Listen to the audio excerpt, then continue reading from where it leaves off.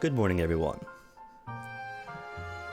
Today, I have a special treat in store. We're going to marathon the entirety of this Roald Dahl Phizz-Whizzing collection of books. We got the BFG, which I imagine will be very popular considering Doom Eternal just came out, Charlie the Chocolate Factory, Going Solo, George's Marvelous Medicine, Boy, Tales of Childhood, Sweet Story That One, The Witches, Danny, the Champion of the World, The Fantastic Mr. Fox, Ezio Trot, Charlie and the Great Glass Elevator, James the Giant Peach, Matilda, the Perennial Classic, The Twits, The Magic Finger, The Giraffe and the Pelly and Me. Good morning, Wither. No Doom here today, just lots of wholesome books. Not gonna speedrun them, mind you. I'm already a bit of a motor mouth. Let's see. Today I think we're going to start off with Pox on Mountain Blade 2. I've heard a couple of things primarily about Mountain Blade 2, is that the first of which is that people have been eager for it to release, and then of which, since then, it's kind of there for them. But while I read through this, toss a race up for the commoner tastes. How do you play this again? It's been a while. Home, customize, shop, race. I think it's race.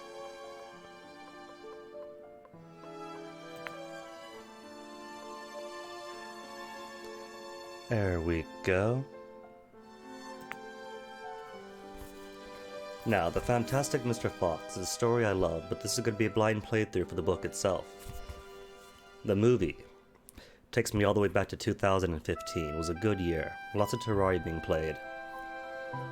And more importantly, I should join the race myself. That was the time with the previous GF at the height of the relationship, or just before the height. Watched it with her, and also with a mutual friend of us both, a school friend of hers, who took her own life in January of 2018.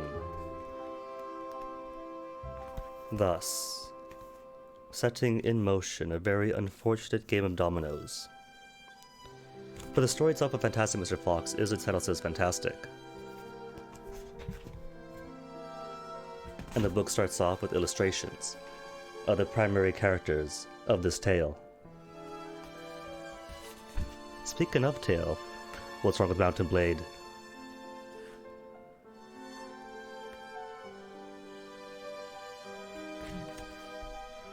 No option for the rumble, that's like basic. That's N64 era tech. Wait, there's multiple small foxes? There was a nephew or whatever from the movie.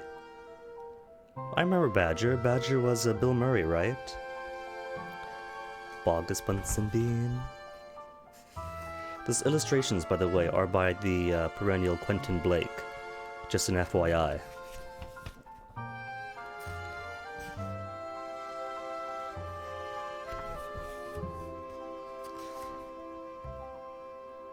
Right? That's basic.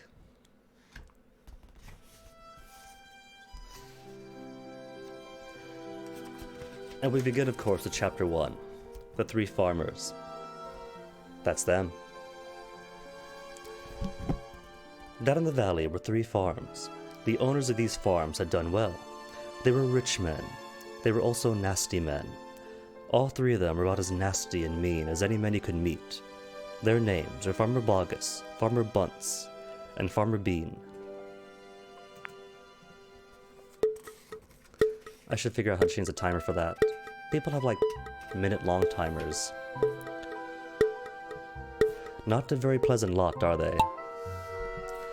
Bogus was a chicken farmer. He kept thousands of chickens. He was enormously fat.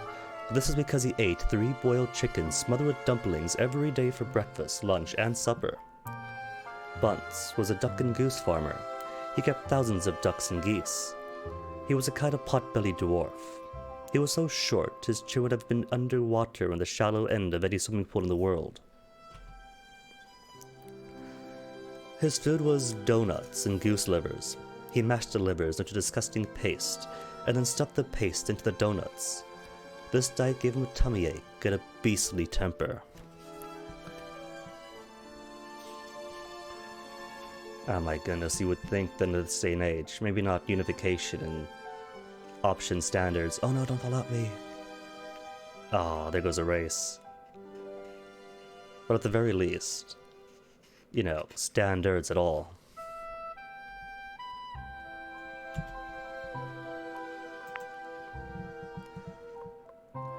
Well, I haven't read all of his books, just a few here and there.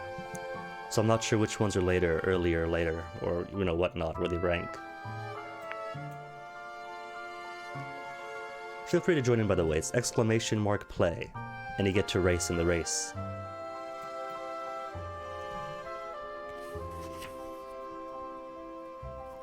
David Weber. Sounds familiar. I'm not sure if I've read him. Bean was a turkey and apple farmer. He kept thousands of turkeys in an orchard full of apple trees. He never ate any food at all.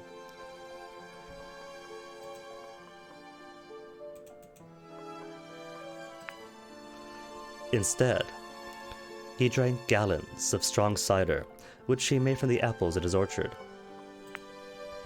He was as thin as a pencil and the cleverest of them all. That would be him, and his turkeys. Oh, Honor Harrington, I heard of it. Haven't read though. Bogus Bunce and Bean, one fat, one short and lean, those terrible crooks so different in looks were nonetheless equally mean. That is what the children round used to sing when they saw them. Chapter 2. Mr. Fox.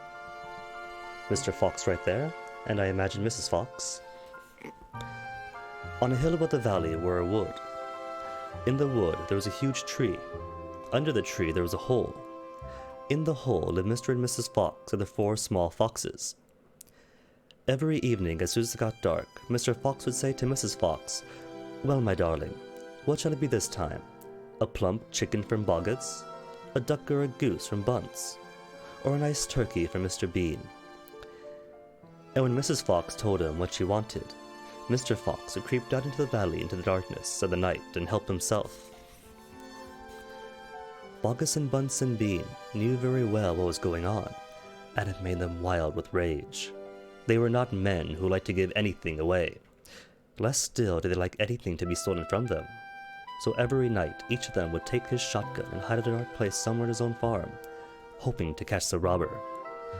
But Mr. Fox was too clever for them.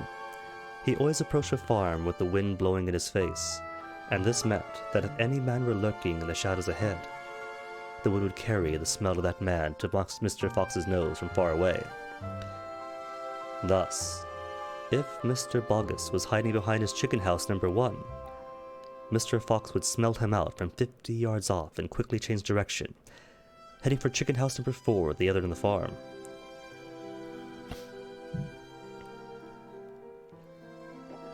I do recall a recommendation for it, and also its frequent appearance on tropes pages and what's nots.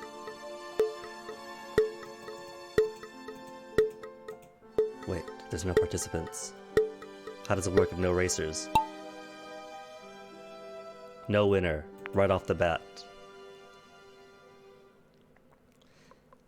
Oh, I could imagine that online sites are going to be a bit strained in the present and the coming future.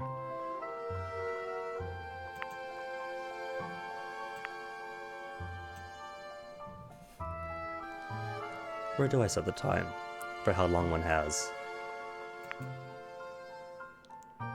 There we go, countdown. Let's say you all have, wait, this is seconds, right? 600 seconds to join in.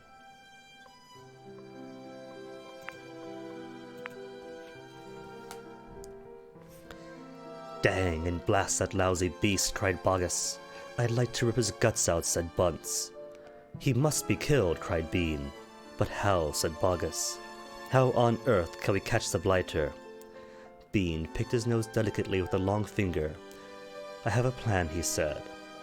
"You've never had a decent plan yet," said Bunce. "Shut up and listen," said Bean. "Tomorrow night, we all hide just outside the hole where Mr. Fox lives. We will wait there until he comes out. Then, bang, bang, bang, bang."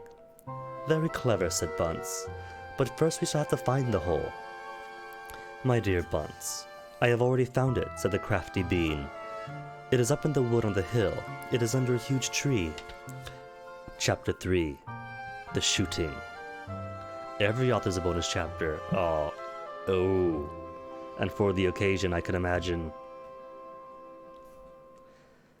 "Well, my darling," said Mr. Fox, "what shall it be tonight?" "I think we'll have duck tonight," said Mrs. Fox. "Bring us 2 fat ducks, if you please. One for you and me, and one for the children." "Ducks it shall be," said Mr. Fox. "Bunce's best. Now do be careful," said Mrs. Fox. "My darling," said Mr. Fox, "I could smell those goons a mile away. I could even smell one from the other. Boggus gives off a filthy stink of rotten chicken skins. Bunce reeks of goose livers. And as for Bean, the fumes of apple cider hang around like poisonous gases." Oh, they're an adorable couple. Honestly. "Yes, but just don't get careless," said Mrs. Fox. "You know they'll be waiting for you, all 3 of them." "Don't you worry about me," said Mr. Fox. "I'll see you later." But Mr. Fox would not have been quite so cocky had he known exactly where the 3 farmers were waiting at that moment. They were just outside the entrance to the hole, each one crouching behind a tree with his gun loaded. And what is more, they had chosen their positions very carefully, making sure that the wind was not blowing from them towards the fox's hole. In fact, it was blowing in the opposite direction. There was no chance of them being smelled out. Mr. Fox crept up the dark tunnel to the mouth of his hole. He poked his long, handsome face out into the night air and sniffed once. He moved an inch or two forward and stopped. He sniffed again. He was always especially careful when coming out from his hole. He inched forward a little more. The front half of his body was now in the open. His black nose twitched from side to side, sniffing and sniffing for the scent of danger. He found none, and he was just about to go trotting forward into the wood, when he heard, or thought he heard, a tiny noise, a soft rustling, as though someone had moved a foot ever so gently through a patch of dry leaves. Mr. Fox flattened his body against the ground and lay very still. His ears pricked. He waited a long time, but he heard nothing more. It must have been a field mouse, he told himself, or some other small animal. He crept a little further out of the hole, then further still. He was almost right out in the open now. He took a last careful look around. The wood was murky and very still.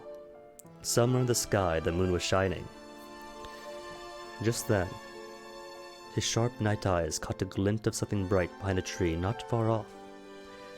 It was a small silver speck of moonlight shining on a polished surface. Mr. Fox lay still, watching it. What on earth was it? And now it was moving. It was coming up, and great heavens, it was a barrel of a gun. Quickly as a whip, Mr. Fox jumped back into his hole, and at that same instant, the entire woods seemed to explode around him. Bang bang! Bang bang! Bang bang! The smoke from the three guns floated upwards of the night air. Bogus and Bunce and Bean came out from behind their trees and walked towards the hole. "Did we get him?" said Bean. One of them shone a flashlight on the hole, and there, on the ground, in the circle of light, half in and half out of the hole, lay the poor, tattered bloodstained remains of a fox's tail. Bean picked it up. "We got the tail, but we missed the fox," he said, tossing the thing away. The three farmers, and their guns, and all that is left of the fantastic Mr. Fox. "Dang and blast," said Bogus. "We shot too late. We should have let fly the moment he poked his head out." "He won't be poking it out again in a hurry," Bunce said. Bean pulled a flask from his pocket and took a swig of cider. Then he said, "It'll take 3 days at least before he gets hungry enough to come out again. I'm not sitting around here waiting for that. Let's dig him out." "Ah," said Bogus, "now you are talking sense. We can dig him out in a couple of hours. We know he's there." "I reckon there's a whole family of them down there," Bunce said. "Then we'll have the lot," said Bean. "Get the shovels." Chapter 4. The Terrible Shovels.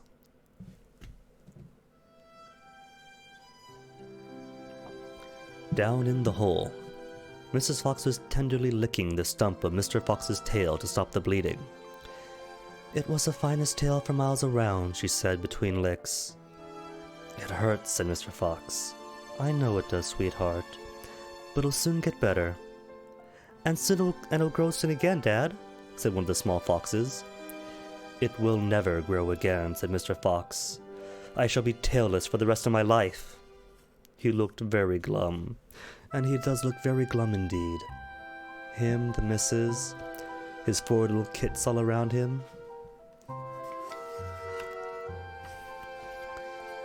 There was no food for the foxes that night, and soon the children dozed off. Then Mrs. Fox dozed off, but Mr. Fox couldn't sleep because of the pain of the stump of his tail. "Well," he thought, "I suppose I'm lucky to be alive at all. And now they've found our hole, we're going to have to move out as soon as possible. We'll never get any peace if we—" Wait, what was that? He turned his head sharply and listened. The noise he heard now was the most frightening noise a fox could ever hear. The scrape, scrape, scraping of shovels digging into the soil. "Wake up," he shouted. "They're digging us out." Mrs. Fox was wide awake in 1 second. She sat up, quivering all over. "Are you sure that is it?" she whispered. "Mundicerus, hello. We do have marbles now. Considering the lightness of the participants right now is kind of a long countdown to the race. But yes, all-day marbles to go with the all-day Roald Dahl. I'm positive, listen. They'll kill my children, cried Mrs. Fox. Never, said Mr. Fox. But darling, they will, saw Mrs. Fox. You know they will. Scrunch, crunch, scrunch went the shovels above their heads. Small stones and bits of earth began falling on the roof of the tunnel. Where's Marbs? There it is. How will they kill us, Mummy? Asked one of the small foxes. His round black eyes were huge with fright. Will there be dogs? He said. Mrs. Fox began to cry. She gathered her 4 children close to her and held them tight. Hold on, where was the command? Or was the option to put in, like, keep the names active? Was it T? Forwards, W, backwards, right, names, left, alt. Alright, there we go.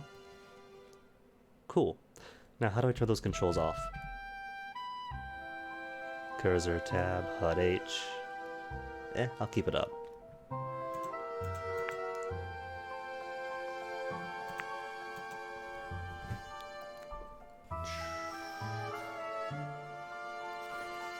Suddenly, there was an especially loud crunch above their heads, and the sharp end of a shovel came right through the ceiling.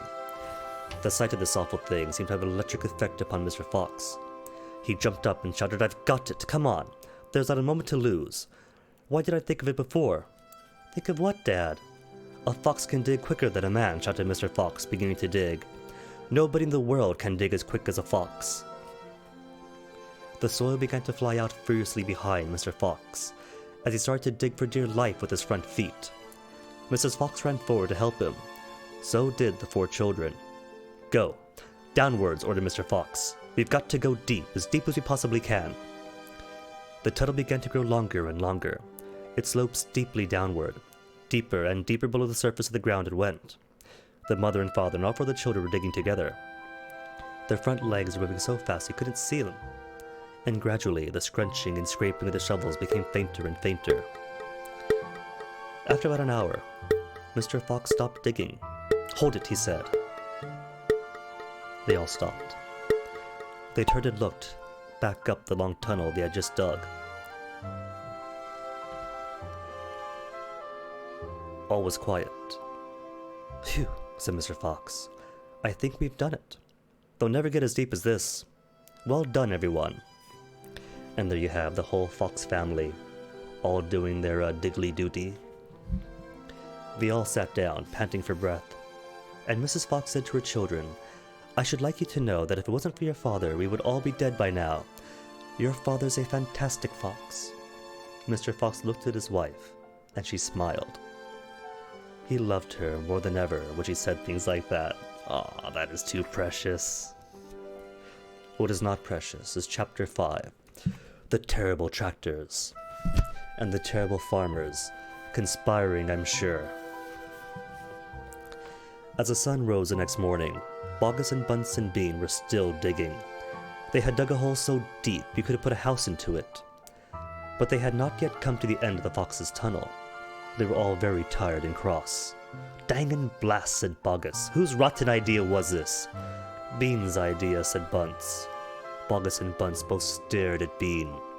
Bean took another swig of cider, then put the flask back into his pocket without offering it to the others. Listen, he said angrily. I want that fox. I'm going to get that fox. I'm not giving in till I've strung him up over my front porch, dead as a dumpling. We can't get him by digging, that's for sure, said the fat Bogus. I've had enough of digging. Bunce, the little pot-bellied dwarf, looked up at Bean and said, Have you got any more stupid ideas, then? What? Said Bean. I can't hear you. Bean never took a bath. He never even washed. As a result, his ear holes were clogged with all kinds of muck and wax and bits of chewing gum and dead flies and stuff like that. This made him deaf. Speak louder, he said to Bunce. And Bunce shouted back, Got any more stupid ideas? Bean rubbed the back of his neck with a dirty finger. He had a boil coming there and it itched. What we need on this job, he said, is machines. Mechanical shovels. We'll have them out in 5 minutes with mechanical shovels. This was a pretty good idea, and the other two had to admit it. All right then, Bean said. Taking charge. Bogus, you stay here and see the foxes escape. Bunce and I'll go and fetch our machinery. If he tries to get out, shoot him quick. Hey, Crab Boy, welcome. The long, thin Bean walked away. The tiny Bunce trotted after him. The fat Bogus stayed there. Stayed where he was, with his gun pointing at the foxhole. And Wither voiced the winner. Congratulations. The first win of the day. With yours truly coming second. And Mendicious, the April Fool. The birthday luck doesn't fly apparently, I'm sorry to say.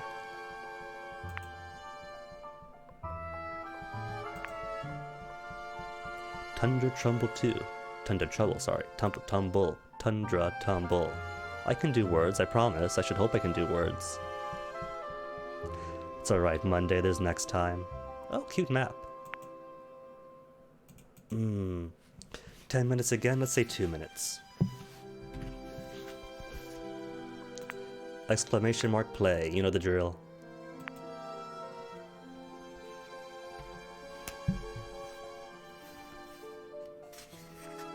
Right.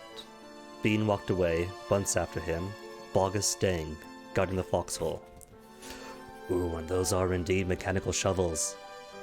That's a snort. Soon, 2 enormous caterpillar tractors with mechanical shovels at the front ends came clanking into the wood. Bean was driving one, Bunce the other. The machines were both black. They were murderous, brutal-looking monsters. Here we go then, shouted Bean. Death to the fox, shouted Bunce. The machines went to work, biting huge mouthfuls of soil out of the hill. The big tree under which Mr. Fox had dug his hole in the first place was toppled like a matchstick. On all sides, rocks were sent flying and trees were falling, and the noise was deafening. Down in the tunnel, the foxes crouched, listening to the terrible clanging and banging overhead. "What is happening, Dad?" cried the small foxes. "What are they doing?" Mr. Fox didn't know what was happening or what they were doing. "It is an earthquake," cried Mrs. Fox. "Look," said one of the small foxes. "Our tunnels got shorter, I can see daylight." They all looked around, and yes, the mouth of the tunnel was only a few feet away from them now, and in the circle of daylight beyond they could see the huge 2 tractors, almost on top of them. "Tractors," shouted Mr. Fox, "and mechanical shovels. Dig for your lives. Dig, dig, dig!" Chapter 6. The Race. Willingness to fight a mounted, armed person with 3 friends, armed with rocks and sticks. Could I say 0? Now they began a desperate race, the machines against the foxes. In the beginning, the hill looked like this. And after about an hour, as the machines bit away more and more soil from the hilltop, it looked like this. Sometimes, the foxes would gain a little ground and the clanking noise would grow fainter, and Mr. Fox would say, "We're going to make it, I'm sure we are." But then a few minutes later, the machines would come back at them, and crunch of the mighty shovels would get louder and louder. Once the fox actually saw the sharp edge of metal of the shovels and scraped the earth just behind them. "Keep going, my darlings," panted Mr. Fox. "Don't give up." "Keep going," the fat Bogus shouted to Bunce and Bean. "We'll get him any moment now." "Have you caught sight of him yet?" Bean called back. "Not yet," shouted Bogus, "but I think you're close." "I'll pick him up with my bucket," shouted Bunce. "I'll chop him to pieces." But by lunchtime, the machines were still at it, and so were the poor foxes. The hill now looked like this. The farmers didn't stop for lunch. They were too keen to finish the job. "Hey there, Mr. Fox," yelled Bunce, leaning out of his tractor. "We're coming to get you now." "You've had your last chicken," yelled Bogus. "You'll never come prowling around my farm again." A sort of madness had taken hold of the 3 men. The tall, skinny Bean and the dwarfish, pot-bellied Bunce were driving the machines like maniacs, racing the motors and making their shovels dig at terrific speed. The fat Bogus was hopping about like a dervish and shouting, "Faster! Faster!" By 5 o'clock in the afternoon, this is what had happened to the hill. The hole the machines had dug was like the crater of a volcano. It was such an extraordinary sight that crowds of people came rushing out from the surrounding villages to have a look. They stood at the edge of the crater and stared down at the Bogus and Bunce and Bean. "Hey there, Bogus, what's going on? We're after a fox. You must be mad." The people jeered and laughed, but this only made the three farmers more furious, and more obstinate, and more determined than ever not to give up until they had caught the fox. The jeering, leering onlookers. "Monday! The birthday luck actually wins out. Congratulations!" Followed again by yours truly and Wither, top 3. Crab Boy, where are you? I thought you joined in. Saw an exclamation mark play from Crab Boy. Didn't I? Or no, I didn't? Oh. Next time, Crab Boy. You're here, you play too.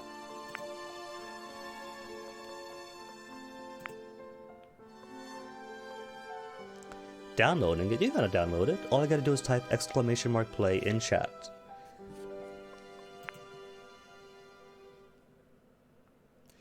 Boost will not get you there faster. What? I thought it would. Yeah, 120's fine. I'll keep it at 120. See? There you go, Crab Boy. Just like that. Chapter 7. We'll never let him go. At 6 o'clock in the evening, Bean switched off the motor of his tractor and climbed down from the driver's seat. Bunce did the same. Both men had had enough. They were tired and stiff from driving the tractors all day. They were also hungry. Slowly, they walked over to the small fox's hole at the bottom of the huge crater. Bean's face was purple with rage. Bunce was cursing the fox with dirty words that cannot be printed. Bogus came waddling up. "Dang and blast that filthy stinking fox," he said. "What the heck do we do now?" "I'll tell you what we don't do," said Bean. "We don't let him go." "We'll never let him go," Bunce declared. "Never, never, never," cried Bogus. "Did you hear that, Mr. Fox?" yelled Bean, bending low and shouting down the hole. "It is not over yet, Mr. Fox. We're not going home till we've strung you up dead as a dingbat." Whereupon the three men all shook hands with another, and swore a solemn oath that they would not go back to their farms until the fox was caught. If I was a clever fox, I would take this opportunity now to sneak in and take their stuff. "What's the next move?" said Bunce, the pot-belly dwarf. When was this published? Published by Puffin Books, 1974, reissued in illustrations, 1996. First published, George Adam Unwin, 1970. So yeah, some of the language and depictions are not going to be the most sensitive. "We're sending you down the hole to fetch him up," said Bean. "Down you go, you midget." Exactly, as I said.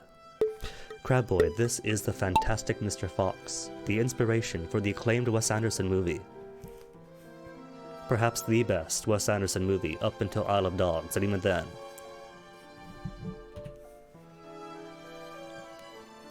"Not me," screamed Bunce, running away.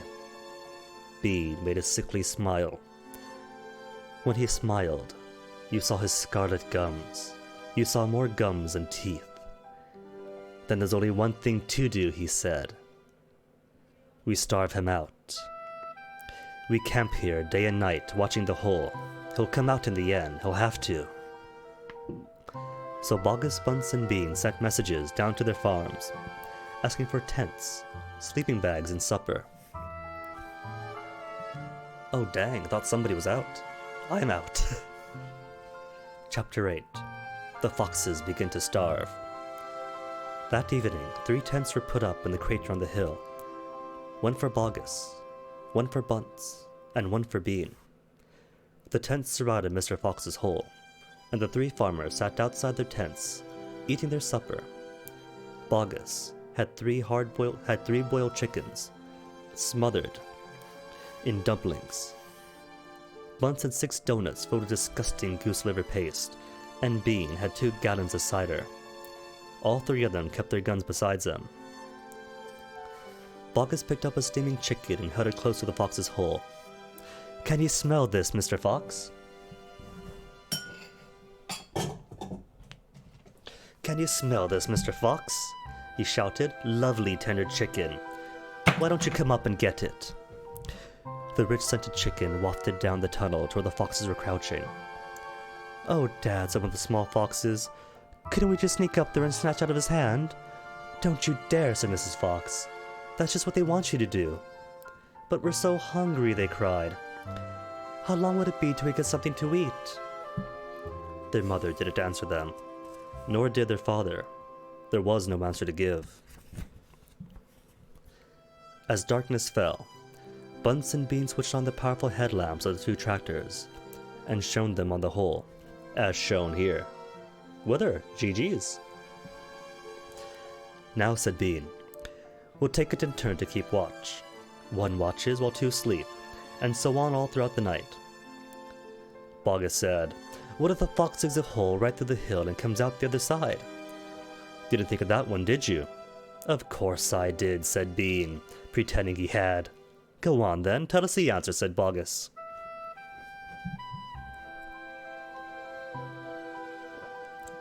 Bean picked something small and black out of his ear and flicked it away. "How many men have you got working on your farm?" he asked. 35, Bogus said. "I've got 36, said Bunce. Aw, half of us died. The streamer and the moderator. GG's to the rest.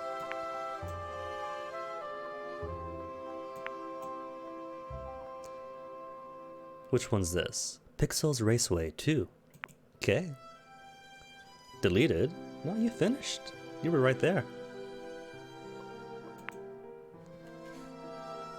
Right. Gotta join too. Right. 35 men for Bogus, 36 for Bunce, 37 for Bean. That makes 108 men altogether. We must order them to surround the hill. Each man will have a gun and a flashlight. There will be no escape then for Mr. Fox. So the order went down to the farms, and that night, 108 men formed a tight ring around the bottom of the hill. They were armed with sticks and guns and hatchets and pistols and all sorts of other horrible weapons. This made it quite impossible for a fox or indeed any other animal to escape from the hill. The next day, the watching and waiting went on. Bogus and Bunce and Bean sat upon small stools staring at the fox's hole. They didn't talk much. They just sat there with their guns in their laps. Every so often, Mr. Fox would creep a little closer towards the mouth of the tunnel and take a sniff. Then, he would creep back again and say, "They're still there."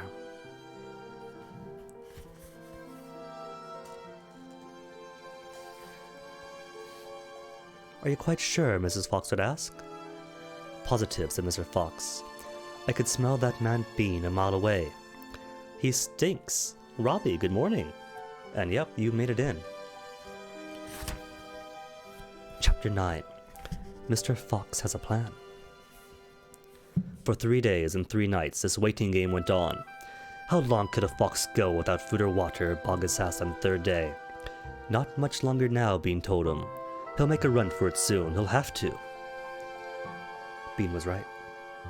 Down in the tunnel, the fox was slowly but surely starving to death. "If only could have just a tiny sip of water," said one of the small foxes. "Oh, Dad, can't you do something?" "Couldn't we make a dash for it, Dad? We'd have a little bit of a chance, wouldn't we?" "No chance at all," snapped Mrs. Fox. "I refuse to let you go up there and face those guns. I'd sooner you stay down here and die in peace." Mr. Fox had not spoken for a long time. He'd been sitting quite still, his eyes closed, not even hearing what the others were saying. Mrs. Fox knew that he was trying desperately to think of a way out.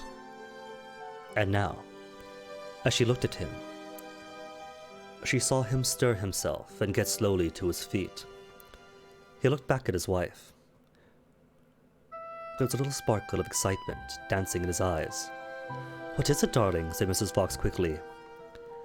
I have just had a bit of an idea, Mr. Fox said carefully. What? They cried. Oh, Dad, what is it? Come on, said Mrs. Fox, tell us quickly. Well, said Mr. Fox. Then he stopped and sighed sadly and shook his head. He sat down again. It is no good, he said. It won't work after all. Why not, Dad? Because it means more digging. And we aren't any of us strong enough for that after 3 days and nights without food. Yes, we are, Dad, cried the small foxes, jumping and running to their father. We can do it. You see if we can't. So can you. Mr. Fox looked at the 4 small foxes and he smiled. What fine children I have, he thought. They are starving to death. Whoops. Rips Lestarton, but GG's to Monday and everybody else. Robbie, Crabboy, top 3. And Wither right behind. Wither? Wither is not yet green. Come on, Wither.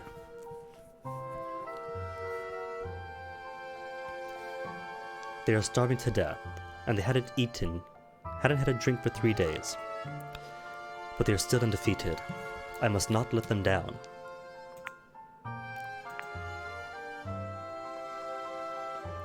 Next one's going to be...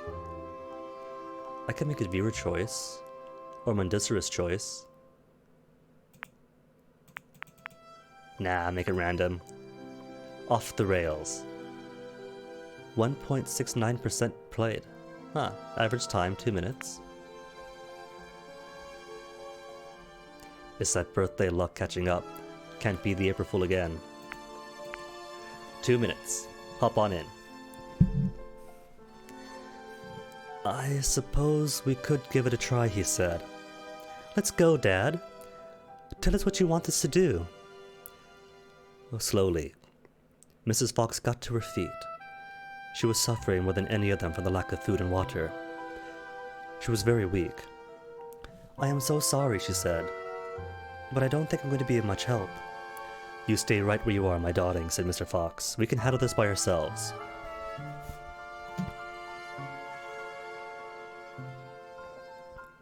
Chapter 10. Fox's Chicken House, number 1. Is it as I declared earlier? That if all these farmers are going to hang out at the hole, that this would be a perfect time for the foxes to go out to the farms, unguarded. This time, we must go in a very special direction, said Mr. Fox, pointing sideways and downwards. So he and his 4 children started digging once again. The work went much more slowly now. Yet they kept at it with great courage, and little by little the tunnel began to grow. Dad, I wish you would tell us where we are going, said one of the children. I dare not do that, said Mr. Fox, because this place I am hoping to get is so marvelous that if I describe it to you now, you would go crazy with excitement. And then, if we failed to get there, which is very possible, you would die of disappointment. I do not want to raise your hopes too much, my darlings. For a long time they kept on digging. For how long they did not know, because there were no days and no nights down there in the murky tunnels. But at last, Mr. Fox gave the order to stop. I think, he said, we had better take a peep upstairs now and see where we are. I know where I want to be, but I cannot possibly be sure we're anywhere near it. Oh, you know this book too, Pajama Robbie. Did you see the movie? Slowly, wearily, the foxes began to slope the tunnels towards the surface. Up and up it went, until suddenly they came to something hard above their heads, and they couldn't go up any further. Mr. Fox reached up to examine the hard thing. It is wood, he whispered, but in planks. What does it mean, Dad? It means, unless I'm very much mistaken, that we are right underneath somebody's house, whispered Mr. Fox. Be very quiet now while I take a peek. Carefully, Mr. Fox began pushing up one of the floorboards. The board creaked most terribly and they all ducked down, waiting for something awful to happen. Nothing did. So Mr. Fox pushed up a second board, and then, very, very cautiously, He poked his head up through the gap. He let out a shriek of excitement. "I've done it!" he yelled. "I've done it for the first time! I've done it! I've done it!" He put himself up to the gap of the floor and started prancing and dancing with joy. "Come on," he sang out. "Come up and see where you are, my darlings. What a sight for a hungry fox! Alleluia! Hooray! Hooray!" The 4 small foxes scrambled up out of the tunnel, and what a fantastic sight it was that now met their eyes. They were in a huge shed, and the whole place was teeming with chickens. There were white chickens, and brown chickens, and black chickens by the thousands. "Boggis's chicken house number 1, cried Mr. Fox. "It is exactly what I was aiming at. I hit it slap in the middle, first time. Isn't that fantastic? And, if I might say so, rather clever." The small foxes went wild with excitement. They started running around in all directions, chasing the stupid chickens. Aw, chickens aren't stupid. "Wait," ordered Mr. Fox. "Don't lose your head. Stand back. Calm down. Let's do this properly. First of all, everyone have a drink of water." They all ran over the chicken's drinking trough and lapped up the lovely cool water. Then, Mr. Fox chose 3 of the plumpest hens, and with a clever flick of his jaws, killed them instantly. And here we see a win for Pajama Robbie. Well done, Robbie.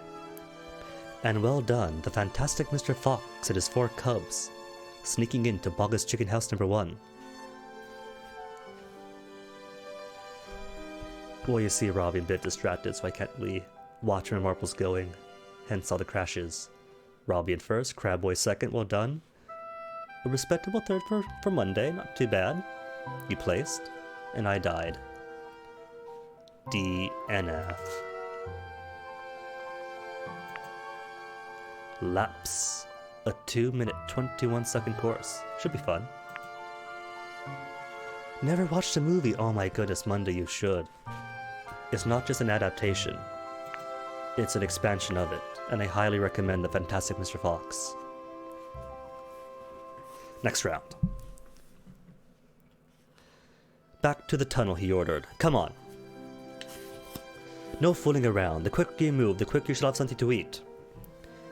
One after another, they climbed down through the hole in the floor, and soon, they were all standing once again in the dark tunnel. Mr. Fox reached up and pulled the floorboard back into place. He did this with great care. He did it so that no one could tell they had ever been moved. "My son," he said, giving the 3 plump hens the biggest of his 4 small children, "run back with these to your mother. Tell her to prepare a feast. Tell her the rest of us will belong in a jiffy, as soon as we have made for a few other little arrangements."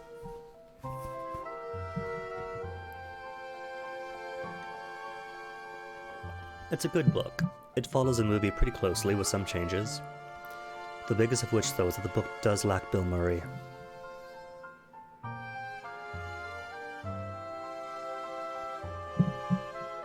And I don't know what the cuss that is about. Chapter 11. A surprise for Mrs. Fox. The small fox ran back along the tunnel as fast as he could, carrying the 3 plump hens. He was exploding with joy. Just wait, he kept thinking. Just wait till Mummy sees these. He had a long way to run, but he never stopped once on the way, and he came bursting upon Mrs. Fox. "Mummy," he cried, out of breath. "Look, Mummy, look! Wake up and see what I brought you!" Mrs. Fox, who was weaker now than ever from lack of food, opened one eye and looked at the hens. "I am dreaming," she murmured, and closed the eye again. "You are not dreaming, Mummy. They're real chickens. We're saved. We're not going to starve." Mrs. Fox opened both eyes and sat up quickly. "But, my dear child," she cried, "where on earth?" "Boggis's chicken house number 1, sputtered the small fox. "We tunneled right up out of the floor, and you've never seen so many big fat hens in all your life. And Dad said to prepare a feast. They'll be back soon." Hacks? No way. And where are the names? Alright, Alt, there we go. Gotta have names. The sight of the food seemed to give new strength to Mrs. Fox. "A feast it shall be," she said, setting up. "Oh, what a fantastic fox your father is. Hurry up, child, and start plucking those chickens."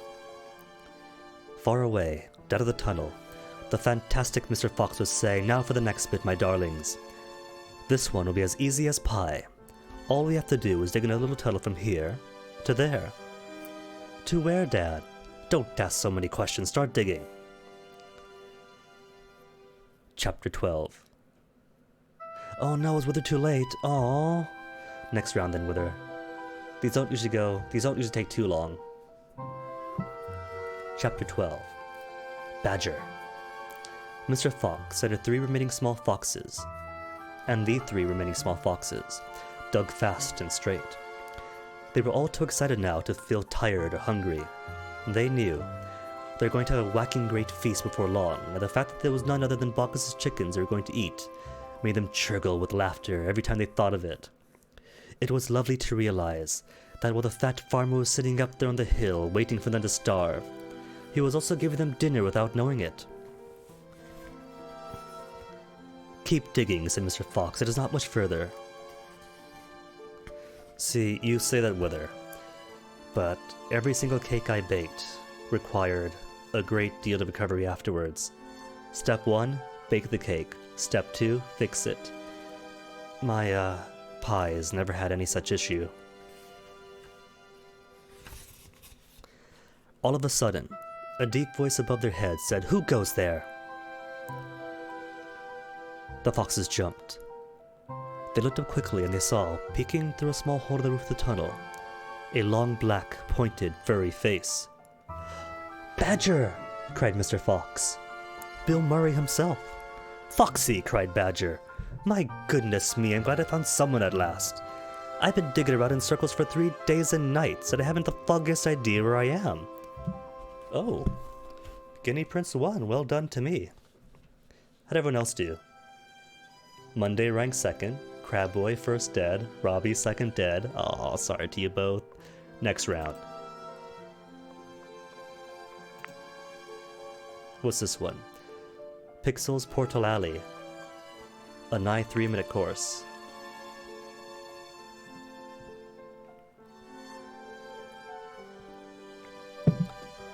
Exclamation mark play, or exclamation point if you'd rather.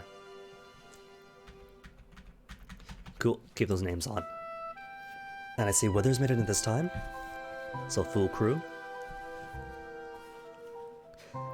Badger made the hole in the ceiling bigger and dropped down beside the fox.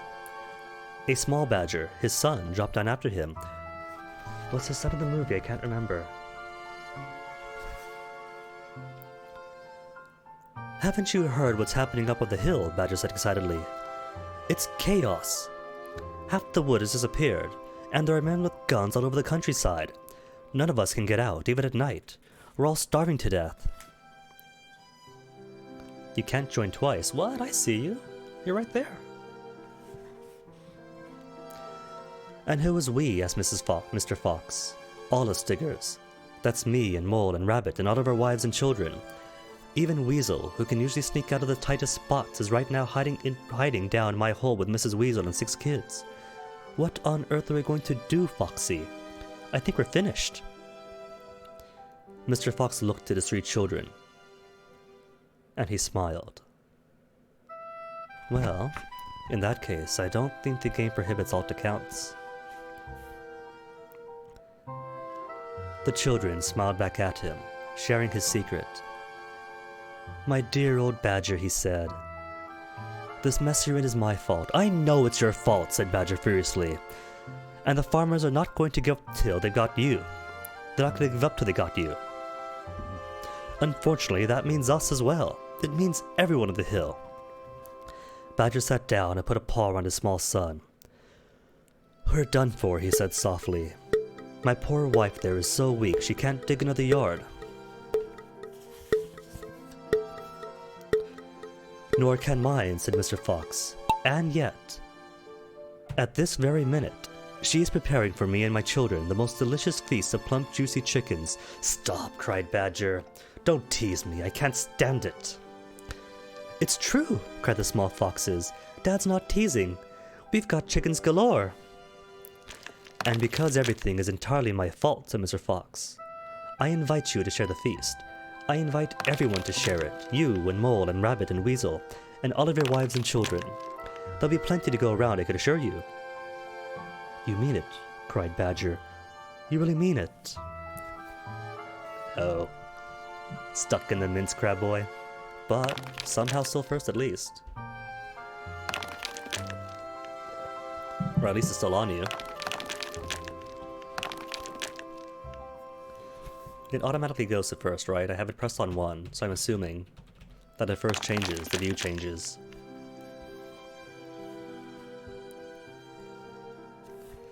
Mr. Fox pushed his face close to Badger's and whispered darkly, "Do you know where we've just been?"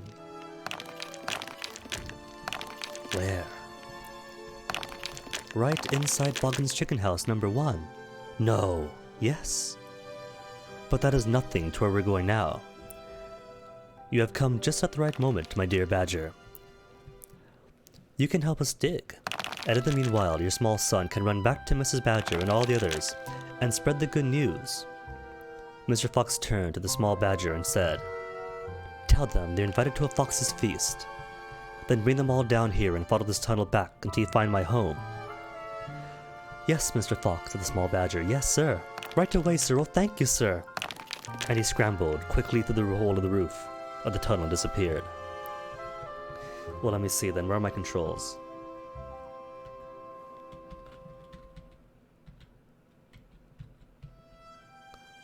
Oh, only me left.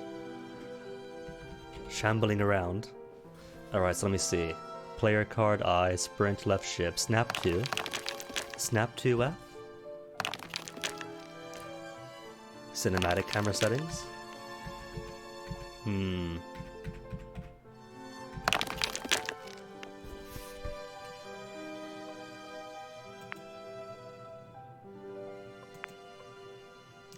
There's no keep lock on option, is there?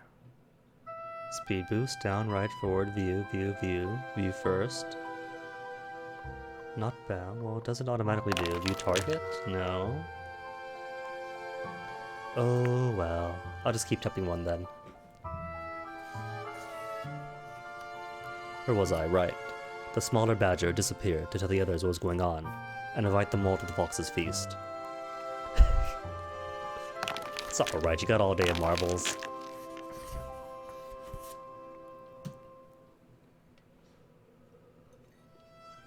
Now, Crab Boy, was that before or after I just started tapping 1 repeatedly to make sure? Chapter 13. Oh, good job me. Congratulations, Guinea. You get a free gift sub to yourself. 3 minutes. That was supposed to be a 2-minute map, like 2 minutes 40. Monday, though, you got to be the first DNF. Well done. Hop, skip, but a jump. Considerably shorter map. Hopefully.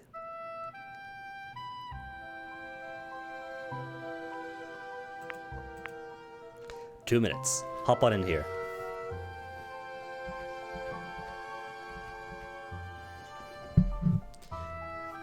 Let me see. No matter. I'll just keep tapping 1 then. Chapter 13. Bunce's Giant Storehouse. "My dear Foxy," cried Badger, "what in the world happened to your tail?" "Don't talk about it, please," said Mr. Fox. "It is a painful subject."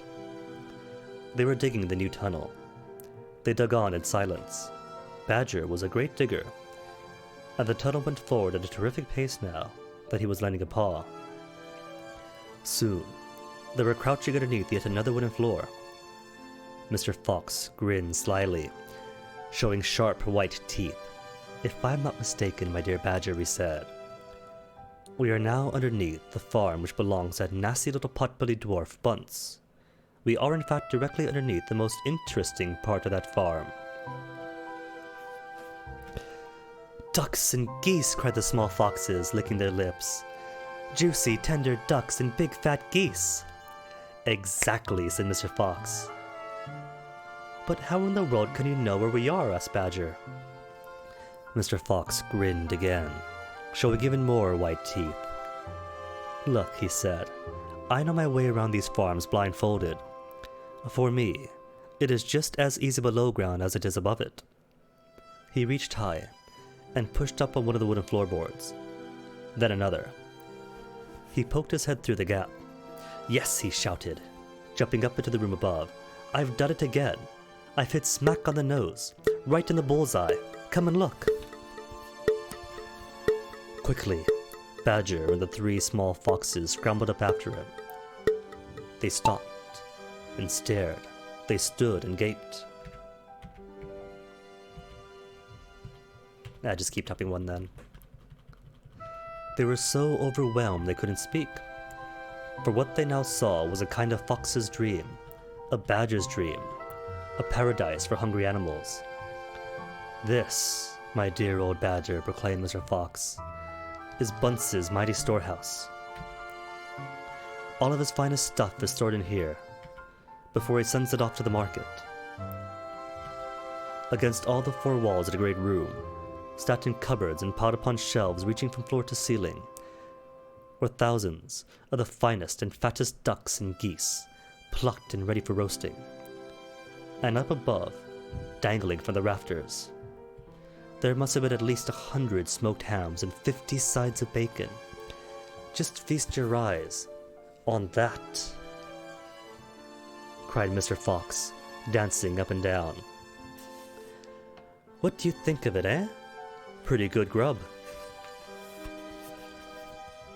Suddenly, as though springs had been released in their legs, the 3 hungry small foxes and the ravenously hungry badger sprang forward to grab the luscious food. "Stop!" ordered Mr. Fox. "This is my party, so I shall do the choosing." The others fell back, licking their chops. Mr. Fox began prowling around the storehouse, examining the glorious displays with an expert eye. A thread of saliva slid down one side of his jaw and hung suspended in midair. Then snap. "We mustn't overdo it," he said. "Mustn't give the game away. Mustn't let them know what we've been up to. We must be neat and tidy, and take just a few of the choicest morsels. So, to start with..." "Oh, I win. Is Crabboy gonna make it?" "Aw, sorry Monday, Wither, Robbie." "The Crabboy, second, survived, well done, you get to live."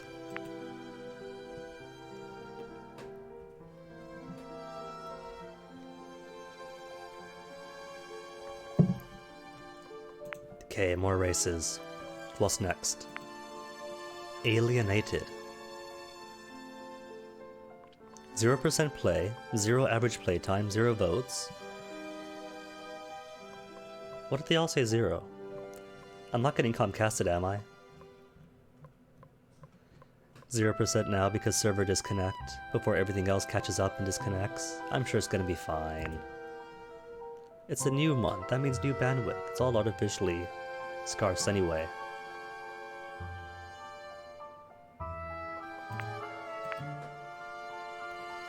How's the bitrate, just in case?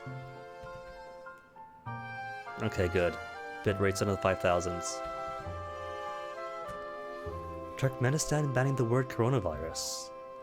Are they going like Florida-ish with global warming? Lena Meadows, hello and welcome. Enjoy the marbles. Now where was a fox? Mustn't overdo it. So, to start with, we shall have 4 plump young ducks. He took them from the shelf. Oh, how lovely and fat they are. No wonder Bunce gets a special price on them at the market. Alright, Badger. Lend me a hand to get them down. You, children can help as well. There we go. Goodness me, look at how your mouths are watering. And now, I think we had better have a few geese. 3 will be quite enough. We'll take the biggest. Oh my, you've never seen finer geese than these in a key's kitchen. Gently does it, that's the way. And what about a couple of nice smoked hams? I adore smoked ham, don't you, Badger? Fetch that stepladder, will you please?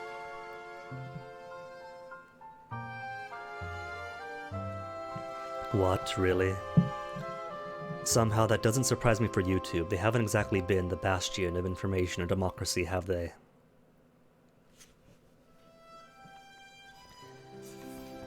Mr. Fox climbed up the ladder and headed down 3 magnificent hams.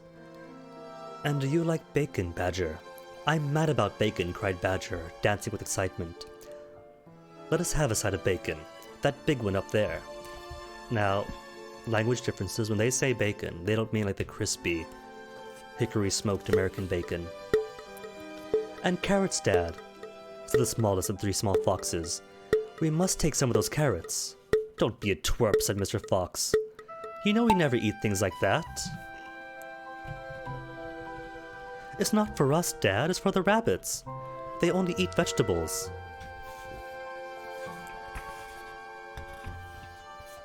Yeah, but those variations, right? Like kung flu, and whatnot. They could have racist connotations. Like here stateside especially. We have this huge thing about like the kung fu flu and the Chinese virus or the Wuhan virus. To minimize the awareness of our less than stellar approach to the virus, and putting all the blame, 100% full stop, on the country of origin, and not say, on us, failing to protect ourselves. As far as I'm concerned, doesn't matter who started it. We react or don't react, and that's on us if people die. My goodness me, you are right, cried Mr. Fox. What a thoughtful little fellow you are. Take 10 bunches of carrots. Soon, all this lovely loot was lying in a neat heap upon the floor. The small foxes crouched close, their noses twitching, their eyes shining like stars. And now, said Mr. Fox, we shall have to borrow from our friend Bunce 2 of those useful pushcarts over in the corner. Oh no, they're getting greedy. A few bits here and there, yeah, that might go hidden. But a few bits of the best might take an eye. And lots of just the little bits and the pushcarts. Somebody's gonna notice. Quickly, the pushcarts are lowered through the hole of the floor. The animals slid down after them. Back at the tunnel, Fox again pulled the floorboards very carefully into place, so that no one could see that they had been moved. My darlings, he said, pointing to 2 of the 3 small foxes. Take a cart each and run back as fast as you can to your mother. Give her my love, and tell her we're having guests for dinner. The badgers, the moles, the rabbits, and the weasels. Tell her it must be a truly great feast. And tell her... Oh, that's cute. It actually cheers. Didn't know that. But Crabboy, congrats not just on the win, but on the new track records 2 minutes, 6 seconds, and .032.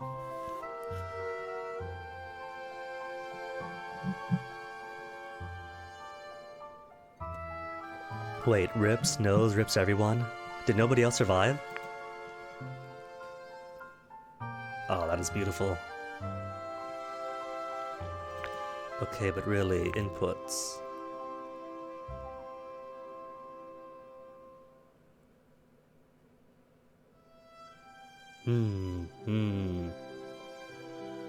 Maybe C for swap camera?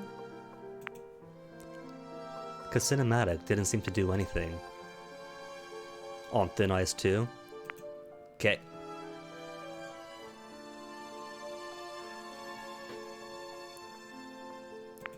Two minutes. Join on in.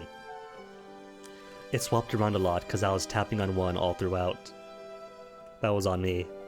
So if I could find a way that's not just me tapping on one a lot, that'd be ideal.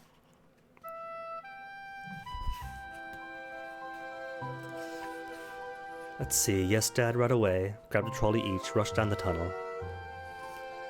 See, it's kinda noticeable. If it was a few things, then sure, Bogus, Bunsen Bean might not have noticed. But they're getting straight up Costco here.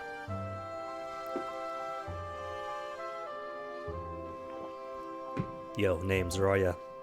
Have you got to hit Alt each time, each new map? Stay in the bowl? This time I might. I do like snow.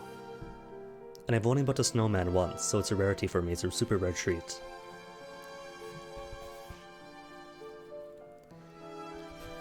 Chapter 14. Badger has doubts. Just one more visit, cried Mr. Fox. And I bet I'll know where it'll be. I bet I know where it'll be. So the only small fox now left. He was the smallest fox of them all. Where? said Badger. Well, said the smallest fox, we've been to Boggis's, and we've been to Bun's, but we haven't been to Bean. It must be Bean. You are right, said Mr. Fox, but what you don't know is which part of Bean's place you're about to visit. Which? They both said together. Aha, said Mr. Fox, just you wait and see. They were digging as they talked. The tunnel was going forward fast. Suddenly, Badger said, Doesn't this worry you just a bit, Foxy? Worry me? Said Mr. Fox. What? All this stealing. So C doesn't change camera. Field of view, well it does, just that loadout. Cinematic cam doing nothing.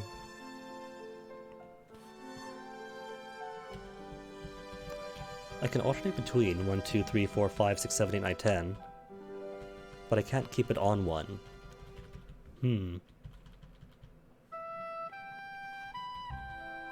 Oh well, tap away from me then. Mr. Fox stopped digging and stared at Badger as though he had gone completely dotty. My dear old furry frump, he said. Do you know anyone in this whole world who wouldn't wipe a few chickens if his children were starving to death? There was a short silence while Badger thought deeply about this. You are far too respectable, said Mr. Fox. There was nothing wrong with being respectable, Badger said. Look, said Mr. Fox, Boggis, Bunce, and Bean are out to kill us. You realize that, I hope. I do, Foxy, I do indeed, said the gentle Badger. But we're not going to stoop to their level. We don't want to kill them. I should hope not indeed, said Badger.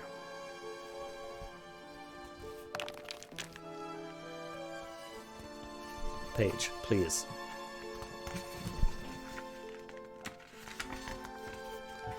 We wouldn't dream of it, said Mr. Fox. We shall simply take a little food here and there to keep us and our families alive, right? I suppose we'll have to, said Badger. If they want to be horrible, let them, said Mr. Fox. We down here are decent, peace-loving people. Badger laid his head on one side and smiled at Mr. Fox. Foxy, he said, I love you. Thank you, said Mr. Fox. And now let's get on with the digging. 5 minutes later, Badger's front paws hit against something flat and hard. What on earth is this, he said. It looks like a solid stone wall.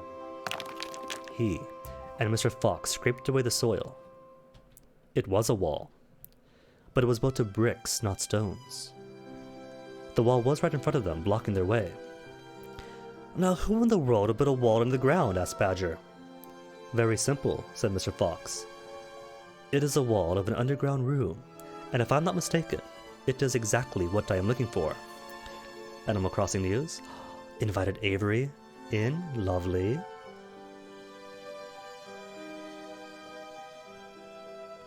And you got Olivia, I got Octavio. This is a day for Rose. See, I'm still holding out for Bob, right? But the problem is, well done, Robbie. Problem is that going from island to island to the Mystery Islands to find new villagers costs 2,000 miles each, which I'm running low of. And there's what, 10,000 animals now? So you got a 1 in 10,000 chance, with some exaggeration, of finding the animal you want. And my village only has room for one more, so rip that. And speaking of Animal Crossing, it is a new month, so that means new bugs, new fish, and it's April 1st, which means the Easter or spring season starts now. So every minute on here is a minute away from filling out the museum and collecting eggs. I hope you all appreciate that. Chapter 15, Bean's Secret Cider Cellar. And a new track record too, Robbie. Well done indeed. Everyone's in this time. Even Wither, all of us, top 5. Congrats all around. Crabboy, constantly second place. Well, that's okay though. Second is just second first. Twisted Toothpick. With 0 plays, I'm a bit concerned with all these zeros.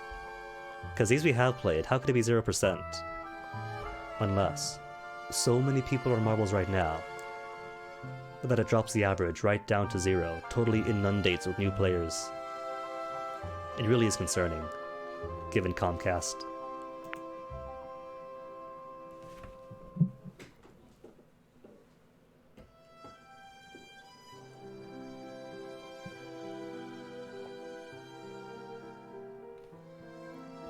I'm pretty sure you could boot people out. Like, you could talk to Isabel to talk about the other animals.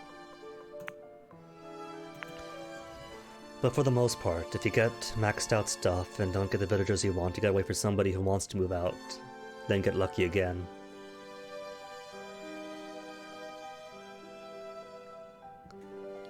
$1,000 for the island tour, lucky. Those times 5s are good when they're the 200ers. But got a bit cheated today. My times 5 is only like 150 points.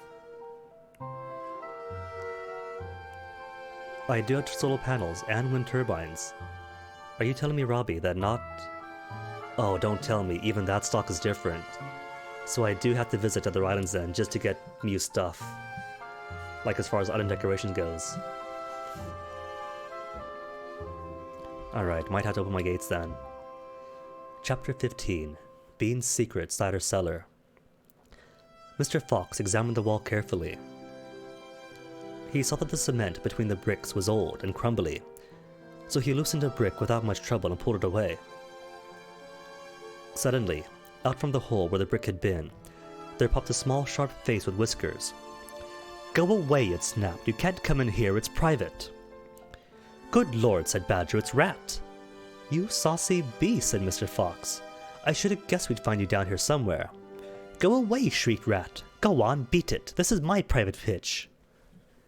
Rat, the friendly folk. The villagers have given some stuff, but...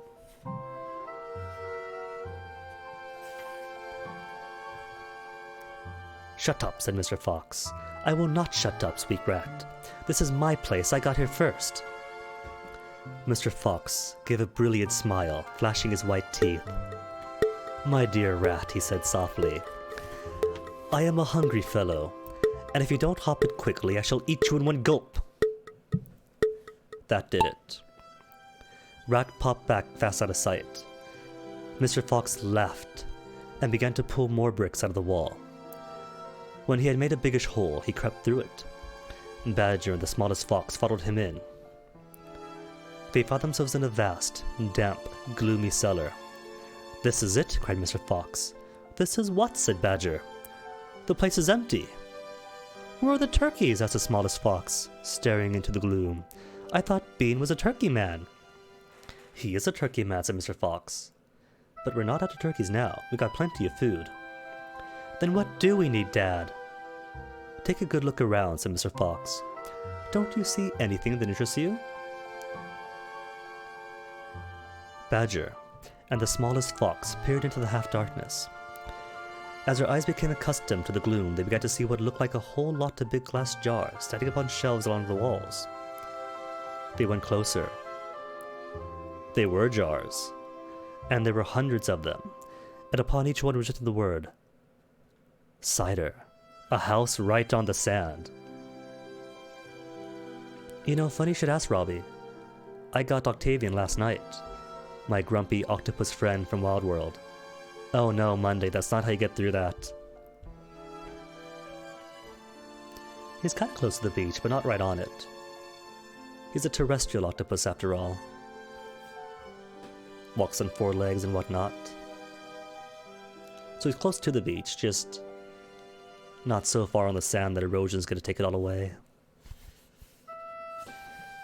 The smallest fox leaped high in the air. "Oh, Dad," he cried out. "Look what we found, it's cider."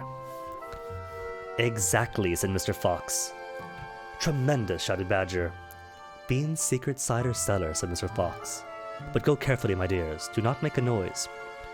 This cellar is right underneath the farmhouse itself."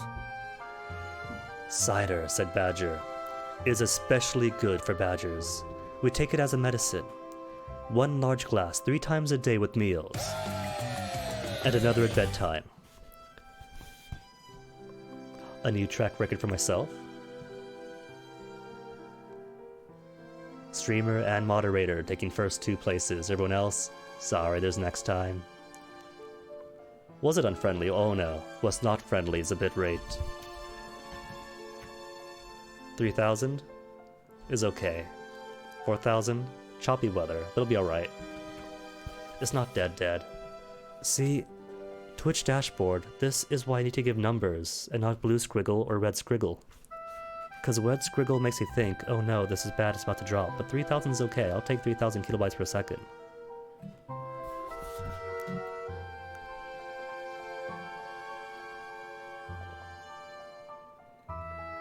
Two days on the campsite. They could stick around that long, really? I had no idea.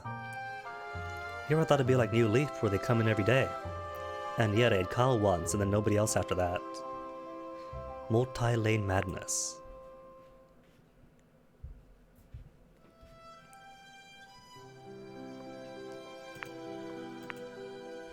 Two minutes, hop on in.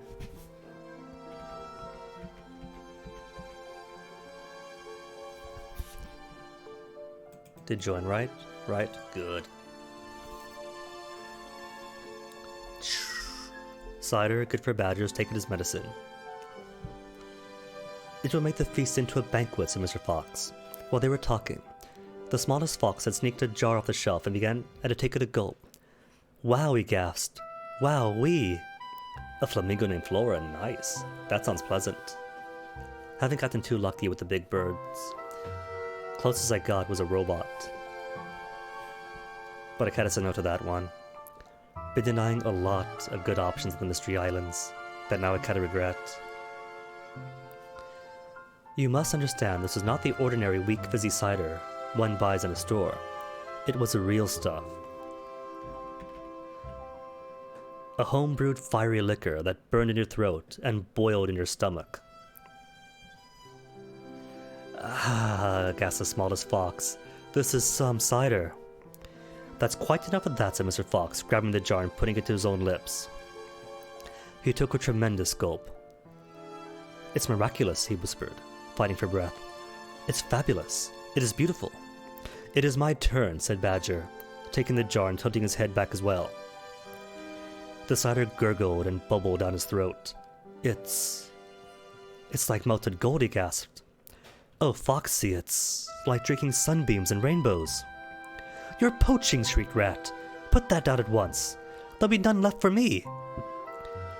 Rat was perched upon the highest shelf in the cellar, peering out from behind a huge jar. There was a small rubber tube inserted to the neck of the jar, and Rat was using this tube to suck out the cider. You're drunk, said Mr. Fox. Mind your own business, shrieked Rat. And if you great clumsy brutes come messing about in here, we'll all be caught. Get out and leave me to sip my cider in peace. At that moment, they heard a woman's voice calling out in the house above them. Hurry up and get the cider, Mabel, the voice called out. You know Mr. Bean doesn't like to be kept waiting, especially when he's been out all night at a tent. The animals froze. They stayed absolutely still. Their ears pricked, their bodies tense. They heard the sound of a door being opened. The door was at the top of a flight of stone steps leading down from the house to the cellar. And now, someone was starting to come down those steps. Chapter 16. The woman. Quick, said Mr. Fox, hide.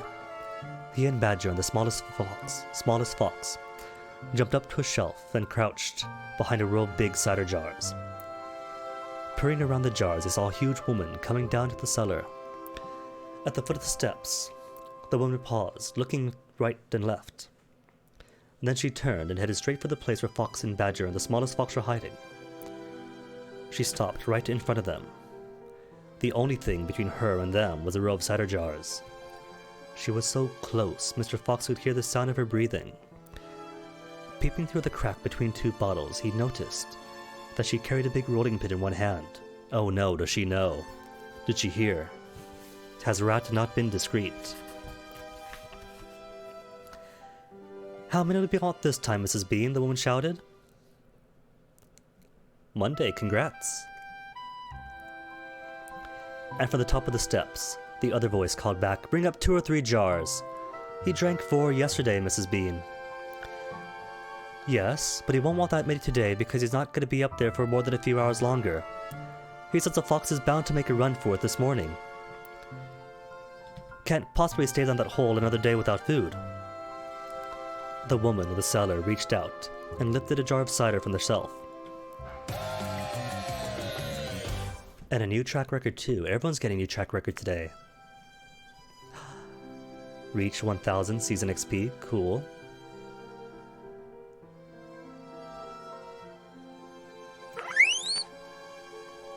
Hey Yahya, thanks for the follow. Hello to you too, welcome. Game clients is out of date. Is that why it's all zeros right now? Did they change seasons and update what we were playing? Alright, give me a second.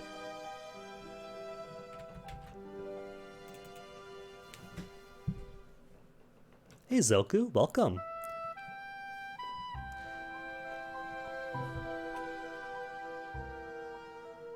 Okay, yeah. But I did what you asked me to. I closed out, came back in. Alright, Steam, give me the skinny. Library, where's marbles?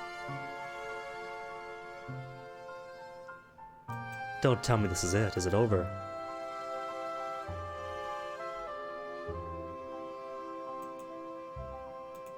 Updates? Is it updated?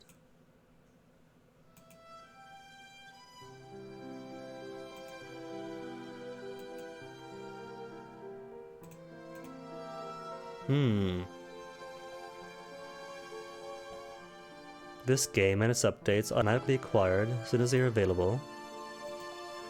Zoku, you jinxed it. What have you done, Zoku?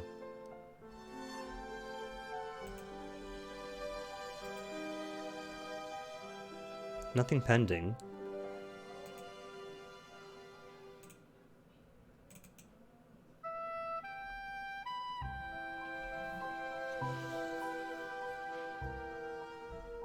Huh. Huh. Could I play anyway?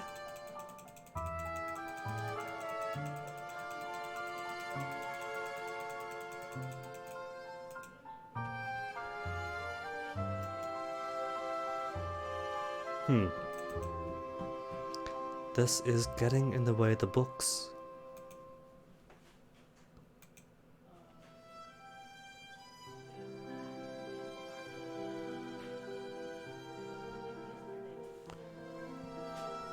Alright, we could do a run in Koi Koi. Koi Koi, wait.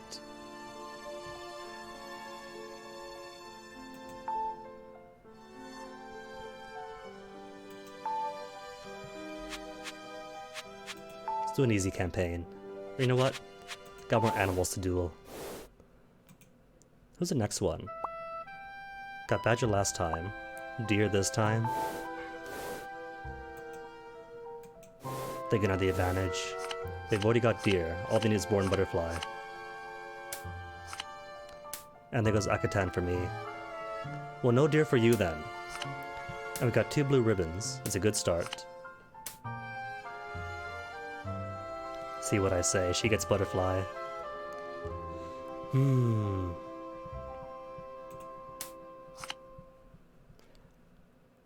my, let me see. I could go for him, put the Akatan there, and deny to her. Or, go for the crane, and try to squeeze out 3 lights. Denial or ambition, denial or ambition, denial or ambition. Be ambitious. And now they've got 2 out of 3. Tried to be clever, and failed.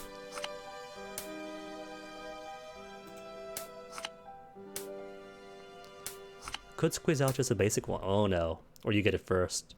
The 5 ribbons for 1 point. And if I stop down these, to stop in my Aotan. Either way, that's only 4 ribbons. And 2 blue ones. And I bet you if I do slap it down, then out comes cups. Because of course I'll have cups.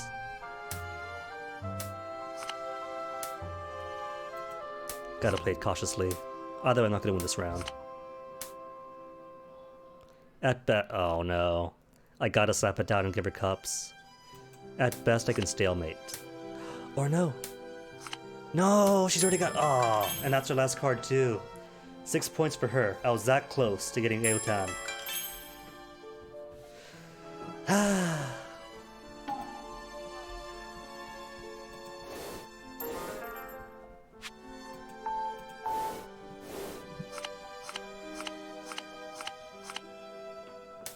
Right, Crab Boy?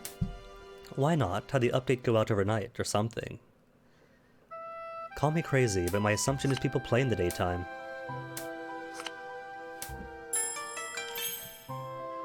Just take the win. You get more points you could Koi Koi, but... 2 lights. Curtains plus cups. 2 out of 3 Yakutans, 1 Aotan. They've won already. If I can squeeze... Oh, I can't even squeeze out Dear Bird Butterfly. There's no setup for it.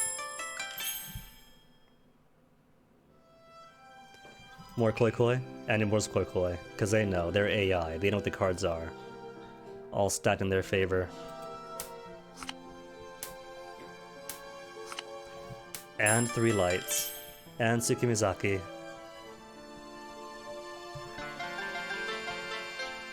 Funny how the AI has such fantastic luck, isn't it?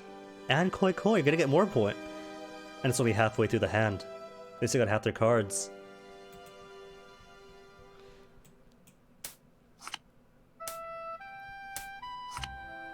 And they're gonna get junk, I bet, too. They got just enough that they could squeeze out an extra 1 point in junk and 1 point in tan.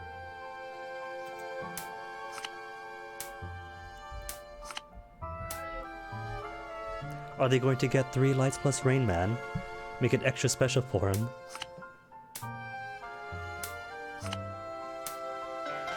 Or no?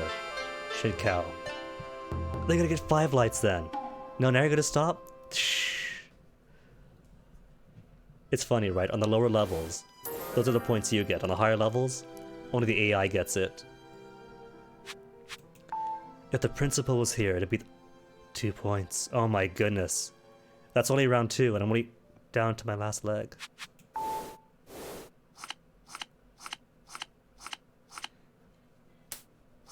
Aotan and Deer, right off the bat. Well, first. Oh no, oh no. Oh no, I see it. 1. Oh, I've already got 3 out of 4 anyway. 1, 2, and 3. 1, 2, and 3, so this little gamble. But I bet you this time they're going for Deer Boar Butterfly, so deny the boar. See? And the crane is still up for me. Oh, I should have gone for, well, no Deer Boar Butterfly are up for either, so those butterflies can stay out there. But should have taken the Aotan away, because now you have both the special ribbons.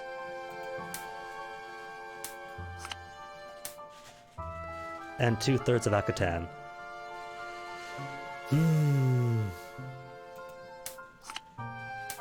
Never a subtle cheater.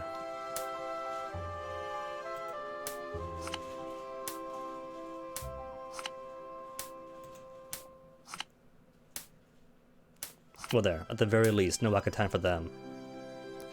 They still have the possibility of 3 lights. Or tan basic, or junk. They'll get one of them, I'm sure, if not all. And last card, 1 point. Just 1 point. Oh no, just 1 point, which means they can't kill me off yet. There has to be one more round.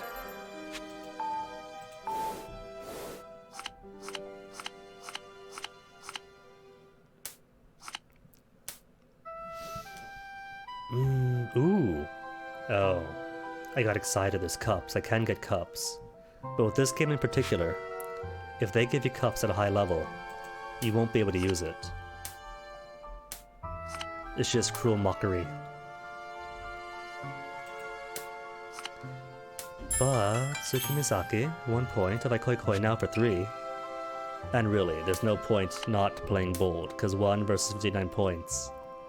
Gotta go big. Not that I could win anyway. There's lots of ways you can catch up and make that huge win, but they've got all the good cards already.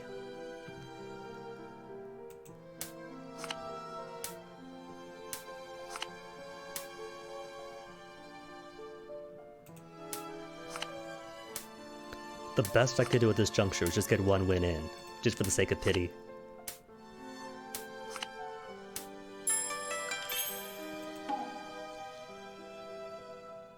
The Cherry Tap victory, a 1-point junk to knock me out.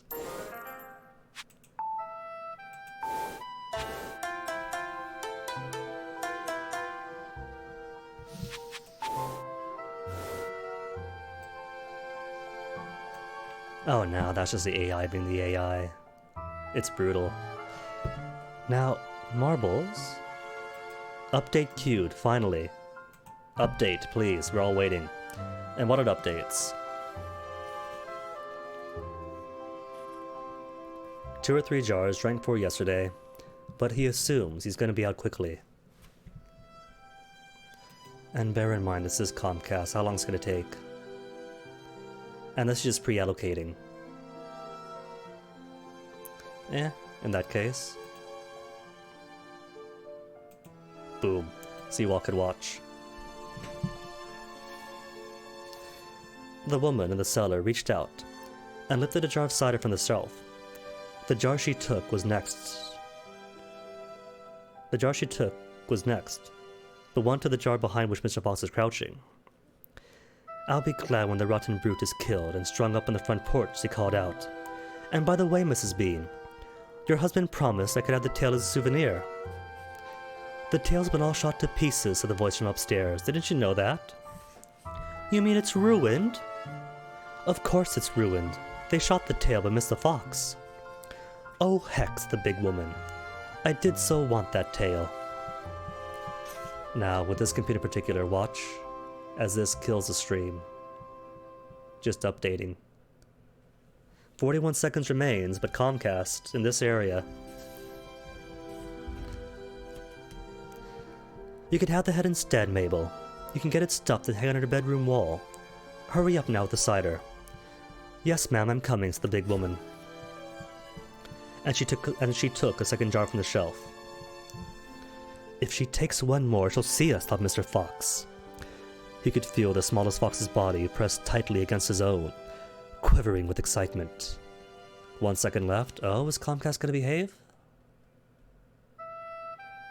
I see network dropping. This could be the end.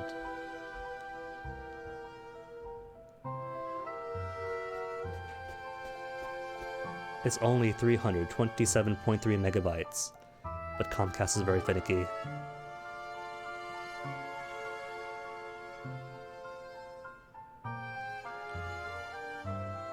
One megabyte left, not even 1.4 megabytes. And there goes network flatlining. If this disconnects, goodbye y'all, it was great.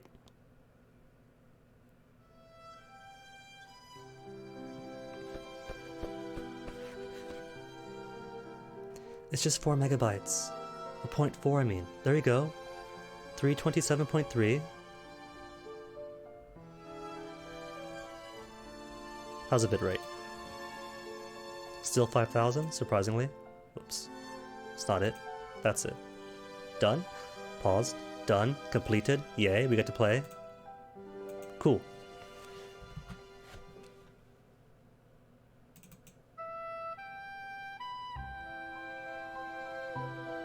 We'll see, Crab Boy, we'll see.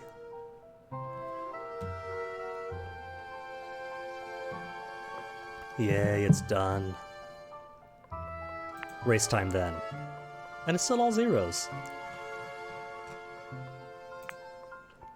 Next up is Love is in the Air. With an average duration of blank. Oh, that is bright. Oh no, the bitrate is so good. Still 2 minutes? Still 2 minutes. Get in there. And let me see, no skins, no nothings, no options, alright.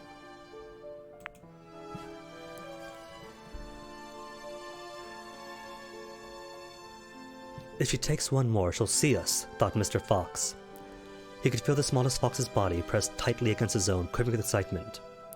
"Will 2 be enough, Mr. Bean? Mrs. Bean? Or shall I take 3? "My goodness, Mabel, I don't care as long as I get a move on." "Then 2 it is," said the huge woman, speaking to herself now. "He drinks too much anyway." Carrying a jar in each hand, and with the rolling pin tucked under one arm, she walked away across the cellar. At the foot of the steps she paused and looked around, sniffing the air. "There's rats down here again, Mrs. Bean. I can smell 'em." "Then poison them, woman, poison them! You know where the poison's kept?" "Yes, ma'am," Mabel said. She climbed slowly out of sight up the steps. The door slammed. "Quickly," said Mr. Fox. "Grab a jar each and run for it." Rat stood high on a shelf and shrieked. "What did I tell you? You nearly got me nabbed, didn't you? You nearly gave the game away. You keep out of here from now on. I don't want you around. This is my place." "You," said Mr. Fox, "are going to be poisoned." "Poppycock," said Rat. "I sit up here and I watch her putting the stuff down. She never gets me." Mr. Fox and Badger and the smallest fox ran across the cellar, clutching a gallon jar each. "Goodbye, Rat," they called out as they disappeared through the hole in the wall. "Thanks for the lovely cider." "Thieves!" shrieked Rat. "Robbers! Bandits! Burglars!" Well, he could have a whole banquet if he cooperated, I'm sure. Speaking of, Chapter 17, The Great Feast. Back in the tunnel, they paused, and Mr. Fox could break up the hole of the wall. He was humming to himself as he put the bricks back in place. "I can still taste that glorious cider," he said. "What an impudent fellow that Rat is." "He has bad manners," said Badger. "All rats have bad manners. I have never met a polite rat yet." "And he drinks too much," said Mr. Fox, putting the last brick in place. "There we are. Now, home to the feast." They grabbed their jars of cider and off they went. Mr. Fox was in front. The smallest fox came next, and Badger last. Along the tunnel they flew, past the turning that led to Bunce's mighty storehouse, past Boggis's chicken house number 1, and then up the long home stretch towards the place where they knew Mrs. Fox would be waiting. "Keep it up, my darling," shouted Mr. Fox. "We'll soon be there. Think what's waiting for us at the other end.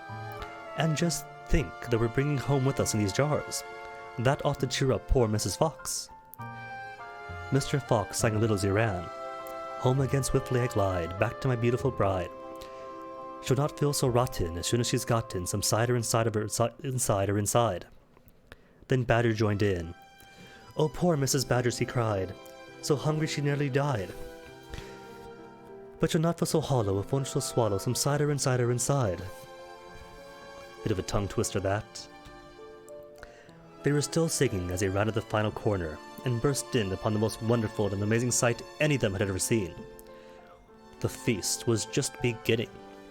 A large dining room had been hollowed out of the earth, and in the middle of it, seated around a huge table, were no less than 29 animals. They were Mrs. Fox and 3 small foxes, Mrs. Badger and 3 small badgers, Mole and Mrs. Mole and 4 small moles, Rabbit and Mrs. Rabbit and 5 small rabbits, Weasel and Mrs. Weasel and 6 small weasels.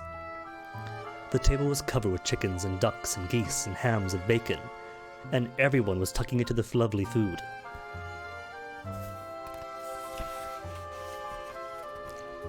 I like to think of it as a breast cancer awareness map. "My darling," cried Mrs. Fox, jumping up and hugging Mr. Fox. "We couldn't wait. Please forgive us." Then she hugged the smallest fox of all. And Mrs. Badger hugged Badger, and everyone hugged everyone else. "Wither, congratulations!" Beat out on the birthday luck and Crab Boy coming in third.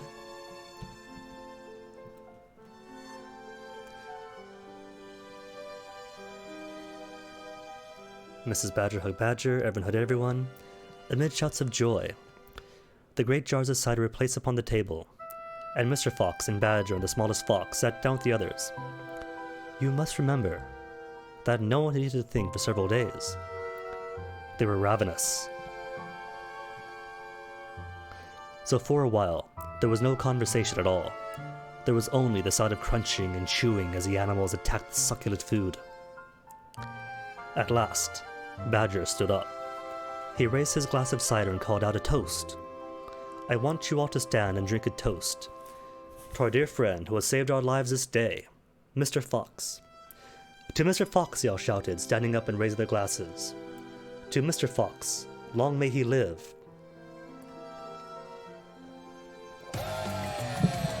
Did everyone live this time, speaking of? Just this once, Wither. Everybody lives. Next map. What have we got?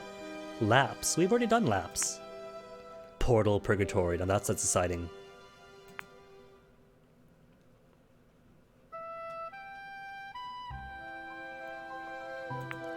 Two minutes. Hop to it. Then Mrs. Fox got shyly to her feet and said, I don't want to make a speech. I just want to say one thing, and that is, my husband is a fantastic fox. Everyone clapped and cheered. Then Mr. Fox himself stood up. This delicious meal, he began. Then he stopped. In the silence that followed, he let fly a tremendous belch. There was laughter and more clapping. This delicious meal, my friends, he went on, is courtesy of Messieurs Bogus, Buns, and Bean. More cheering and laughter. And I hope you've enjoyed it as much as I have. He let fly another colossal belch. Better out than in, said Badger. Thank you, said Mr. Fox, grinning hugely. But now, my friends, let's be serious. Let us think of tomorrow and the next day and the day after that. If we go out, we will be killed, right? Right, they shouted. We will be shot before we've got a yard, said Badger. Exactly, said Mr. Fox. But who wants to go out anyway? Let me ask you that. We are all diggers. Every one of us. We hate the outside. The outside is full of enemies. We only go out because we have to get food for our families. But now, my friends, we have an entirely new setup. We have a safe tunnel leading to 3 of the finest stores of the world. We do indeed, said Badger. I've seen them. And you know what this means, said Mr. Fox. It means none of us ever go out into the open again. Now, I chose this book because I love the movie, but I didn't realize the book itself would be so topical. There was a buzz of excitement around the table. I therefore invite you all, Mr. Fox went on, to stay here with me forever. Forever, they cried. My goodness, how marvelous. And Rabbit said to Mrs. Rabbit, my dear, just think. We're never going to be shot at again in our lives. We will make, said Mr. Fox, a little underground village, with streets and houses on each side. Separate houses for badgers and moles and rabbits and weasels and foxes. And every day I'll go shopping for you all. And every day we'll eat like kings. See, you're right, Crabboy, the foxes get the advantage of having that forward-thinkingness should the stores run out. The cheering that followed the speech went on for many minutes. And there we have all of the 29 participants cheering and being happy. Bubbly bubbly. Oh, that bubbly bubbly. Chapter 18. Still waiting. Outside the fox's hole, Bogus, Bunce, and Bean sat beside their tents with their guns in their laps. It was beginning to rain. Water was trickling down the necks of the 3 men into their shoes. He won't stay down there much longer now, Bogus said. The brute must be famished, Bunce said. Well, then maybe they died. That's right, Bean said. Wait, did that switch automatically, without me tapping anything? It does that now? No, it doesn't. That's number 2 place. Robbie's number 1. Or did it do it because Robbie's in, so it automatically goes to the 2nd place one? I have no idea. He'll make a dash for it any moment. Keep your guns handy. They sat there by the hole, waiting for the fox to come out. And so far as I know, they are still waiting. And that, my friends, is the end of the fantastic Mr. Fox. A much more simplistic story than the movie, and doesn't really cover the threat of the farmers persisting and wanting their heads. Who all won? Oh, just Robbie. Everybody else died. Youch. That explains the purgatory aspect.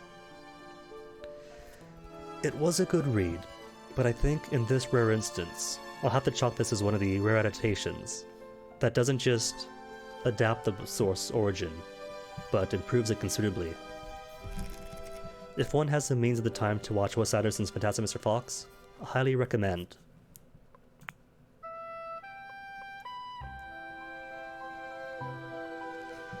What I think I'll do at this point is then take a little break. There's a Royale, we could do Royale. Is Royale a fight one? Royale's a fight one, right? Let's do Royale. Royale 7.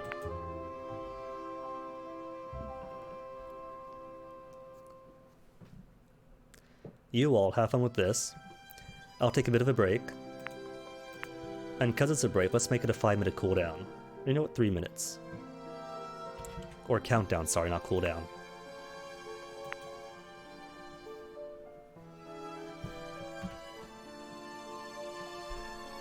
Y'all have fun with this. And when I get back, it'll be book number 2.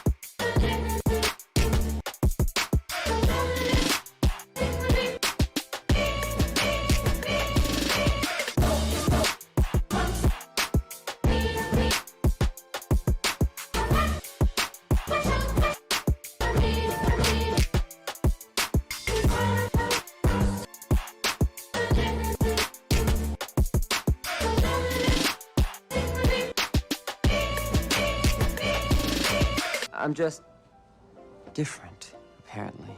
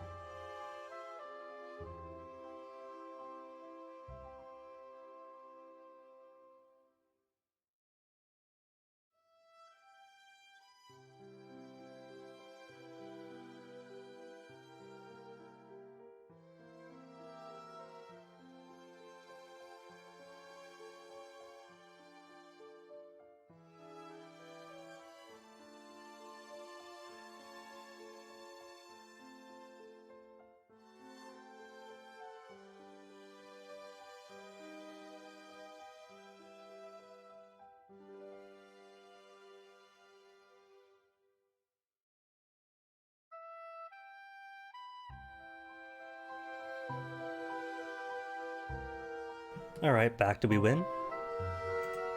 Hey, Robbie won. Congratulations.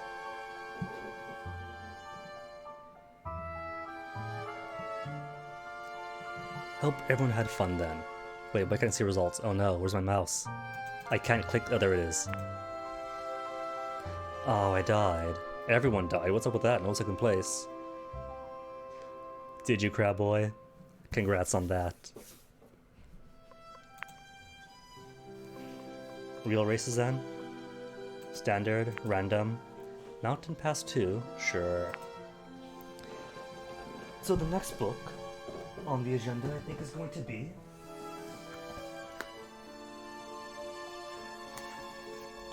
Figure 1. Charlie and the Great Glass Elevator, the sequel to Charlie and the Chocolate Factory, which I haven't yet read. Watched the movie, of course.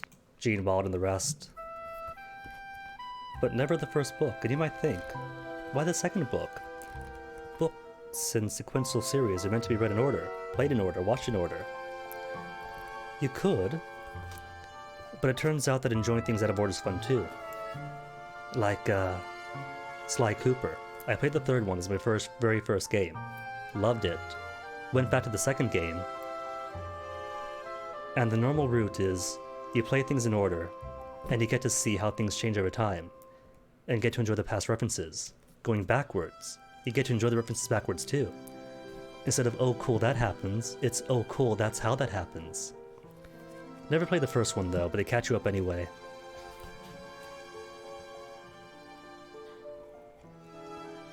And for all the fans, Grandpa Joe is still in this book. It's got your Charlie Bucket, Wonka's here, Mr. and Mrs. Bucket, Miss Tibbs, Lancelot R. Gilligrass, the US President. I guess that's the president down there. The assumption, of course, you know, that there was a chocolate factory. Charlie went to see it. He wins the factory, and at the end, they shoot out from the top of an elevator.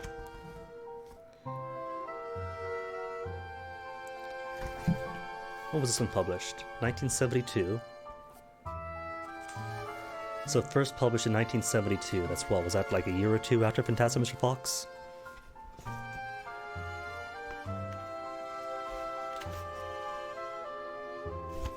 Yeah, 2 years after, so expect there might still be some insensitivities common to the era. May or may not be. I've read this before, but it's been ages.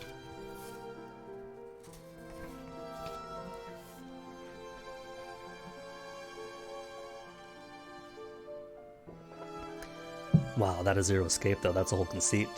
Like, it's all meant to be all discombobulated. But imagine then, playing Virtue's Last Reward first. No. Zero Time Dilemma first, then VLR, then 999.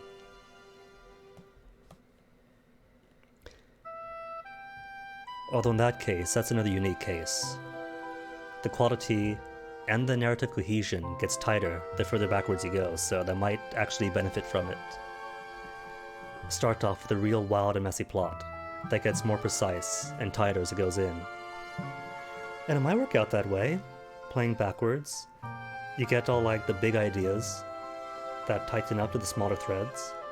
Now we gotta see somebody who hasn't played Zero Escape games and see how that works as an experiment. Good luck. Chapter 1. Mr. Wonka goes too far. Oh, it even starts off with the last time. The last time we saw Charlie, he was riding high above his hometown, in the Great Glass Lift.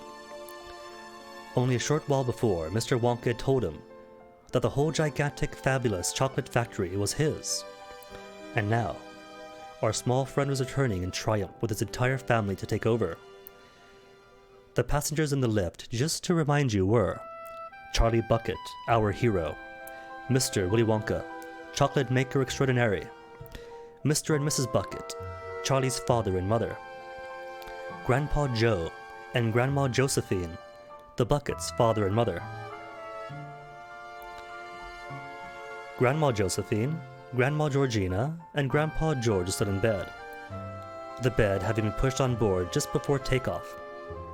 Grandpa Joe, as you remember, had gotten out of bed to go around the chocolate factory with Charlie. This is like in Sly 3 where it catches you up on what exactly happened to the hippo and the turtle.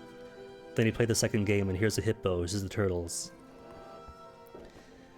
The great glass lift was 1,000 feet up and cruising nicely. The sky was a brilliant blue. Everybody on board was wildly excited at the thought of going to live with the famous chocolate factory. Oh, there's so many illustrations. Grandpa Joe was singing. Charlie was jumping up and down. Mr. and Mrs. Bucket were smiling for the first time in years.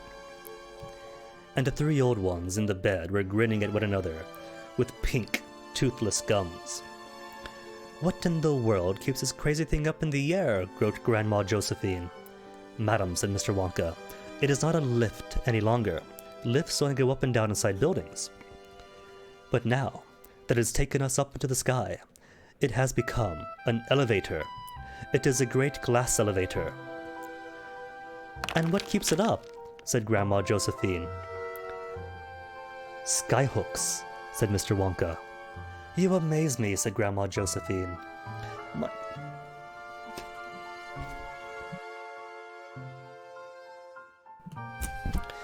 My dear lady," said Mr. Wonka, "you are new to the scene. When you have been with us a little longer, nothing will amaze you." "These skyhooks," said Grandma Josephine. "I assume one end is hooked up onto this contraption we're riding in, right?" "Right," said Mr. Wonka. "What's the other end hooked onto then?" said Grandma Josephine. "Every day," said Mr. Wonka, "I get deafer and deafer. Remind me please to call up on my ear doctor the moment we get back." "Charlie," said Grandma Josephine, "I don't think I trust this gentleman very much." "Nor do I," said Grandma Georgina. "He fiddles around." Charlie leaned over the bed and whispered to the 2 old women. "Please," he said, "don't spoil everything. Mr. Wonka's a fantastic man. He's my friend. I love him." "Charlie's right," whispered Grandpa Joe, joining the group. "Now you be quiet, Josie, and don't make trouble." "We must hurry," said Mr. Wonka. "We have so much time and so little to do." "No, wait. Cross it out. Reverse it. Thank you. Oh, that's where the line comes from?" "Now come back to the factory," he cried, clapping his hands once and springing 2 feet in the air with his 2 feet. "Back we fly to the factory, but we must go up before we can come down. We must go higher and higher." "What did I tell you?" said Grandma Josephine. "The man's correct." "Be quiet, Josie," said Grandpa Joe. "Mr. Wonka knows exactly what he is doing." "He's cracked as a crab," said Grandma Georgina. "We must go higher," said Mr. Wonka. "We must go tremendously high. Hold on to your stomach." He pressed down on a button. The elevator shuddered. And then, with a fearful whooshing noise, it shot vertically up like a rocket. Everybody clutched hold of everybody else. And as the great machine gathered speed, the rushing, whooshing sound of the wind outside grew louder and louder and shriller, until it became a piercing shriek you had to yell to make yourself heard. "Hey, Wither won!" "Congrats, that's how many wins now?" There's been more than 2 races. Did not count half the day because of the update thing. Probably did. Which means, first win then? Royale win, then race win. Pixel's Death Alley. Did we do that one yet? I think we did, didn't we? Taking flight sounds fun. Flying is always fun in this game.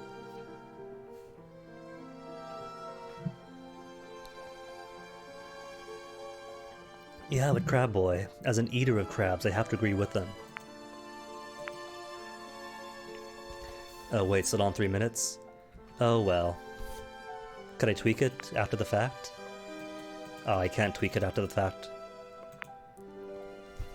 That's fine. More times to get your plays in.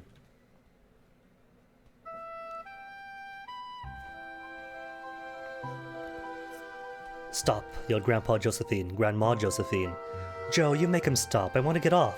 "Save us," yelled Grandma Georgina. "Go down," yelled Grandpa George. "No, no," Mr. Wonka yelled back. "We've got to go up." "But why?" they've all shouted at once. "Why go up and not down?" "Because the higher we are when we start coming down, the faster we'll all be going when we hit," said Mr. Wonka. "We've got to be going at an absolutely sizzling speed when we hit." When we hit what? They cried. The factory, of course, answered Mr. Wonka. You must be whackers, said Grandma Josephine. We'll all be pulpified. We'll all be scrambled like eggs, said Grandma Georgina. That, said Mr. Wonka, is a chance we shall have to take.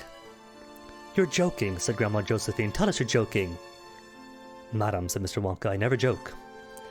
Oh, my dears, cried Grandma Georgina. We'll be lixiviated, every one of us. More than likely, said Mr. Wonka. Grandma Josephine screamed and disappeared under the bedcloths. Grandma Georgina clutched Grandpa George so tight he changed shape. Mr. and Mrs. Bucket stood hugging each other, speechless with fright. Only Charlie and Grandpa Joe kept moderately cool. They had traveled a long way with Mr. Wonka and had grown accustomed to surprises. But as the great elevator continued to streak upwards, further and further away from the earth, even Charlie began to feel a trifle nervous. Mr. Wonka, he yelled above the noise, what I don't understand is why we've got to come down at such a terrific speed. My dear boy, Mr. Wonka answered, if we don't come down at a terrific speed, we'll never burst our way in back through the roof of the factory. It is not easy to punch a hole in the roof as strong as that. But there's a hole in it already, said Charlie. We made it when we came out. Then we shall make another, said Mr. Wonka. 2 holes are better than 1. Any mouse will tell you that. Higher and higher rose the great glass elevator, until soon they could see the countries and the oceans of the earth spread out below them like a map. It was all very beautiful. But when you are standing on a glass floor looking down, it gives you a nasty feeling. Even Charlie was beginning to feel frightened now. He hung on tightly to Grandpa Joe's hand and looked up anxiously into the old man's face. I'm scared, Grandpa, he said. Grandpa Joe put an arm around Charlie's shoulders and held him close. So am I, Charlie, he said. Mr. Wonka, Charlie shouted. You don't think this is high enough? Very nearly, Mr. Wonka answered, but not quite. Do not talk to me now, please. Don't disturb me. I must watch things very carefully at this stage. Split-second timing, my boy. That is what it's got to be. You see this green button? I must press it at exactly the right instant. If I'm just half a second late, then we'll go too high. What happens if we go too high? Asked Grandpa Joe. Do please stop talking, let me concentrate, Mr. Wonka said. At that precise moment, Grandma Josephine poked her head out from under the sheets and peered over the edge of the bed. Through the glass floor she saw the entire continent of North America nearly 200 miles below, and looking no bigger than a bar of chocolate. Someone's got to stop this maniac, she screeched, and she shot out her wrinkled old hand and grabbed Mr. Wonka by the coattails and yanked him backwards onto the bed. No, no, cried Mr. Wonka, struggling to free himself. Let me go, I have things to see. Don't disturb the pilot. You madman, shrieked Grandma Josephine, shaking Mr. Wonka so fast his head became a blur. You get us back home this instant. Let me go, cried Mr. Wonka. I've got to press that button or go too high. Let me go, let me go. But Grandma Josephine hung on. Charlie, shouted Mr. Wonka, press the button. The green one, quick, quick. Charlie leapt across the elevator and banged his thumb down on the green button. But as he did so, the elevator gave a mighty groan and rolled over onto its side, and rushing, whooshing noises stopped altogether. There's an eerie silence. 'Cause Crabboy won, congrats. Aw, Zoku and Wither died this time. It's alright. Those are the races.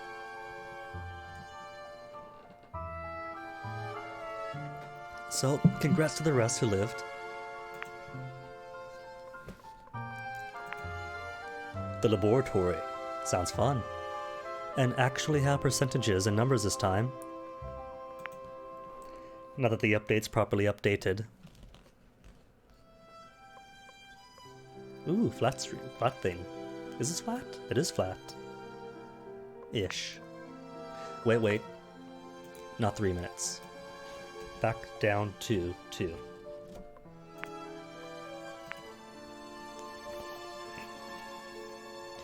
Too late, cried Mr. Wonka. Oh my goodness me, we're cooked. As he spoke, the bed, with the 3 old ones in it and Mr. Wonka on top, lifted gently off the floor and hung suspended midair. Charlie and Grandpa Joe and Mr. and Mrs. Bucket also floated upwards, so that did a twink the entire company as well as the bed. We're floating around like balloons inside the great glass elevator. Now look what you've done, said Mr. Wonka, floating about. What happened? Grandma Josephine called out. She had floated clear out of bed and was hovering near the ceiling in her nightshirt. "Do we go too far?" Charlie asked. "Too far," cried Mr. Wonka. "Of course we went too far. You know where we've gone, my friends. We've gone into orbit." They gaped. They gasped. They stared. They were too flabbergasted to speak. "We are now rushing around the Earth at 17,000 miles an hour," Mr. Wonka said. "How does that grab you?" "I'm choking," gasped Grandma Georgina. "I can't breathe." "Of course you can't," said Mr. Wonka. "There's no air up here." He sort of swam across under the ceiling to a button marked oxygen. He pressed it. "You'll be all right now," he said. "Breathe it away." "This is the queerest feeling," Charlie said, something about, well, he's in good company then. "I feel like a bubble." "It's great," said Grandpa Joe. "It feels as if I don't weigh anything at all." "You don't," said Mr. Wonka. "None of us weighs anything, not even an ounce." "What piffle," said Grandma Georgina.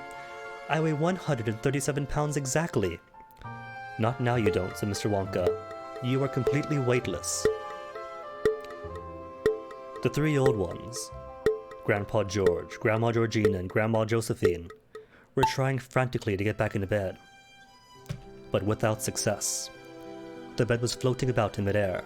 They, of course, were also floating, and every time they got up out of the bed and tried to lie down, they simply floated up out of it. Charlie and Grandpa Joe were hooting with laughter. "What's so funny?" said Grandma Josephine. "We've got you out of bed at last," said Grandpa Joe. "Shut up and help us back," snapped Grandma Josephine. "Forget it," said Mr. Wonka. "You'll never stay down. Just keep floating around and be happy." "That man's a madman," cried Grandma Georgina. "Watch out, I say, or he'll asphyxiate the lot of us." Lixivate? Lixivate? Lixivate.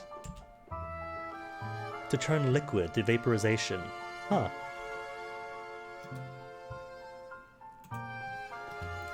And apparently it is lixiviate these days and not just lixivate.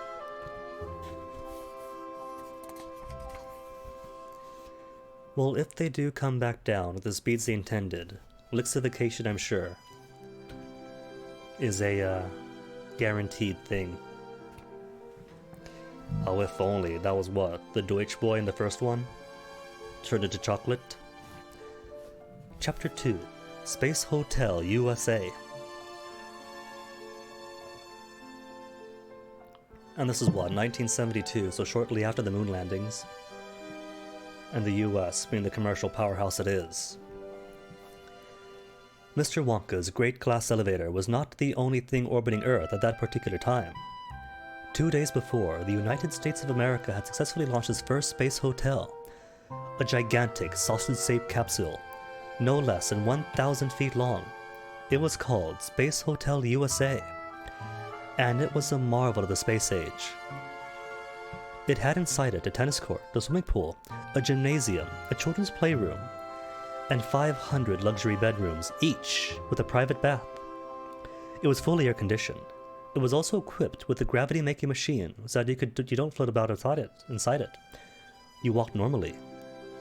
Oh no, what happened? Oh no, Robbie died. They're in good company though. Cause so did Wither and I. But Monday, Zoku and Crabboy, congrats. 3 + 3 points. Nice alliteration. What's next? Temple of Steve. Now that sounds mimetic. Steve it is.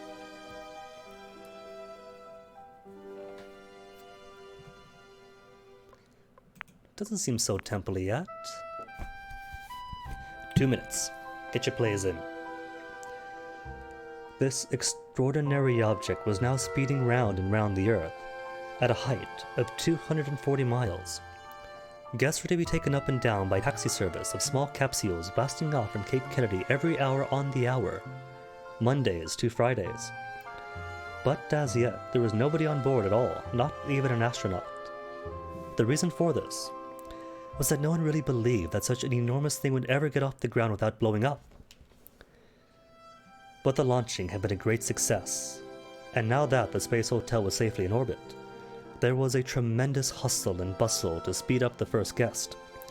It was rumored that the President of the United States himself was going to be among the first to stay in the hotel. And of course, there was a mad rush by all sorts of people across the world to book rooms.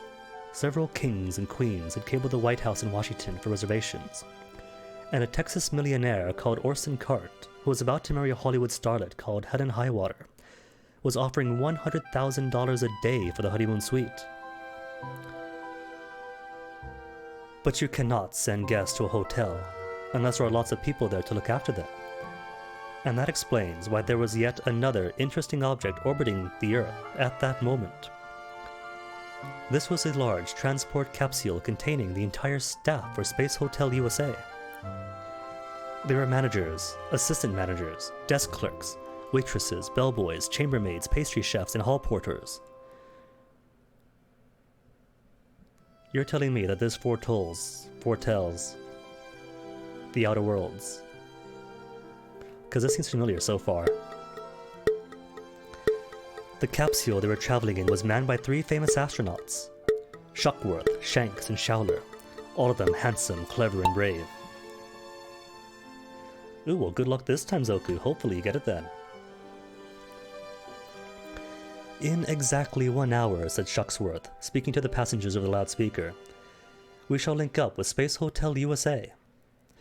Your happy home for the next 10 years. And at any moment now, if you look straight ahead, you should catch your first glimpse of this magnificent spaceship. Aha! I see something there, that must be it. That's definitely something up there ahead of us. Shuckworth, Shanks, and Showler, as well as the managers, assistant managers, desk clerks, waitresses, bellboys, chambermaids, pastry chefs, and hall porters, all stared excitedly through the windows. Shucksworth fired a couple of small rockets to make the capsule go faster, and they began to catch up very quickly. Hey, yelled Showler, that isn't our space hotel! Holy rats, cried Shanks, what in the name of Nebuchadnezzar is it? Quick, give me a telescope, yelled Shucksworth. With one hand, he focused the telescope, and with the other, he flipped the switch connecting him to ground control. Hello, Houston, he cried into the mic. There's something crazy going on up here. There is a thing orbiting ahead of us, and it's not like any spaceship I've ever seen, that's for sure. Describe it at once, ordered ground control in Houston. It's all made of glass, and it's kind of square, and it's got lots of people inside of it. They're all floating about like fish in a tank. How many astronauts on board? None, said Shucksworth. They can't possibly be astronauts. What makes you say that? Because at least 3 of them were in nightshirts. Don't be a fool, Shucksworth, snapped ground control. Pull yourself together, man. This is serious. I swear it, cried poor Shucksworth. There's 3 of them in nightshirts. 2 old women and 1 old man. I can see them clearly. I could even see their faces. Jeepers, they're older than Moses. They're about 90 years old. You've gone mad, Shucksworth, shouted ground control. You're fired. Give me Shanks. Shanks speaking, said Shanks. Now listen here, Houston. There's your 3 old birds in nightshirts floating around this crazy glass box, and there's a funny little guy with a pointed beard waving a black top hat and a plum-colored velvet tailcoat and bottle green trousers. Stop, screamed ground control. That's not all, said Shanks. There's also a little boy about 10 years old. That's no boy, you idiot, shouted ground control. That's an astronaut in disguise. It's a midget astronaut dressed up as a little boy. Those old people are astronauts too. They're all in disguises.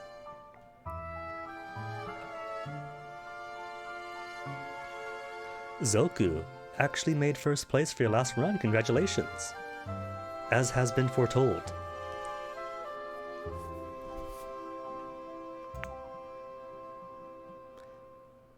Aw, but apart from Zoku and Streamer, everyone else had to die for it. That's fine though. That was Steve, right? Was that taking... What's that one? That was Steve, right? I think that was Steve. Pixels procedural pathway. Have you done that one yet? Let's try it.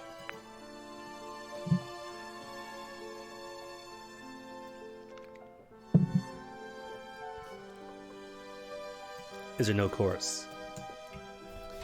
Or is it off in the distance? Well, they did say procedural. So we don't get to see it till we touch it?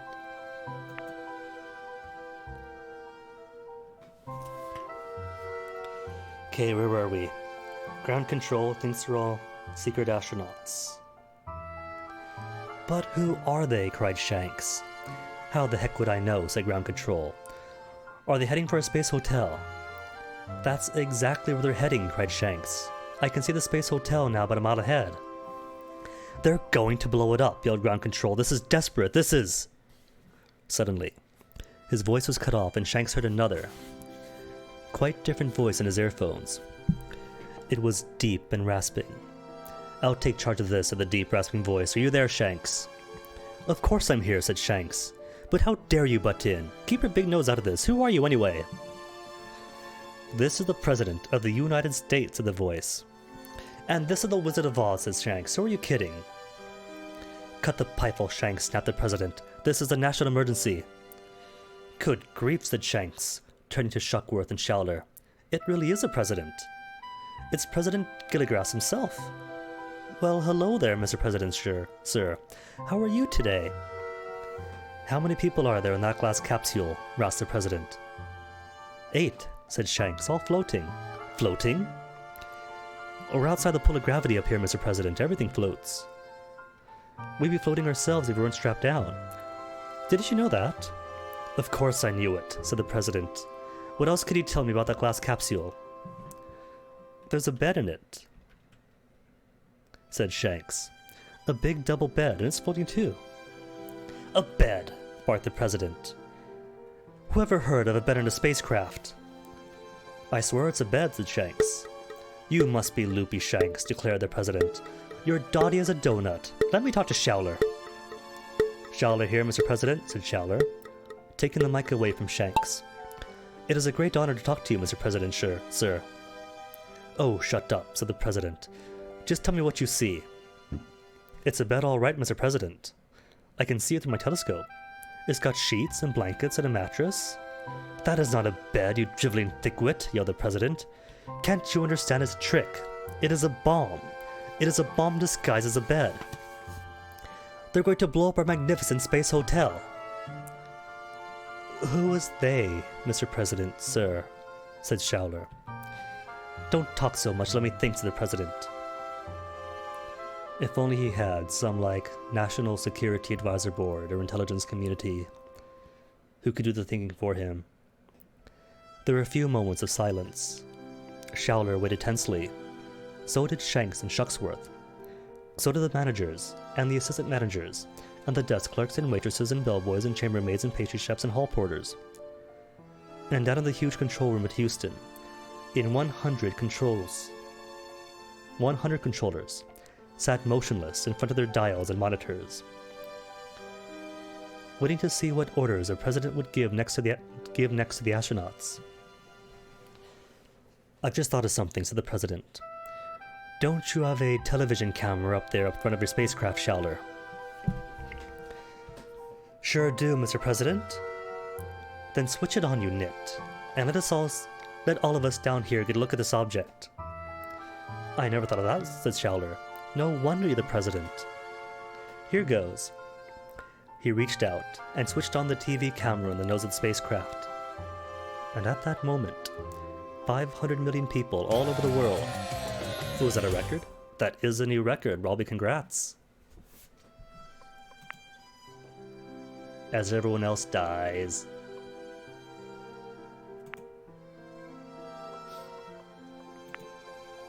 Convergence.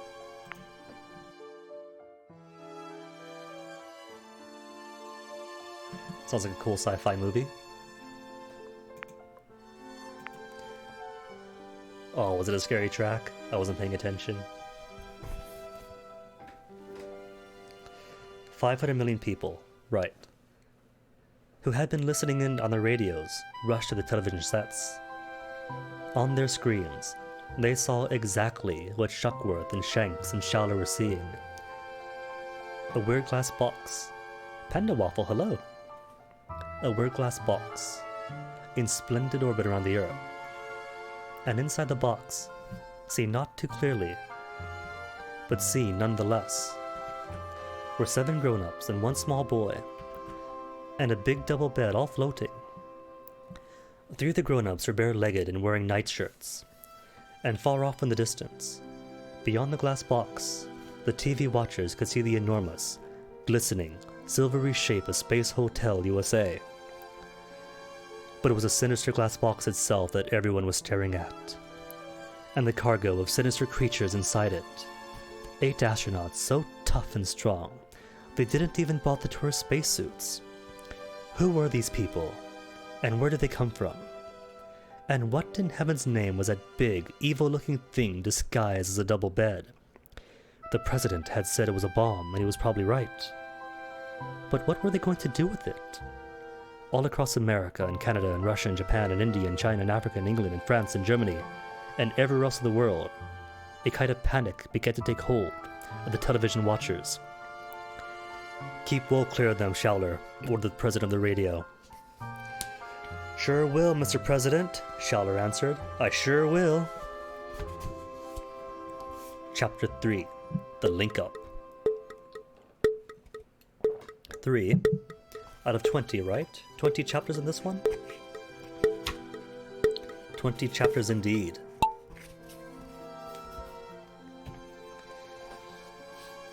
Inside the great glass elevator, there was also a good deal of excitement.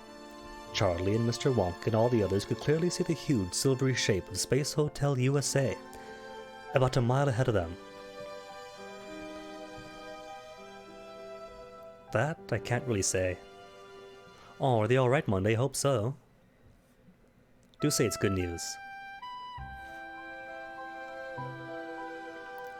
And behind them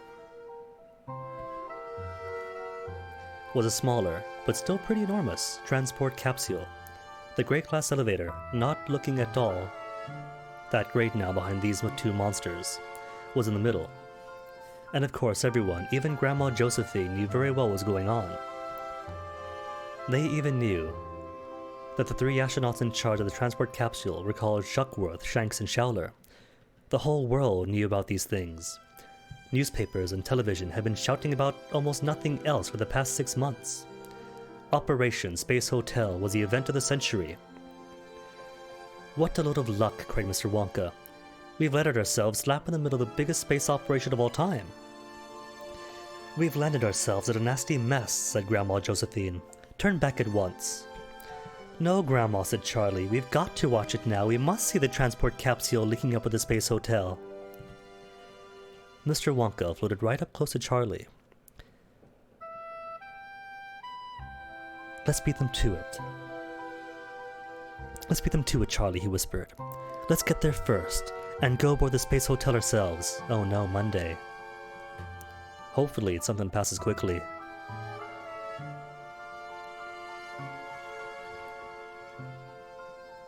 Charlie gasped. No, Charlie gaped. Then he gulped. Then he said softly, "It is impossible. You've got to have all sorts of special gadgets to link up with another spacecraft, Mr. Wonka." "My elevator could link up with the crocodile if it had to," said Mr. Wonka. "Just leave it to me, my boy." "Grandpa Joe," cried Charlie. "Did you hear that? We're going to link up with the Space Hotel and go on board."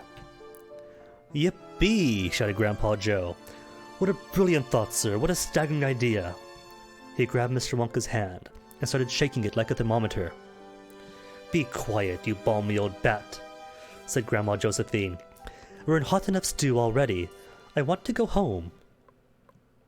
Robbie, more wins. Congrats again. Panda Waffle coming in second. Monday and I, dead.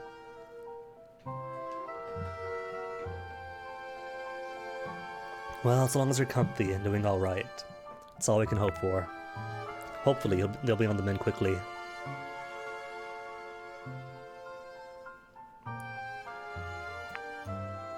Laps? It keeps wanting to give us laps. Pixels Portal Alley. We've done 2 pixels already. What else do we have? House of Pain. Alright, we could do with House of Pain.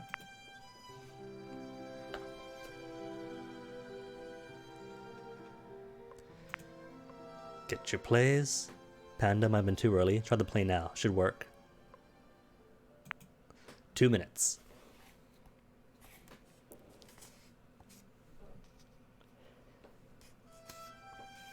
Me too, said Grandma Georgina.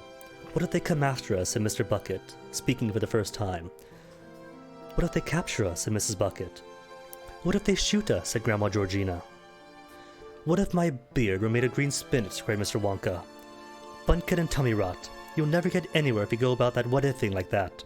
Would Columbus have discovered America if he'd said, what if I sink on the way over? Right, 1972, so Columbus still held in high regard. What if I meet pirates? What if I never come back? He wouldn't even have started. We want no what-ifers around here, right, Charlie? Off we go then. But wait. This is a very tricky maneuver, and I'm going to need help. There are 3 more buttons you have to press, all in different parts of the elevator. I shall take those 2 over there, the white and the black. Mr. Wonka made a funny blowing noise with his mouth, and glided effortlessly like a huge bird across the elevator to the white and black buttons, and there he hovered. Grandpa Joe, sir. Kindly station yourself beside the silver button there. Yes, that's the one. And you, Charlie. Go up and stay floating beside the little golden button near the ceiling. I must tell you that each of these buttons fires a booster rocket from different places outside the elevator. That is how we change direction. Grandpa Joe's rocket turns us to starboard, to the right. Charlie's turns to port, to the left. Mine makes us go higher or lower, or faster and slower. All ready? No, wait, cried Charlie. He was floating exactly midway between the floor and the ceiling. How do I get up? I can't even get up to the ceiling. He was thrashing with his arms and his legs violently, like a drowning swimmer, but getting nowhere. My dear boy, said Mr. Wonka, you can't swim in this stuff. It isn't water, you know. It is air, and very thin air at that. There's nothing to push against. So you have to just use jet propulsion. Watch me. First, you take a deep breath. Then, you make a small round hole with your mouth. And you blow as hard as you can. If you blow downwards, you jet propel yourself up. If you blow to the left, you shoot off to the right, and so on. You maneuver yourself like a spacecraft, but using your mouth as a booster rocket.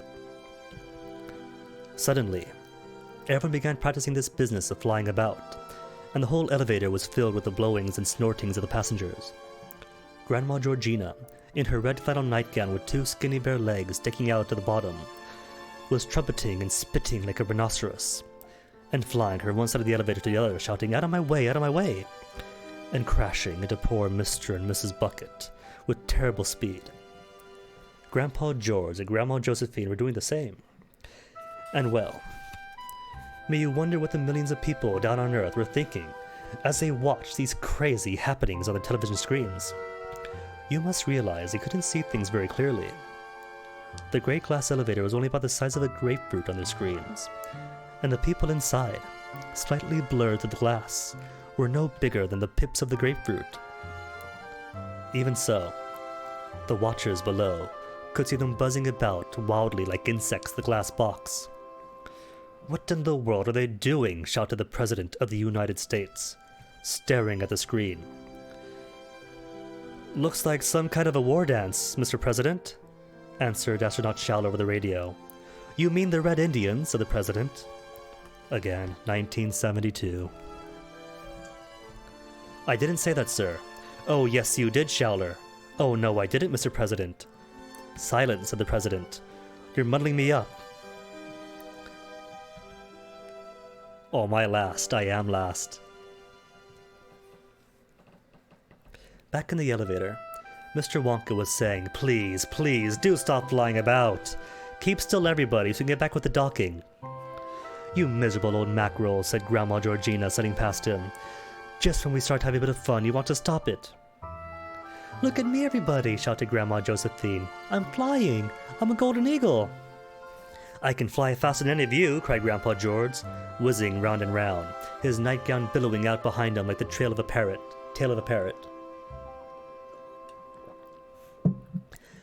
Grandpa George, cried Charlie. Do please calm down. If you don't hurry, those astronauts get there before us. Don't you want to see inside the space hotel, any of you? So the Panda Waffle won. Congratulations, Panda Waffle. Followed by Wither, Monday, Pajama. Then me, making sure everyone got in safely. That's my excuse. And Wither, +5 energy earned. I have no idea what that means, but congrats for the +5. So next. On Thin Ice 2? I feel like we played that one already. Devil's Chaos. Now that's a name.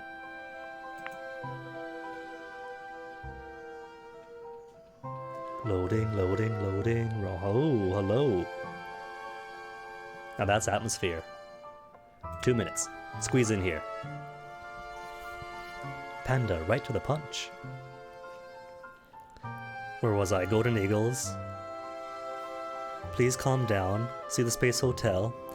Out of my way, shouted Grandma Georgina, blowing herself back and forth.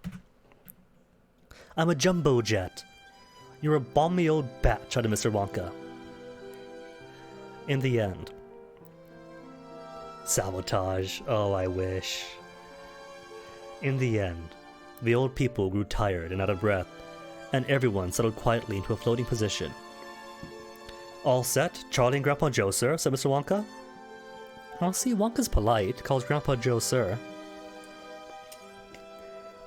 All set, Mr. Wonka, Charlie answered, hovering near the ceiling. I'll give the order, said Mr. Wonka. I'm the pilot. Don't fire your rockets till I tell you to. And don't forget who was who. Charlie, your port. Grandpa Joe, your starboard. Mr. Wonka pressed one of his own 2 buttons, and immediately the booster rockets began firing underneath the great glass elevator.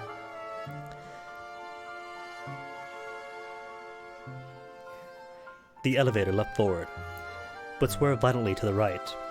Hard a port, yelled Mr. Wonka. Charlie pressed his button. His rocket fired. The elevator swung back into line. Steady as you go, cried Mr. Wonka. Starboard, 10 degrees. Steady, steady. Keep her there. Soon, they were hovering directly underneath the tail of the enormous silvery space hotel. You see the little square door with the bolts on it, said Mr. Ooh, now that's an illustration. Wonka. That's the docking entrance. It won't be long now. Port diffraction, steady, starboard a bit, good, good. Easy does it. We're nearly there. To Charlie. It felt rather as though he were in a tiny rowboat. Underneath the stern of the biggest ship in the world, the space hotel towered over them. It was enormous. I can't wait, thought Charlie, to get inside and see what it's like. Chapter 4. The President. Half a mile back, Shuckworth, Shanks, and Showler were keeping the television camera aimed at all the time at the great glass elevator. And across the world, millions and millions of people were clustered around their TV screens, watching tensely the drama being acted out 240 miles above the Earth. In his study in the White House sat Lancelot R. Gilligrass, President of the United States of America, the most powerful man on Earth. In this moment of crisis, all his most important advisors had been summoned urgently to his presence. And there they all were now, following closely on the giant television screens every move made by the dangerous-looking glass capsule and its 8 desperate-looking astronauts.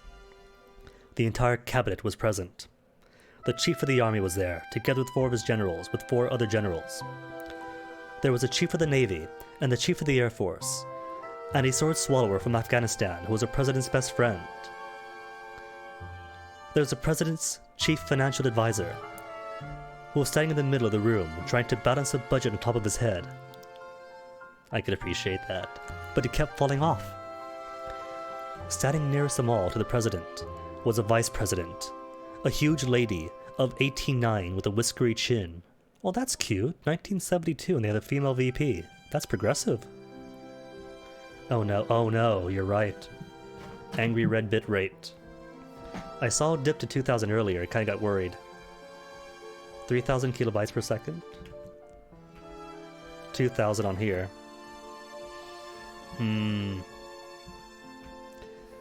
Might be a bit bumpy, but it's not 0 yet. Hey, Decarius.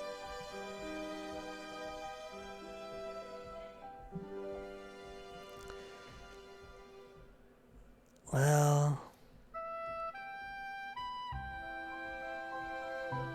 It's the cusp of the month on Comcast. And everything's on lockdown, so everyone's online, even the schools, so... It might bump back up eventually, like it's lunchtime-ish now. So assuming the stream doesn't die completely, then it might pick back up in a few. Oh no, 1,000 kilobytes per second. 2,000. Hopefully it stabilizes. It's not like fluctuating wildly right now at least, so... It's just doing the best it can. So it should recover.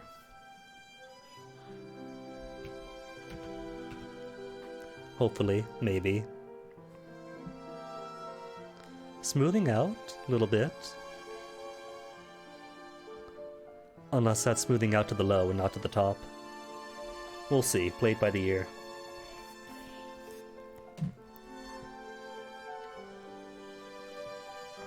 In the meantime, congrats to Robbie.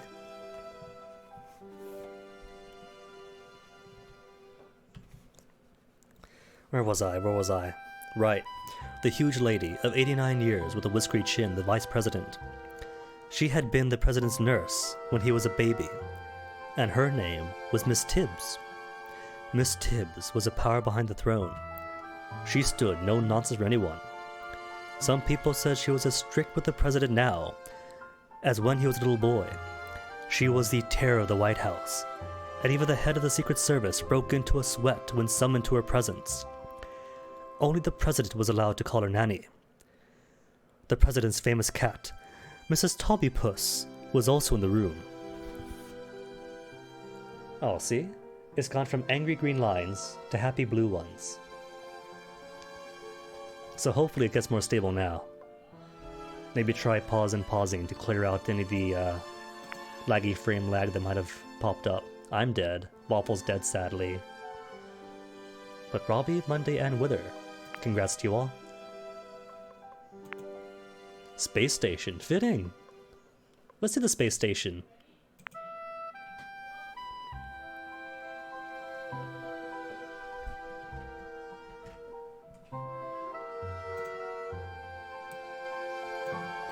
Alright.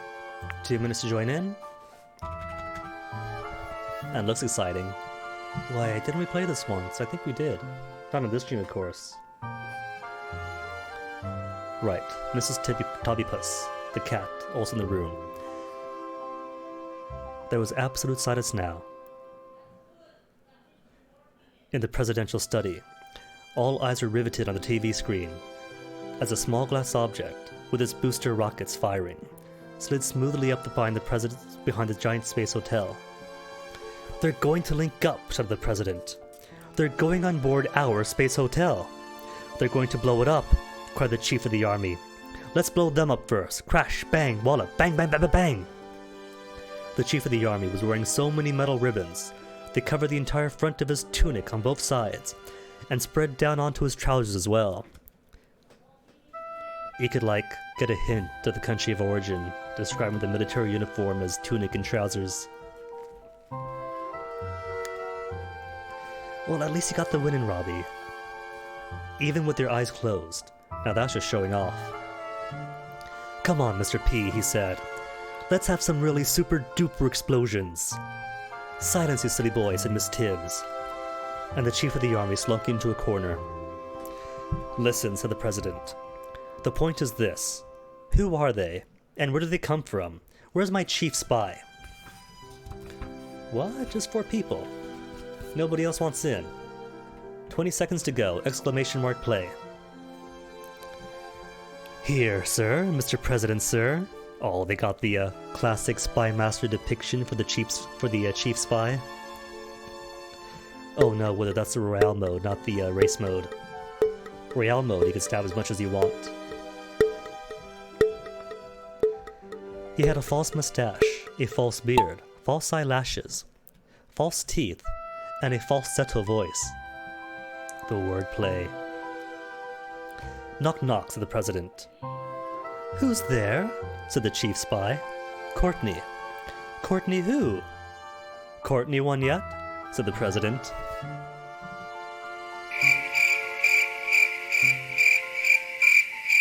No, ma'am, not yet, said the chief spy, beginning to twitch. Well, here's your chance, started Miss Tibbs. Quite right, said the president. Tell me immediately who these people are in the glass capsule. Aha, said the chief spy, twirling his false mustache. That is a very difficult question. You mean you don't know? I mean, I do know, Mr. President. At least I think you know. Listen, we have just launched the finest hotel of the world, right? Right. And who was so madly jealous of this wonderful hotel of ours that he wants to blow it up? Miss Tibbs, said the president. Wrong, said the chief spy. Try again. Well, said the president, thinking deeply. In that case, could it not perhaps be some other hotel owner who is envious of our lovely hotel? Brilliant, cried the chief spy. Go on, sir, you're getting warm. It's Mr. Savoy, said the president. Warmer and warmer, Mr. President. Mr. Ritz, you are hot, sir. You're boiling hot. Go on. I've got it, cried the president. It's Mr. Hilton. Well done, sir, said the chief spy. Are you sure it's him? Not sure, but it's certainly a warm possibility, Mr. President. After all, Mr. Hilton's got hotels in just about every country in the world, but he hasn't got one in space, and we have. He must be madder than a maggot. By gum, we'll soon fix this, snapped the president, grabbing one of the 11 telephones at his desk. Hello, he said into the phone. Hello, hello, hello. Where's the operator? He jiggled fiercely on the little thing you jiggle when you want the operator. Dating yourself a bit, Roald Dahl. Operator, where are you? They won't answer you now, said Miss Tibbs. They're all watching television. Well, this one will answer, said the president, snatching up a bright red telephone. This was a hotline direct to the premier of the Soviet Union in Moscow. It was always open, and only used in terrible emergencies. It's just as likely to be the Russians as Mr. Hilton, the president went on. Don't you agree, Nanny? It's bound to be the Russians, said Miss Tibbs. Premier Yugatov speaking. Yugatov, said the voice from Moscow. What's on your mind, Mr. President? Knock knock, said the president. Who's there? Said the Soviet premier. Warren who? Or Warren? Warren who? War and Peace, by Leo Tolstoy, said the president. Now you see here, Yugatov. You get those astronauts of yours off that space hotel of ours this instant, otherwise I'm afraid I have to show you just where you get off. Those astronauts are not Russian, Mr. President. He's lying, said Miss Tibbs. You're lying, said the president. Not lying, sir, said Premier Yugatov. Have you looked closely at these astronauts in the glass box? I myself cannot see them too clearly on my screen, but one of them, the little one with the pointed beard and the top hat, has a distinctly Chinese look about him. In fact, he reminds me very much of my friend, Prime Minister of China. Great garbage, cried the president, slamming down the red phone and picking up a porcelain one. At least having great fun with this book, you can tell. Like when you talk about having fun writing, this oozes having fun writing. Ticarius, congrats to you. And Wither. And who's pulling in third? Robbie for the third. And a close third, too. Right. Porcelain phone. The porcelain phone went direct to the head of the Chinese Republic in Peking. Hello, said the president. Wings, Fish, and Vegetable Shore in Shanghai, said a small, distant voice. Mr. Wing speaking. I guess this would be the era of what is it? Hong Kong Phooey and other such depictions. Nanny, cried the president, banging down the phone. I thought this was a direct line to the premier. It is, said Miss Tibbs. Try again. All of us live too. Ticarius, Wither, Robbie, Mundicerus, Panda. Then me pulling up the lead, as a good leader does. Make sure everyone else gets in first, you know? Leave no one behind. The funnel. Is a funnel fun? Map number 1, though, so probably not. give it a go anyway.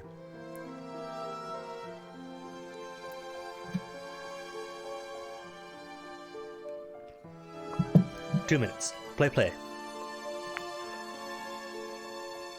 Or maybe I'll make it 1.5 or 2.5 to account for any excess lag from earlier. Give some extra time. No, not start yet. No. How do I not start now? Not by myself. Well, I guess it's a race of 2 now. Rip, wrong button. At least it should be a quicker map. Oh, 3's in. Didn't have the name up. Or is that... No, that box denotes that's just the local record. Well, let's all try to beat Wither's ghost then. Good luck. The president picked up the receiver. "Hello," he yelled. "Mr. Wong speaking," said a voice at the other end. "Mr. who?" "Mr. Wong, Assistant Station Master, Chungking. And if you're asking about the 10 o'clock train..." Oh, 1972, why? "Train no running today. Boiler burst." As I prefaced at the beginning, for 1972, this is very likely to come with, like, insensitive depictions of the time. The president threw the phone across the room at the postmaster general. It hit him in the stomach. "What's the matter with this thing?" shouted the president. "It is very difficult to phone people in China, Mr. President," said the postmaster general. "The country is so full of wings and wongs. Every time you wing, you get the wrong number." 1972. "I'm sorry, Wither. I tried to extend the timer, but in doing so, I accidentally hit start now. It's why don't put me in charge of things." Oh, wait. Alright, because it goes by absolute distance. Oh, I'm not in front by being behind anymore.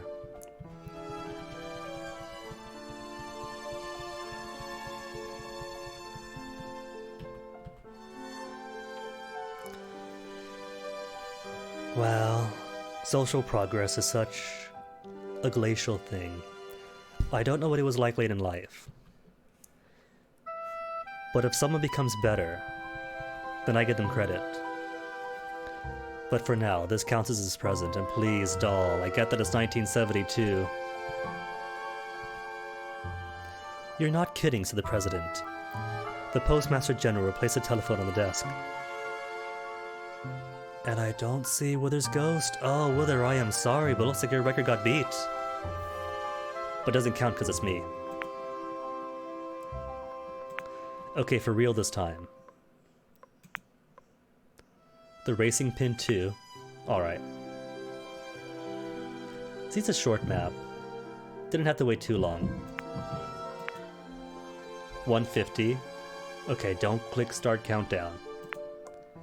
Just start. That countdown. 2.5 minutes, not 2 seconds.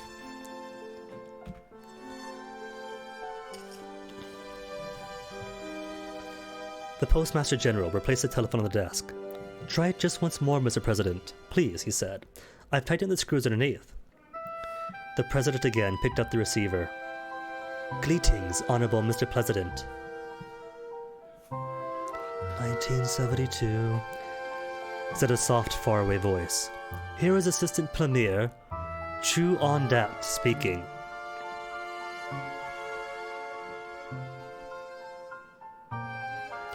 "How could I do for you?" "Knock knock," said the president. "Who dare?" "Ginger." "Ginger who?" "Ginger yourself much? Ginger yourself much when you fell off the Great Wall of China?" Okay, that's not even going to get crickets, that's just going to get the scowl face. "Yes, Monday, it is race time, but not in the right way," said the president. "Okay, Chu On Dat. Let me speak to the Premier. How you been?" "Much regret, Premier, how you been not here just this second, Mr. President." "President." "Sick." "Where is he?" "He outside, mending a puncture on his bicycle." Oh, no, he isn't, said the president. You can't fool me, you crafty old mandarin. Ouch! At this very minute, he's boarded our magnificent space hotel with 7 other rascals to blow it up. Excuse, please, Mr. President. You make big mistake. No mistake, barked the president. And if you don't call them off right away, I'm going to tell my High Chief of the Army to blow them all sky high. So chew on that, chew on that. Hooray! Said the Chief of the Army. Let's blow everyone up. Bang, bang, bang, bang. Silence, barked Miss Tibbs. I've done it, cried the Chief Financial Advisor.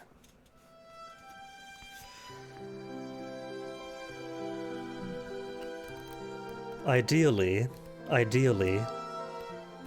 all that gets a bit in the past once we get past the president parts.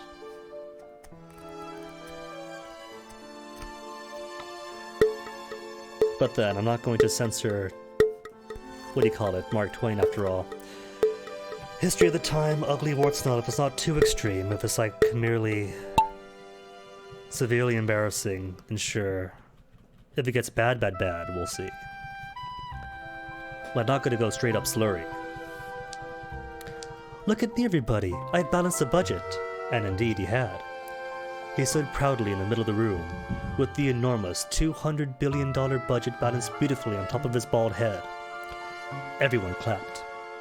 Then suddenly, the voice of Astronaut Shuckworth cut in urgently on the radio loudspeaker in President's study. They've linked up and got aboard, shouted Shucksworth.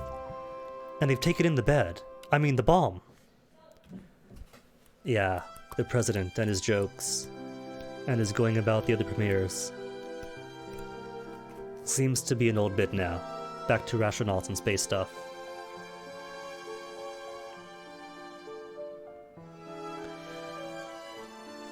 I'm kind of with you on that, whether, like,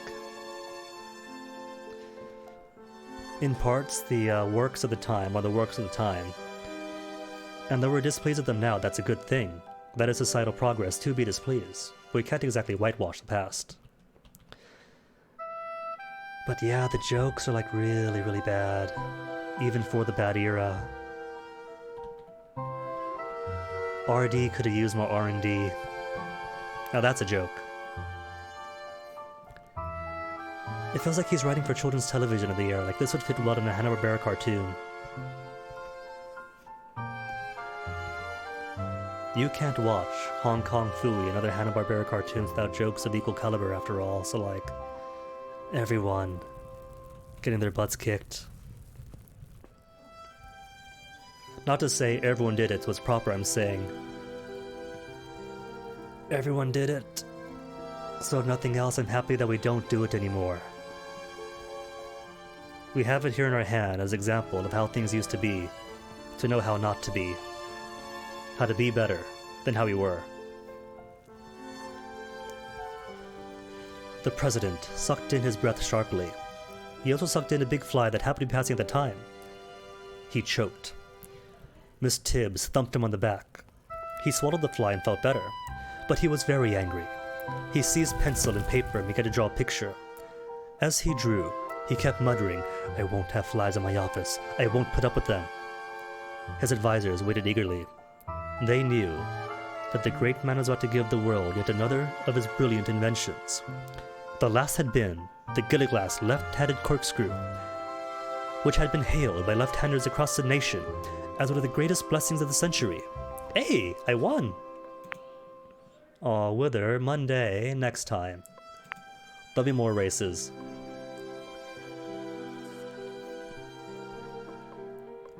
You know, the only GTA really played was San Andreas. So most of it is like, I don't know most of the references. Oh, of course, you could point it out as bad. And especially in the modern era, right? We normalize things too much with the haha, it's for the memes, it's just a joke. We're not really a racist subreddit or a racist Discord group, we're just being ironic. Because people don't realize that when you accept just joking or it's just being silly or ironic, you're normalizing language and behavior. And it's not just attracting actual horrible people,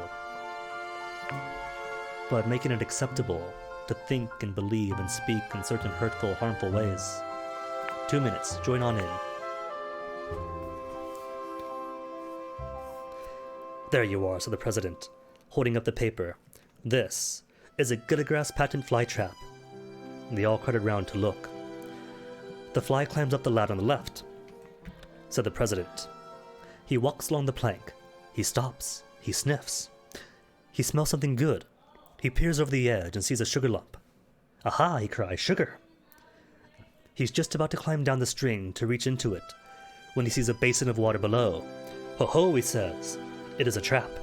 They want me to fall in. So he walks on, thinking what a clever fly he is. But as you see, I have left out one of the rungs of the ladder he goes down by, so he falls and breaks his neck. Tremendous, Mr. President, they all exclaim. Fantastic, a stroke of genius. I wish to order 100,000 for the army immediately, said the chief of the army. Thank you, said the president, making a careful note of order. I repeat, said the frantic voice of Shuckworth of the loudspeaker. They've gone on board and taken the bomb with them. Stay well clear of them, Shuckworth, with the president. There's no point in getting your boys blown up as well. And now, all over the world, the millions of watchers waited more tensely than ever in front of the television sets. The picture on their screens in vivid color showed the sinister little glass box securely linked up to the underbelly of the gigantic space hotel. It looked like some tiny baby animal clinging to its mother, or like a male and female anglerfish. Turns out that the sexual dimorphism in the anglerfish family is massive, and the male actually gets absorbed into the female upon coupling until he's nothing more than a pair of gonads attached to the female. Just trivia that it reminded me of. And when the camera zoomed closer, it was clear for all to see that the glass box was completely empty. All 8 of the desperados had climbed into the space hotel and had taken their bomb with them.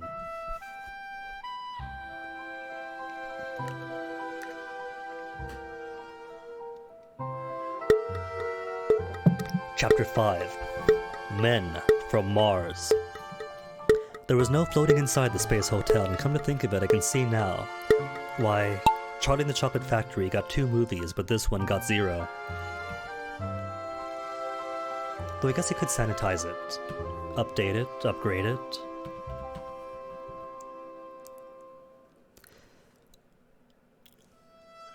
Where was I? Right, no one floating inside the space hotel. The gravity-making machine was all to that. So once docking had been triumphantly achieved, Mr. Wonka, Charlie, Grandpa Joe, and Mr. and Mrs. Bucket were able to walk out of the great glass elevator onto the lobby of the hotel. As far as Grandpa George, Grandma Georgine, and Grandma Josephine, none of them had their feet on the ground for over 20 years, and now they certainly weren't going to change their habits now.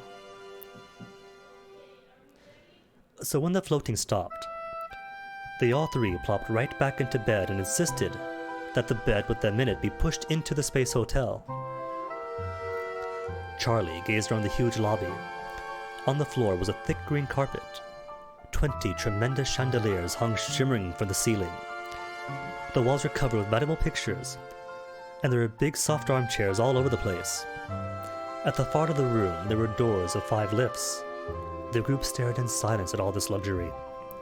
Nobody dared speak. Mr. Wonka had warned them that every word they uttered would be picked up by the space control in Houston, so they had better be careful.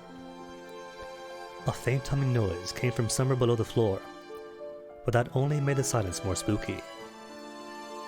Hey, is that a win for Wither? That is a win for Wither, congrats! Followed by Panda, and and Monday soon after. Tight grouping. Congrats to all for that one.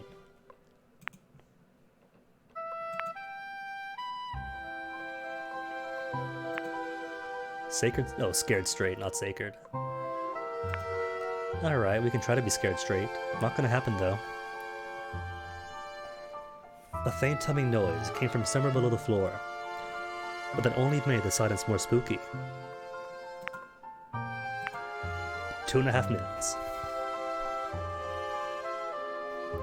Charlie took hold of Grandpa Joe's hand and held it tight. He wasn't sure. He liked this very much. They had broken into the greatest machine ever built by man, the property of the United States government. And if they were discovered and captured, as they surely must be in the end,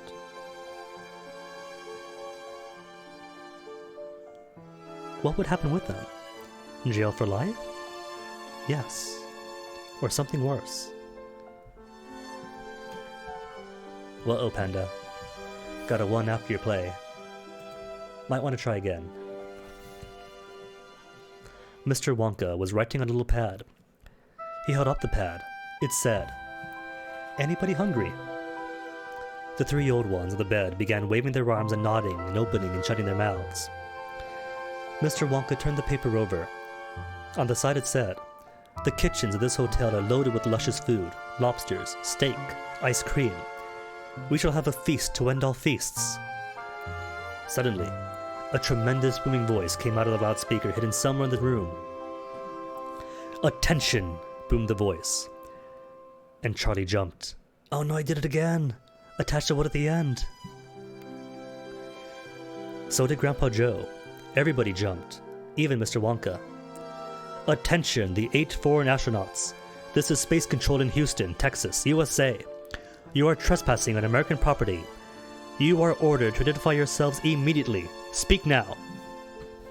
"Shh," whispered Mr. Wonka, finger to lips. There followed a few seconds of awful silence. Nobody moved except Mr. Wonka, who kept saying, "Shh, shh." "Who are you?"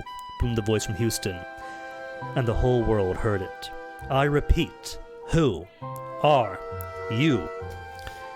shouted the urgent, angry voice, and 500 million people crouched in front of the television sets, waiting for an answer to come from the mysterious strangers inside the Space Hotel. The television was not able to show a picture of those mysterious strangers. There was no camera in there to record the scene. Only the words came through. The TV watchers saw nothing but the outside of the giant hotel in orbit. Photographed, of course, by Shucksworth, Shanks, and Showler, who were falling behind. For half a minute, the world waited and waited for reply.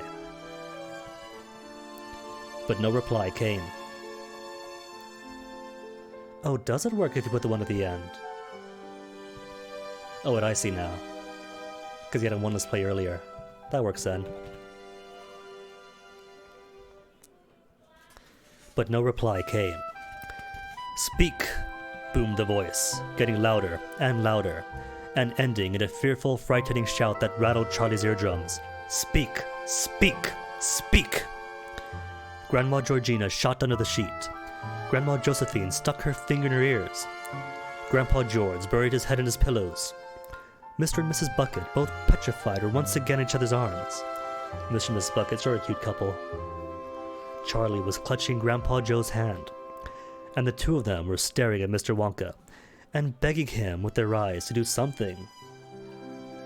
Mr. Wonka stood very still, and although his face looked calm, you can quite sure his clever inventive brain was spinning like a dynamo. "This is your last chance," boomed the voice. "We are asking you once more. Who are you? Reply immediately.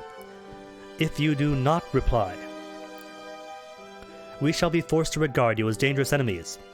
We shall then press the emergency freezer switch, and the temperature in the Space Hotel will drop to minus 100 degrees centigrade.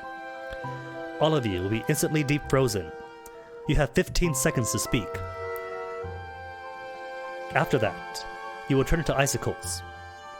1, 2, 3. Oh no, Waffle stuck. And Monday wins. Happy birthday to Monday. All of us made it through this time. Angel, hello, welcome. That's right, it's a win for Monday. Everything's coming up Mondays. Haunted Hills? Is that the fancy one with the house?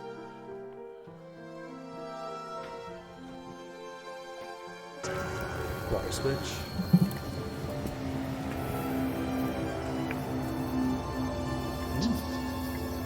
Is that its own track? Or is that just sound effects? I guess you could do sound effects.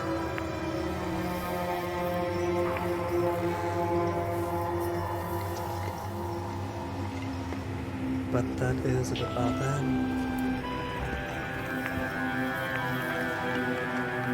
There's music here.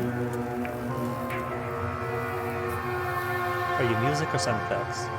You're music. Got my own music though.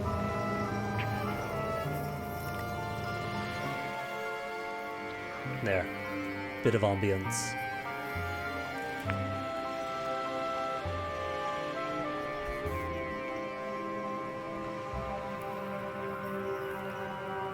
Minus 100 degrees centigrade, where was I? 1, 2, 3.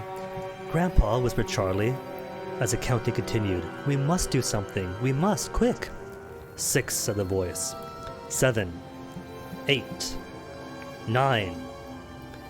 Mr. Wonka had not moved. He was still gazing straight ahead, still quite cool, perfectly expressionless. Charlie and Grandpa Joe were staring at him in horror. Then, all at once, they saw the tiny twinkling wrinkles of a smile appear on the corners of his eyes. He sprang to life. He spun round in his shoes, skipped a few paces around the floor, and then, in a frenzied, unearthly sort of scream, he cried, "Thimble Phizz!" The loudspeaker stopped counting. There was silence. All over the world there was silence. Charlie's eyes were riveted on Mr. Wonka. He was going to speak again. He was taking a deep breath. "Bungo Booney," he screamed.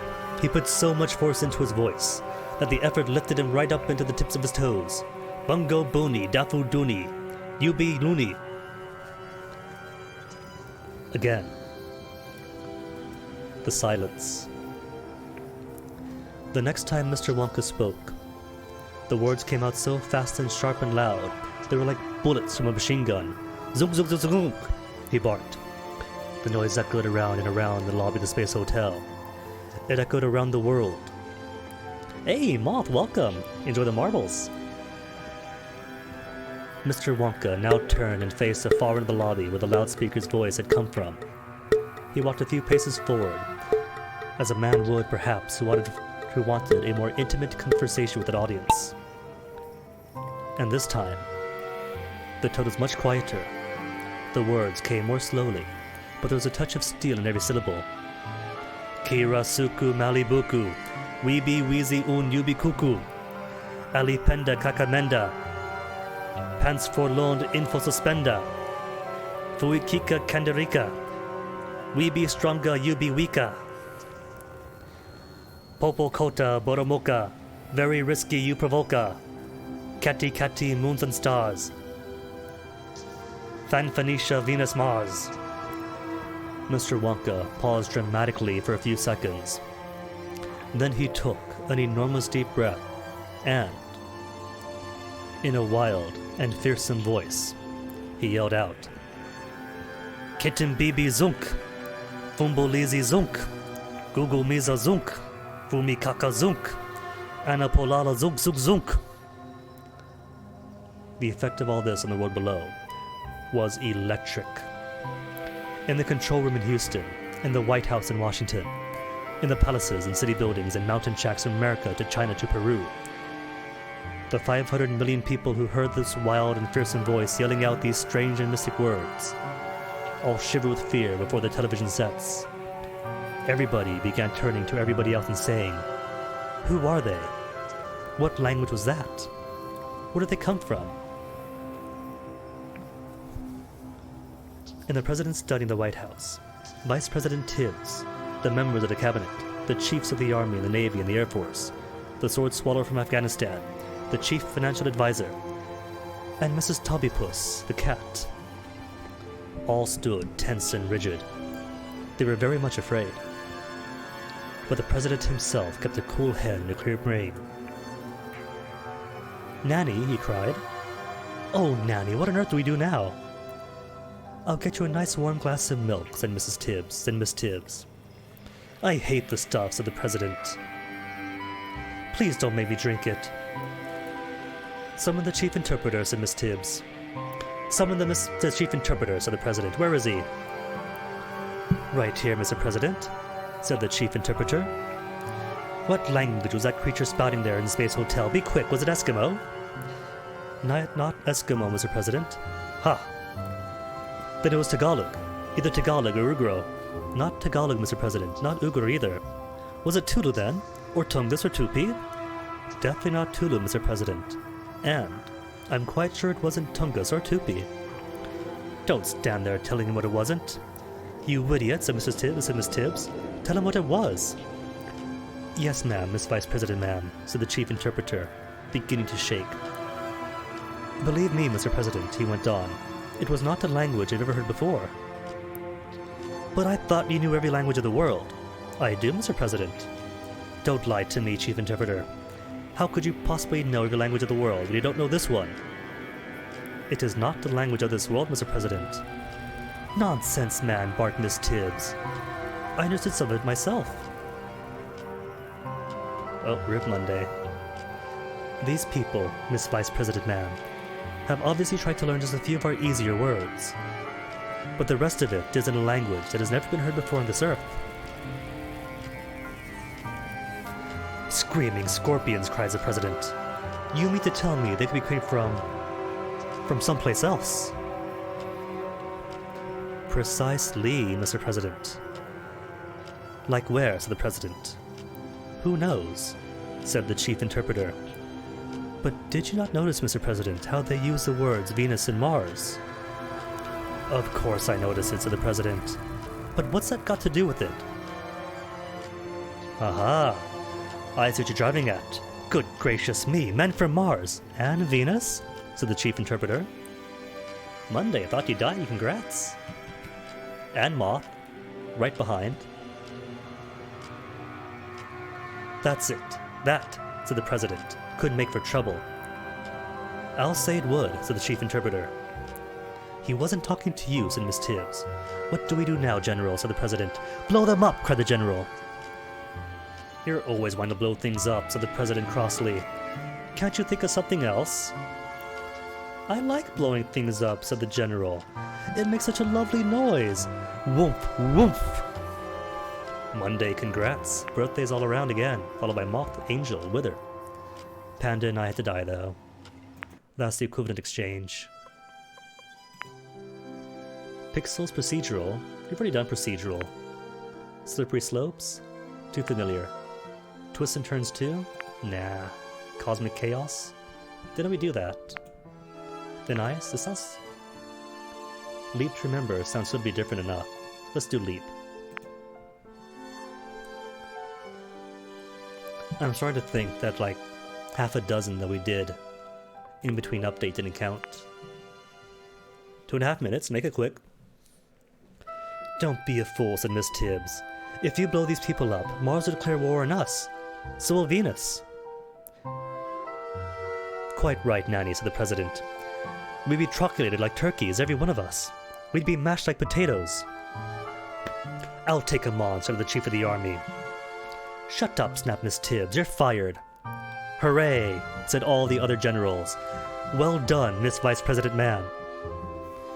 Miss Tibbs said, We've got to treat these fellows gently. The one who spoke just now sounded extremely cross. We've got to be polite to them, butter them up, make them happy. The last thing we want is to be invaded by men from Mars. You've got to talk to them, Mr. President. Tell Houston we want another direct radio link with the Space Hotel and hurry. Chapter 6. Invitation to the White House.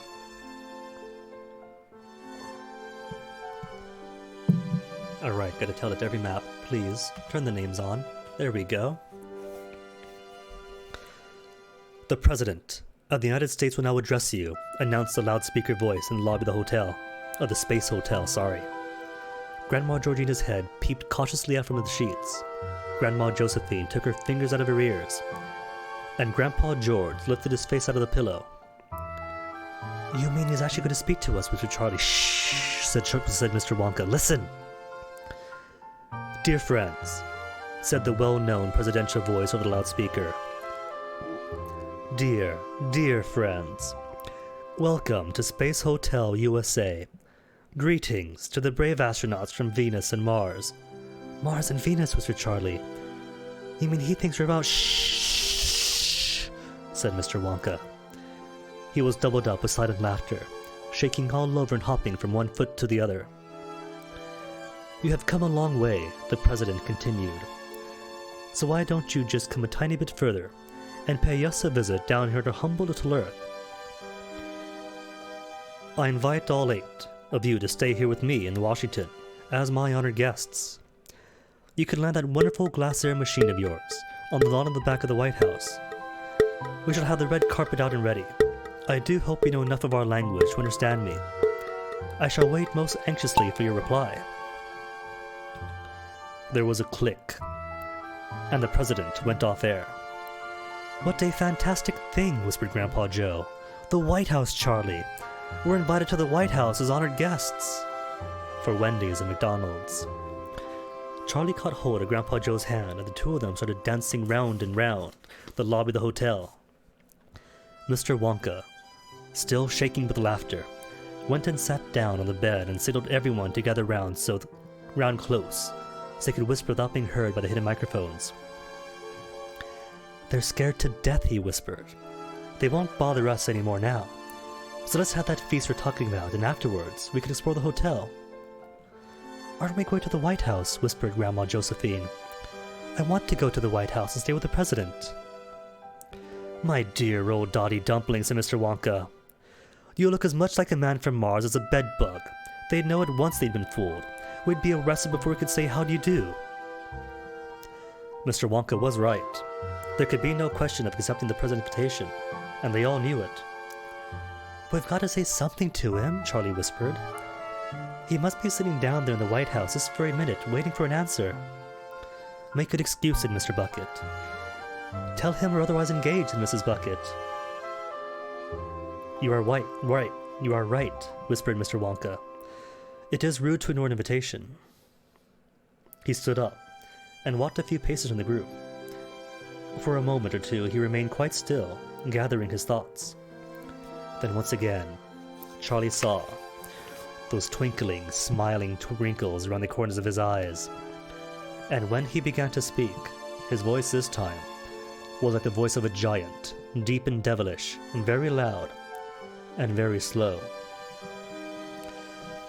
In the Quelchy, Quaggy Sogmire, in the Mashi, Midius Harshland, at the witchy hour gloomness, all the groves come oozing home. You can hear them softly swimming, glissing, hissing o'er the slubber, all those oily, boily bodies oozing onwards in the gloom. So start to run, oh skid and daddle, through the slubber slush and sossle, skip, jump, hop, and try to scattle, all the groves are on the roam. It is 240,000 miles below. The president turned white as a White House. Jumping Jack Rabbits, he cried, I think they're after us. Ma! Second round and your first win. Congratulations, man. Did I kill you? Oh, whether I'm sorry. If it's any consolation, I died too. All the rest of us. Monday lived, because Monday has the birthday luck. Next, Robotic Roadway. Let's do Robotic Roadway. It's a short one. 2 and 21 seconds average.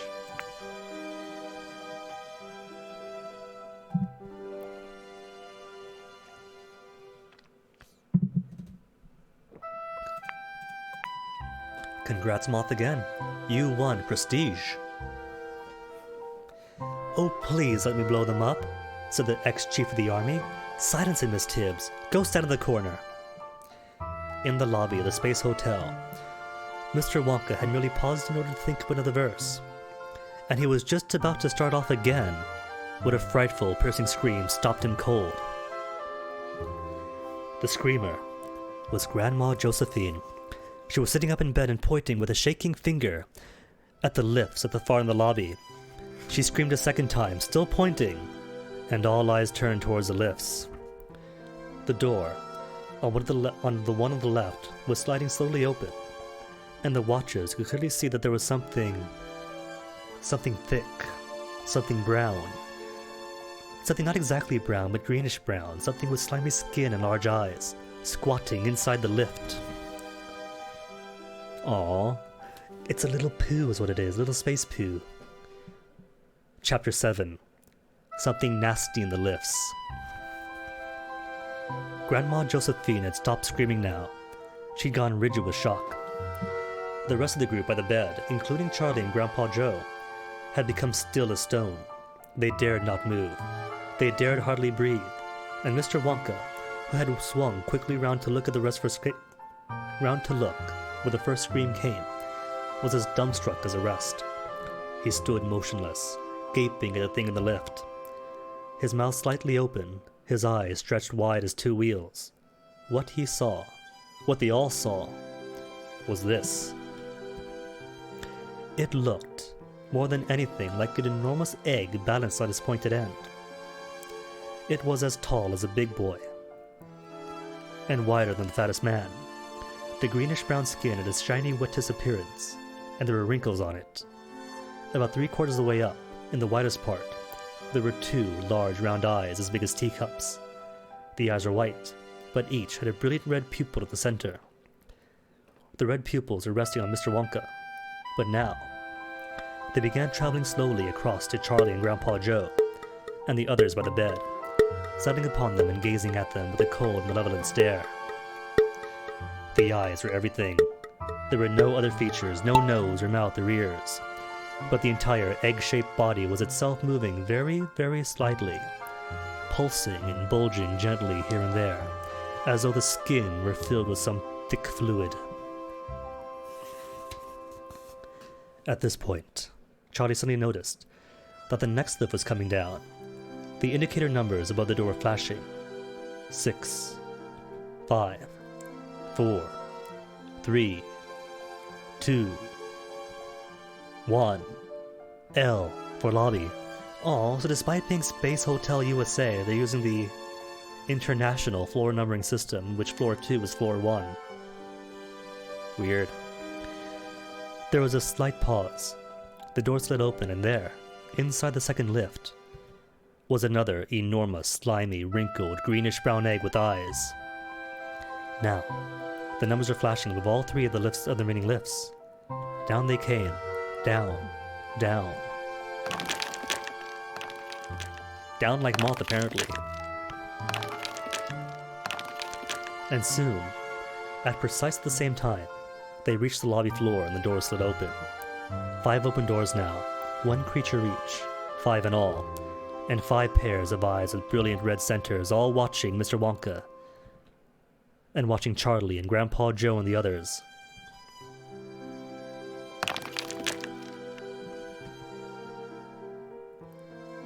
Oh, you're spinning, Angel. That's motion, I'm sure. You'll catch up in no time. There were slight differences in size and shape between the 5, but all of the same greenish-brown wrinkled skin, and the skin was rippling and pulsing. For about 30 seconds, nothing happened. Nobody stirred. Nobody made a sound. The silence was terrible. So was the suspense. Charlie was so frightened, he felt himself shrinking inside of his skin. Then he saw the creature in the left-hand lift suddenly start changing shape. Its body was slowly becoming longer and longer.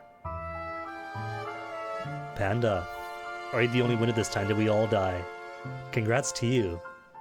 No, second, third. Oh, I see. They all cut up? I thought she was in the blender. Huh. Well, they all count anyway. Moth and I dead. Everyone else, congrats. You all win. No, they're all 11, 11, 12. Well, I wasn't paying attention. I was reading. I got my excuse. Slippery slopes again. You know what? Fine. No? Alright, fine. Just to mark it. Get the burgundy on it.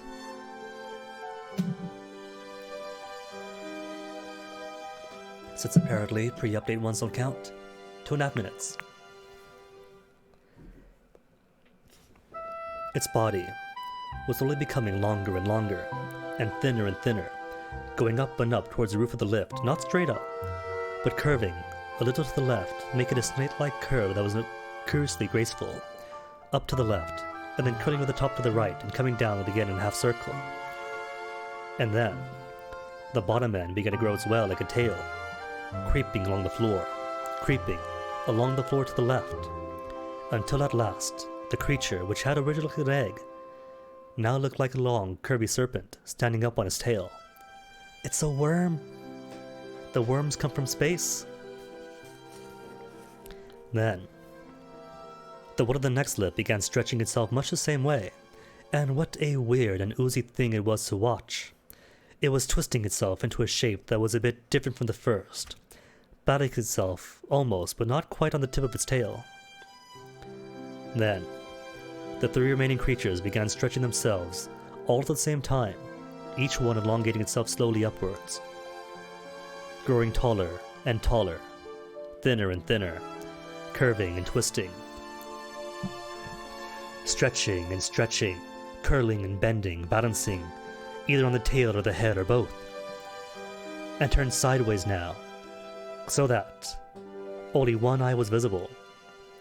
When they had all stopped stretching and bending, this was how they finished up. Oh, is it snowing on this map? Well, that's cool. Scram! Shouted Mr. Wonka. Get out, quick! People have never moved faster than Grandpa Joe and Charlie and Mr. and Mrs. Bucket at that moment. They all got behind the bed and started pushing like crazy. Mr. Wonka right in front of them, shouting scram, scram, scram! And in 10 seconds flat, all of them were out of the lobby and back inside the great glass elevator. Frantically, Mr. Wonka began undoing bolts and pressing buttons. The door of the great glass elevator snapped shut, and the whole thing leapt sideways. They were away. And of course, all of them, including the three old ones in bed, floated up again into the air. Chapter 8. Vermicious Canids. Weren't Vermicious Canids referenced in the movie? Like the first one's movie? Plural?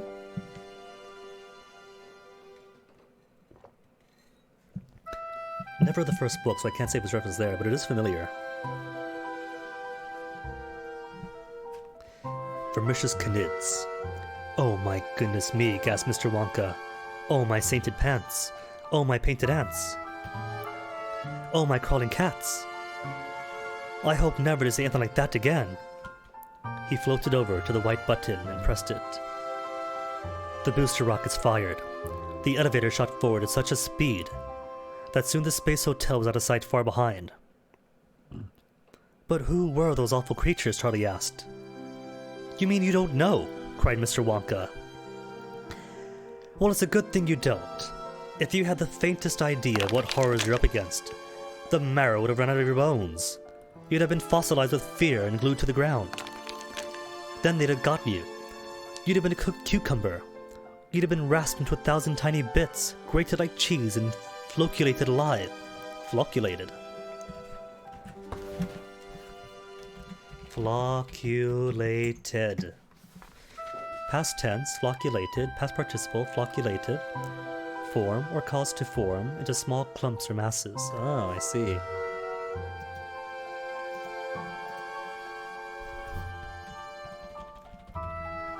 Flocculated, flocculated, what was that? They'd have made necklaces from your knuckle bones and bracelets from your teeth. Because those creatures, my dear ignorant boy, are the most brutal, vindictive, venomous, murderous beasts in the entire universe. Here, Mr. Wonka paused and ran the tip of a pink tongue all the way around his lips. Vermicious Canids, he cried. That's what they were. He sounded the K, Canids, like that. I thought they were grobes, Charlie said. Those oozy-woozy grobes you're telling the president about. Oh no, I just made those up just to the White House, Wonka answered. But there was nothing made up about Vermicious Canids, believe you me. They live, as everybody knows, on the planet Vermes, which is 18,427 million miles away, and they are very, very clever brutes indeed. The Vermicious Canids can turn themselves into any shape it wants. It has no bones. Its body is really one huge muscle, enormously strong, but very stretchy and squishy, like a mixture of rubber and putty with steel wires inside. Normally it is egg-shaped, but it can just as easily give itself 2 legs like a human, or 4 legs like a horse. It could become as round as a ball or long as a kite string. From 50 yards away, a fully grown vermicious canid could stretch out its neck and bite your head off without even getting up. Bite your head off with what? Said Grandma Georgina. I don't see any mouth. They have other things to bite with, said Mr. Wonka darkly. Such as what? Said Grandma Georgina. Ring off, said Mr. Wonka. Your time's up. But listen up, everybody. I've just had a funny thought. Here I was fooling around with the president and pretending we were creatures from other space, from this planet. And by golly, there actually were creatures from other planet on board. Do you think there were many? Charlie asked. More than the 5 we saw? Thousands, said Mr. Wonka. There are 500 rooms in that space hotel. Oh, Angel, so close. Oh, Angel, so close. Or it's Monday again this time. Wither, do you make the landing? Oh, Wither, I'm sorry. Panda, you were pretty close too. Panda makes it! What about Moth? Does Moth make it? Oh, Moth, I'm sorry. Do I make it? I'm just chilling way back here, going backwards. Have the time of my life. Rip everyone else though, and congratulations, Panda. That is backwards, right? Yeah, that's backwards. Come on, Guinea. Forward means forward. 500 rooms, 500 rooms. And there's probably a family of them in every room. Everybody die but Waffle. A well-deserved win then.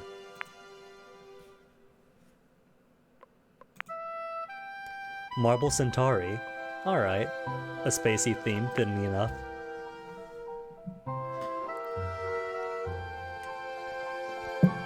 Cool. This isn't the one with all the planets, is it?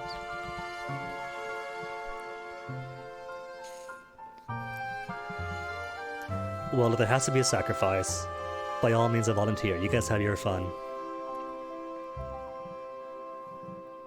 Somebody's going to get a nasty shock when they go on board, said Grandpa Joe. They'll be eaten like peanuts, said Mr. Wonka. Every one of them. You don't really mean that, do you, Mr. Wonka, said Charlie. Of course I mean it, said Mr. Wonka. These vermicious canids are the terror of the universe. They travel through space in great swarms, landing under the stars and planets, and destroying everything they find. There used to be some rather nice creatures living on the moon a long time ago. They were called Poozas. But the vermicious canids ate the whole lot. They did the same on Venus and Mars and any other planets. Then why haven't they come down to Earth and eaten us? Charlie asked. They've tried to, Charlie, many times, but they never made it. You see, all around Earth, there's a vast envelope of air and gas, and anything hitting that at high speeds gets red hot. Space capsules are made of special heat-proof metal, and when they make a re-entry, their speeds are reduced right down to about 2,000 miles an hour, first by retro rockets, and then by something called friction. Friction, in quotes, because it's such a bizarre and alien concept, but retro rockets aren't. Well, this is just the natural, logical extension of the chocolate factory. You start off with like commercial and industrial science, and naturally you move on to space. Like Elon Musk, with his boring company in Tesla, doing flamethrowers and cars, and now here he is. The next space billionaire, apparently. But even so, they get badly scorched. Canids, which are not heat-proof at all, and don't have any retro rockets, get sizzled up completely before they're halfway through. Have you ever seen a shooting star? Lots of them, said Charlie. Actually, they're not shooting stars at all, said Mr. Wonka. They're shooting canids. They're canids trying to enter the Earth's atmosphere at high speeds and going up in flames. What rubbish, said Grandma Georgina. You wait, said Mr. Wonka. You may see it happening before the day is done. But if they're so fierce and dangerous, Charlie said, why don't they eat us right away in the space hotel? Why did they waste their time twisting their bodies in letters and writing scram? Because they're show-offs, Mr. Wonka replied. They're tremendously proud of being able to write like that. But why say scram when they want to catch us and eat us? It's the only word they know, Mr. Wonka said. Look, screamed Grandma Josephine, pointing to the glass, over there. Before he even looked, Charlie knew exactly what he was going to see. So did the others. They could tell by the high hysterical note in the old lady's voice.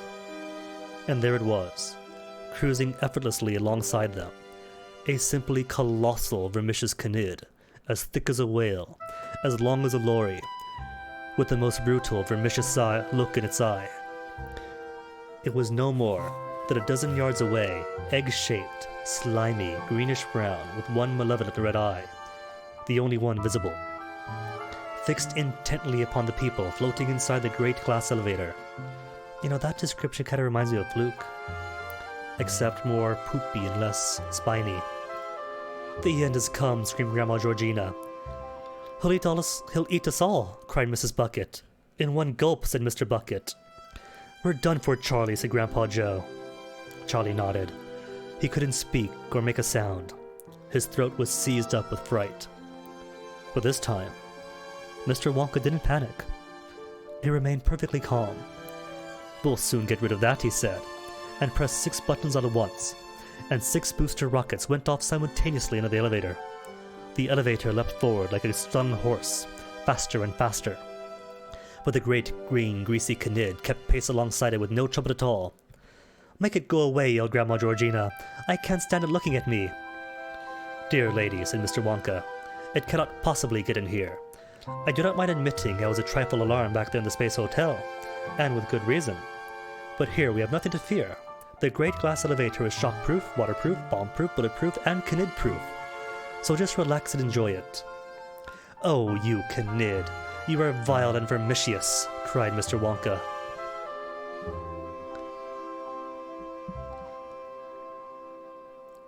Oh dang, Wither and Angel neck and neck. But on that note, something tells me this map might not be to scale. "You are slimy and soggy and squishious, but what do we care? 'Cause you can't get in here, so hop it and don't get ambitious." At this point, the massive canid outside turned and started cruising away from the elevator. "There you are," cried Mr. Wonka triumphantly. "It heard me. It's going home." Yeah, but what other targets are nearby? But Mr. Wonka was wrong. When the creature's about 100 yards off, it stopped, hovered for a moment, then went smoothly into reverse, coming back towards the elevator with its rear end, which was pointed at the egg, now in front. Even going backwards, its acceleration was unthinkable. It was like some monstrous bullet coming down at them, and it came so fast nobody had time to cry out. Crash! It struck the great glass elevator with the most enormous bang, and the whole thing shivered and shook, but the glass held, and the canid bounced off like a rubber ball. "What did I tell you?" shouted Mr. Wonka, triumphant. "We are safe as sausages in here." "He'll have a nasty headache after that," said Grandpa Joe. "Wither, no, get back on!" Good Wither. Almost got worried for a second. "It's not his head, it's his bottom," said Charlie. "Look, there's a big bump coming up with the pointer number it hit. It's going black and blue." And so it was. A purple bruisey bump, the size of a small car, was appearing at the pointed end of the giant canid. "Hello, you dirty great beast!" cried Mr. Wonka. Oh, we gotta finish. Monday followed by Angel followed by Monday. Reverse that. Congrats, Angel. Officially makes you a space angel now. You see what happens Monday. You get us so used to saying Monday wins with the birthday luck. Okay, what's next? Multi-lane madness. That sounds fun, and a quick one too. Let's bring it back down to 2 minutes. 2.5 was to accommodate the possibility. Or not. Or 2.5. That's fine, 2.5 minutes.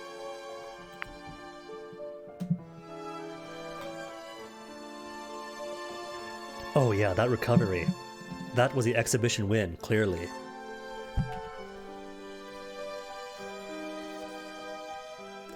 Hello, you great canid. Tell us, how do you do? You're a rather strange color today. Your bottom is purple and lavender blue. Should it really be looking that way? Or are you not feeling well? Are you going to faint? Is it something we cannot discuss? It must be a very unpleasant complaint, for your backside's as big as a bus. Let me get you a doctor. I know just a man for a kid with a nasty disease. He's a butcher by trade, which is not a bad plan, and he charges quite reasonable fees. Here he is now, doctor really kind, to travel so far into space.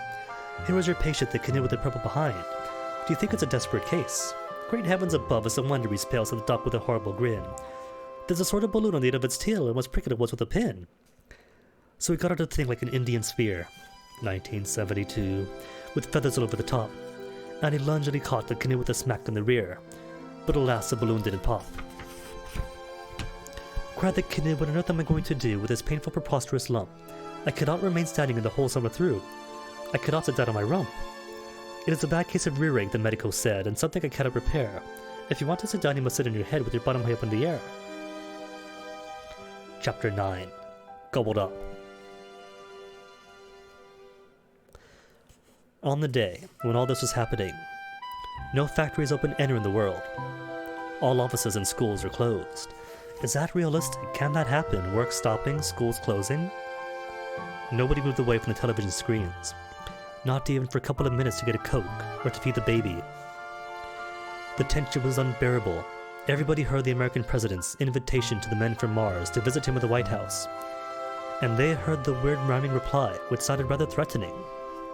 They also heard a piercing scream, Grandma Josephine. And a little later on, they heard someone shouting, "Scram! Scram! Scram!" Mr. Wonka.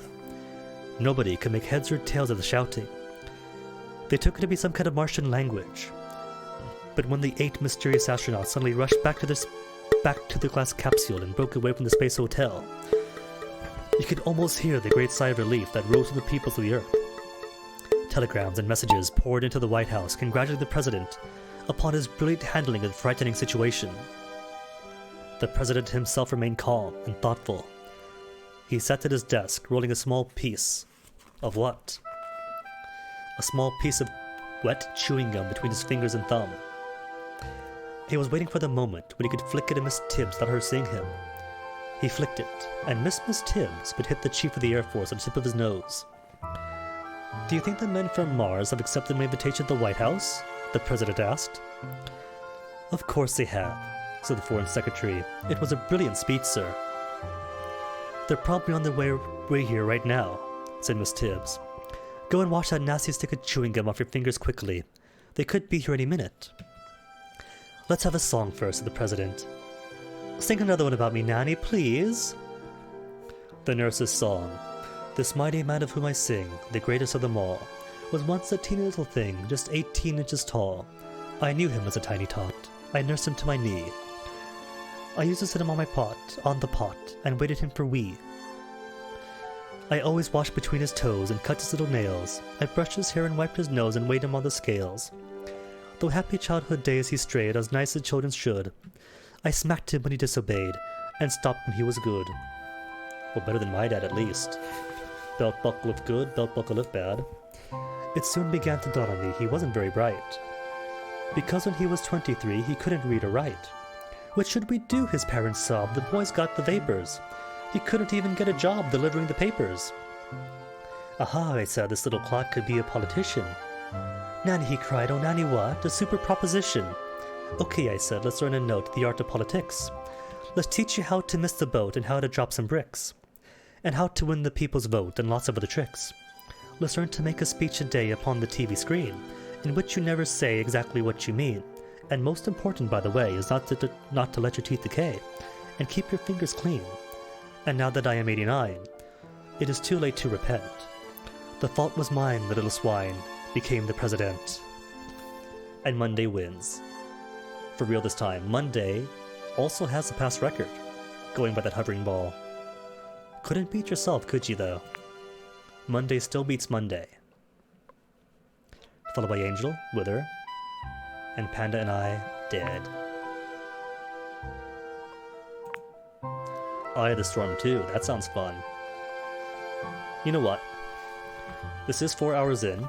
What I'm gonna do is turn back on Royale.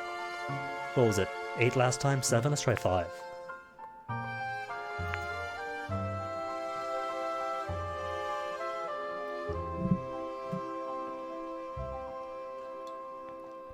And while I take a bathroom break, you all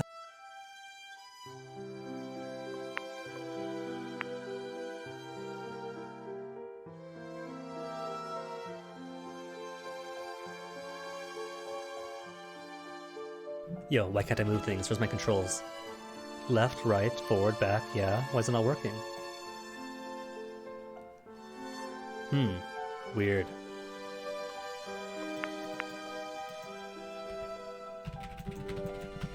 Oh well, break it is. Have fun. Somebody win.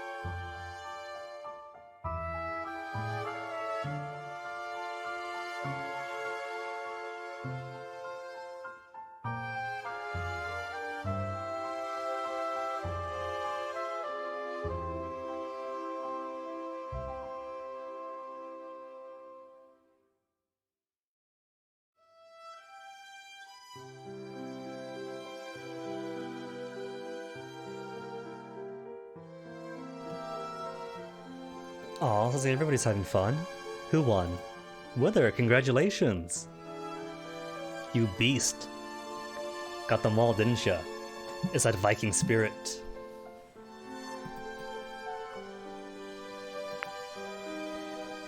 Waited 3 seconds to get everybody. Well, congrats all the same. Oh no, killed me too. Et tu, Wither. The first one down even. Aw. The gratitude. Alright, real race then. Convergence? We played Convergence already. Hop, skip, and a jump? We played that already. Coils of Power? Let's Foucault. Oh wait, I guess Power would be more Eric Wolf, wouldn't it? Let's go, Wolf. 2 minutes this time, not 2.5. And not start countdown right now. Not making that mistake again. 2 minutes. Get your balls in. Bravo, Nanny, cried the president, clapping his hands. Hooray, shouted the others. Well done, Miss Vice President, ma'am. Brilliant, tremendous. Oh, that does help it all, Wither. Good to know that I was just a statistic and not a victim of malice. My goodness, said the president. Those men from Mars will be at any moment. What on earth are we going to see them for lunch? Where's my chief cook? Surprised I didn't go chief chef for this one. The chief cook was a Frenchman. And I'm sure it's going to be respectful for the Frenchman it has been for everybody else. He was also a French spy, and at this moment he was listening at the keyhole of the president's study. Ici, Monsieur le Président, he said, bursting in. Chief cook, said the president. What do men from Mars eat for lunch? Mars bar, said the chief cook. Baked or boiled, said the president. Oh, baked, of course, Monsieur le Président. You will ruin a Mars bar by boiling. The voice of the astronaut Shuckworth cut in over the loudspeaker in the president's study. Request permission to leak up and go aboard the space hotel, he said. Permission granted, said the president. Go right ahead, Shuckworth. It's all clear now. Thanks to me. And so, the large transport capsule piloted by Shuckworth, Shanks, and Showler, with all the hotel managers and assistant managers, and the hall porters and pastry chefs and bellboys and waiters and chambermaids on board, moved in smoothly and linked up with the giant space hotel. Hey there, we have lost our television picture, called the president. I'm afraid the camera got smashed against the side of the space hotel, Mr. President, Shuckworth replied. The president said a very rude word into the microphone. Capitalism. And 10 million children across the nation began repeating it gleefully and got smacked by their parents. All astronauts and 150 hotel staff safely aboard the space hotel. Shuckworth reported to the radio. We are now standing in the lobby. And what do you think of it all? Asked the president.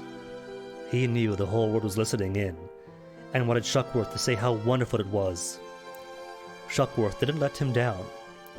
Gee, Mr. President, it's just great, he said. It's unbelievable, it's so enormous. And so, it's kind of hard to find the words to describe it. It's so truly grand, especially the chandeliers and the carpets and all.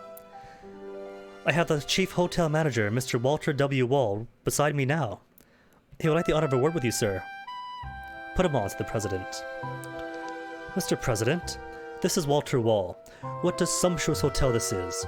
The decorations are superb. Have you noticed all the carpets are wall to wall, Mr. Walter Wall? Said the president. I have indeed, Mr. President. And the wallpaper is all wall to wall too, Mr. Walter Wall. Yes, Mr. President. Isn't that something? It's going to be a real pleasure running a beautiful hotel like this. Hey, what's going on over there? Something scared the lifts. Help!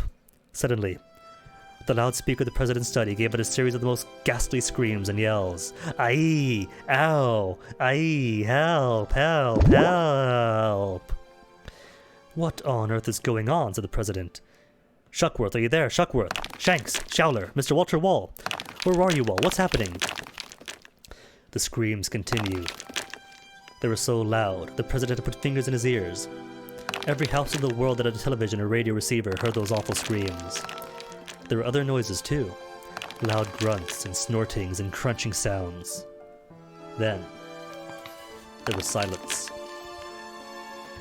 Frantically, the president called the space hotel on radio. Houston called the space hotel. The president called Houston. Houston called the president. The both of them called the space hotel again. But the answer came there none.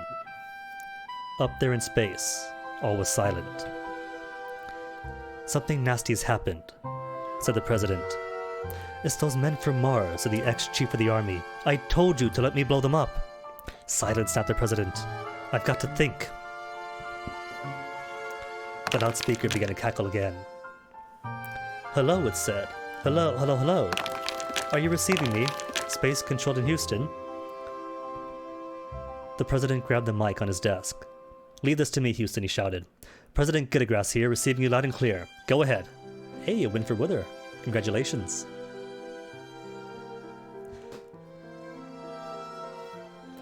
Astronaut Shuckworth here, Mr. President. Back aboard the transport capsule. Thank heavens. What happened, Shuckworth? Who's with you? We're most of us here, Mr. President, I'm glad to say. Shanks and Shell are with me, and a whole bunch of other folks. I guess we lost maybe a couple dozen people altogether, pastry chefs, hall porters, that sort of thing. It sure was a scramble to get out of the place alive. What do you mean you lost 24 people, shouted the president. How did you lose them? Wither, followed by Guinea, Monday, and Angel. So everyone lives, half-beating all around. Murders us, then spares us for a win, that's how it works. Factory, we haven't done factory yet, have we? Nope, it's not maroon.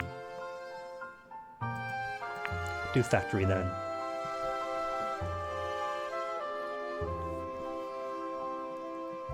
Two minutes, hop on in. Gobbled up, replied Shuckworth. One gulp and that was it.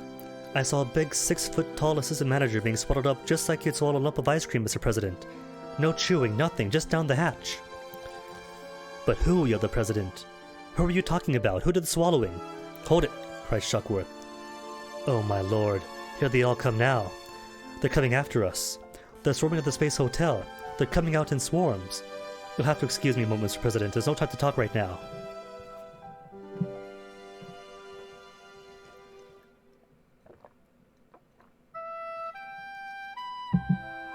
Chapter 10. Transport capsule in trouble. Attack number 1. Oh, there's more than one attack. Table of contents, how do things go? We're about halfway through Chapter 10 now. Then Battle of the Canids, back to the chocolate factory, how Wonkavite was invented, and so on and so on. So I guess attack number 1's the only attack. Sorry for the spoilers. While Shuckworth, Shanks, and Showler were being chased out of the space hotel by the Canids, Mr. Wonka's great glass elevator was orbiting the Earth at tremendous speed. Mr. Wonka had all his booster rockets firing and the elevator was reaching speeds of 34,000 miles an hour, instead of the normal 17,000. They were trying, you see, to get away from that huge angry Mrs. Canid with the purple behind. Mr. Wonka wasn't afraid of it, but Grandma Josephine was petrified. Every time she looked at it, she let out a piercing scream and clapped her hands over her eyes. But of course, 34,000 miles an hour is dawdling to a Canid. Healthy young Canids think nothing of traveling the 1,000,000 miles between lunch and supper, and another 1,000,000 before breakfast the next day. How else could they travel between planet Vermes and other stars? Mr. Wonka should have known this, and saved his rocket power, but he kept right on going, and the giant Canid kept right on cruising effortlessly alongside, glaring into the elevator with its wicked red eye. You people have bruised my backside, the Canid seemed to be saying, and in the end, I'm going to get you for that. They had been streaking around the Earth like this for about 45 minutes when Charlie, who was floating comfortably beside Grandpa Joe near the ceiling, said suddenly, "There's something ahead. Could you see it, Grandpa? Straight in front of us." "I can, Charlie, I can. Good heavens, it's the Space Hotel." "It can't be, Grandpa. We left it miles behind us long ago." "Aha," said Mr. Wonka. "We've been going so fast we've gone all the way around the Earth, and caught up with it again. A splendid effort. And there's a transport capsule. Can you see it, Grandpa? It's just behind the Space Hotel." "There's something else too there, Charlie, if I'm not mistaken." "I know what those are," screamed Grandma Josephine. They're Vermicious Canids. Turn back at once. Dang, well done with her. Congrats on the fight. See, that's when you asked me to go up against even those few mounted warriors. Nah, I'm not gonna do it. Reverse, yelled Grandma Georgina. Go the other way. Dear lady, said Mr. Wonka, this isn't a car on the motorway. When you're in orbit, you cannot stop, but you cannot go backwards. I don't care about that, shouted Grandma Josephine. Put on the brakes. Stop. Backpedal. The Canids will get us. Now let's for heaven's sake stop this nonsense once and for all, Mr. Wonka said sternly. You know very well my elevator is completely Canid-proof. You've got nothing to fear. They were closer now, and they could see the Canids pouring out from the tail of the space hotel and swarming like wasps around the transport capsule. They're attacking it, cried Charlie. They're after the transport capsule. It was a fearsome sight. The huge green egg-shaped Canids were grouping themselves into squadrons, with about 20 Canids to a squadron. Then each squadron formed itself into a line abreast, with 1 yard between Canids. Then, one after another, the squadrons began attacking the transport capsule. They attacked in reverse, with their pointed rear ends in front, and they came in at fantastic speed. Wow! One squadron attacked, bounced off and wheeled away. Crash! Another squadron smashed against the side of the transport capsule. Get us out of here, you madman, screamed Grandma Josephine. What are you waiting for? They'll be coming for us next, yelled Grandma Georgina. For heaven's sake, man, turn back. Moth, congrats again, that's how many wins today. Oh, at the expense of all of our deaths. But then Mothkind cannot gain anything without first giving something in return. To receive, something of equal value must first be lost. Mountain Pass? We've done that again, haven't we? Random isn't very random. Marble Mill, that's new. Well, new for us.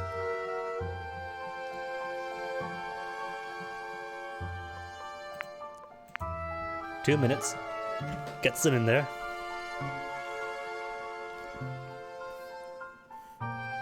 Coming for us next, yelled Grandma Georgina. For heaven's sake, man, turn back. I doubt very much that capsule of theirs is Canid-proof, said Mr. Wonka. Though we must help them, cried Charlie. We've got to do something. There are 150 people inside of that thing. Well, there were.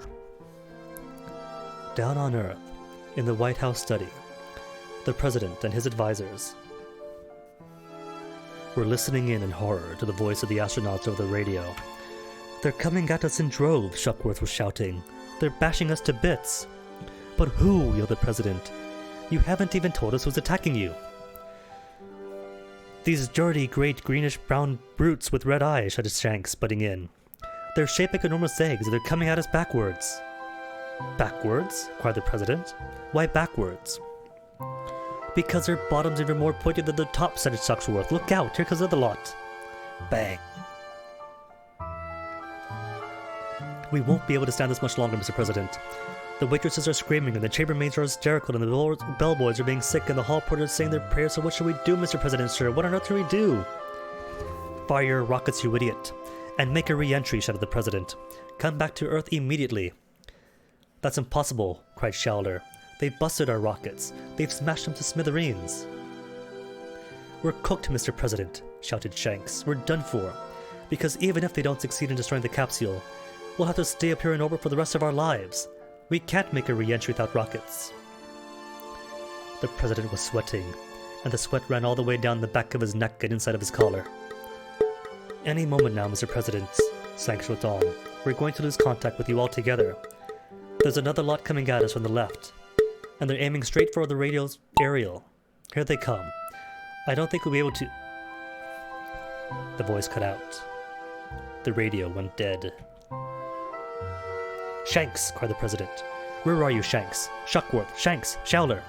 Shalworth, Shucks, Shankler, Shankworth, Show, Shuckler. Why don't you answer me?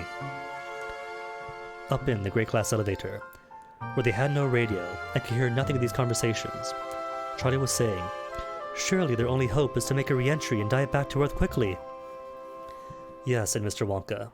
But in order to re-enter the Earth's atmosphere, they've got to kick themselves out of orbit. They've got to change course and head downwards, and to do that, they need rockets. But their rocket tubes are all dented and bent. You can see that from here. They're crippled. Why can't we tow them down? Charlie asked. Mr. Wonka jumped. Even though he was floating, he somehow jumped. He was so excited he shot upwards and hit his head on the ceiling. Then he spun round 3 times in the air and cried, "Charlie, you've got it, that's it! We'll tow them out of orbit. To the buttons, quick!" "What do we tow them with?" asked Grandpa Joe. "Our neckties?" "Don't you worry about a little thing like that," cried Mr. Wonka. "My great glass elevator is ready for anything. In we go, into the breach, dear friends, into the breach." "Stop him," screamed Grandma Josephine. "You be quiet, Josie," said Grandpa Joe. "There's someone over there who needs a helping hand, and it's our job to give it. If you're frightened, you'd best just close your eyes tight and stick your fingers in your ears."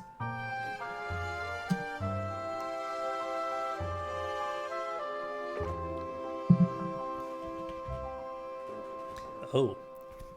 Just Guinea and Angel now. Where's Angel? Just Guinea now. Chapter 11. The Battle of the Canids. "Grandpa Joe, sir! Grandpa Joe, sir!" shouted Mr. Wonka. "Kindly jet yourself over to the far corner of the elevator there, and turn that handle. It lowers a rope." "A rope's no good, Mr. Wonka. The Canids will bite through a rope in 1 second. "It's a steel rope," said Mr. Wonka. "It's made of re-inch scorched steel. If they try to bite through that, their teeth will splinter like spindlekins. To your buttons, Charlie. You've got to help me maneuver. We're going right over the top of the transport capsule, and they'll try to hook onto it somewhere and get a firm hold. Wait, they'll try to hook onto it somewhere. Like what? Even maneuvers. Sorry Monday, sorry Wither. But congrats to Angel for surviving.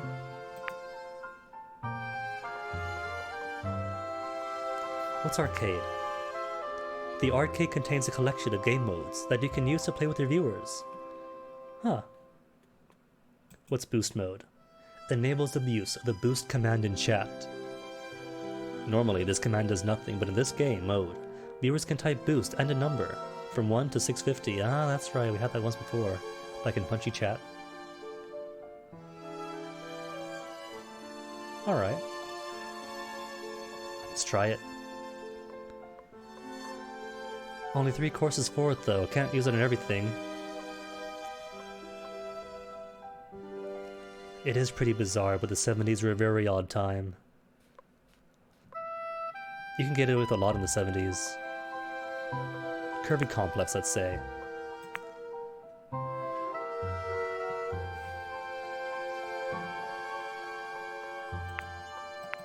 Get your boost ready.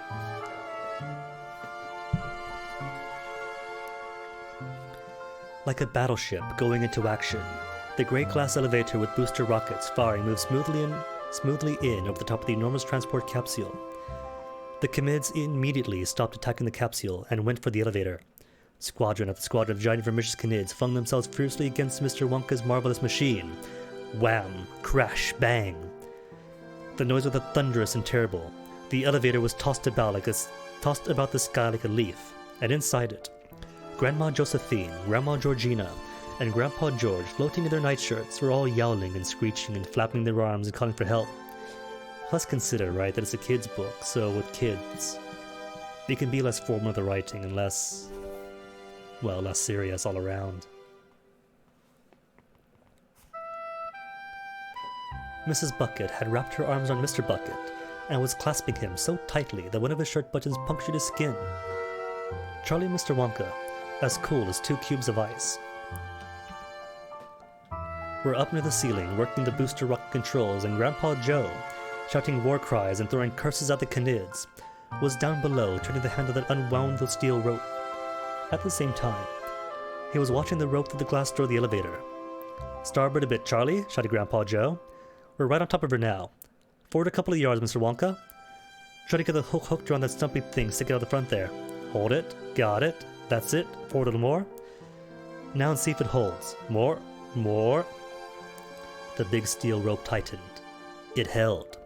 And now, wonder of wonders, with her booster rockets blazing, The elevator began to tow the huge transport capsule forward and away. "Full speed ahead," shouted Grandpa Joe. "She's going to hold. She's holding. She's holding fine."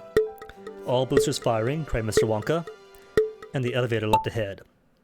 Still, the rope held. Mr. Wonka jetted himself down to Grandpa Joe and shook him warmly by the hand. "Well done, sir," he said.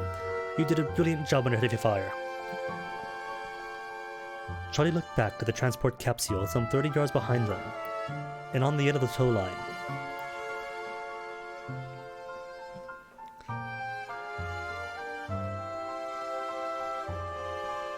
For the next story stream, well, that might have to wait for the next April Fool's Day.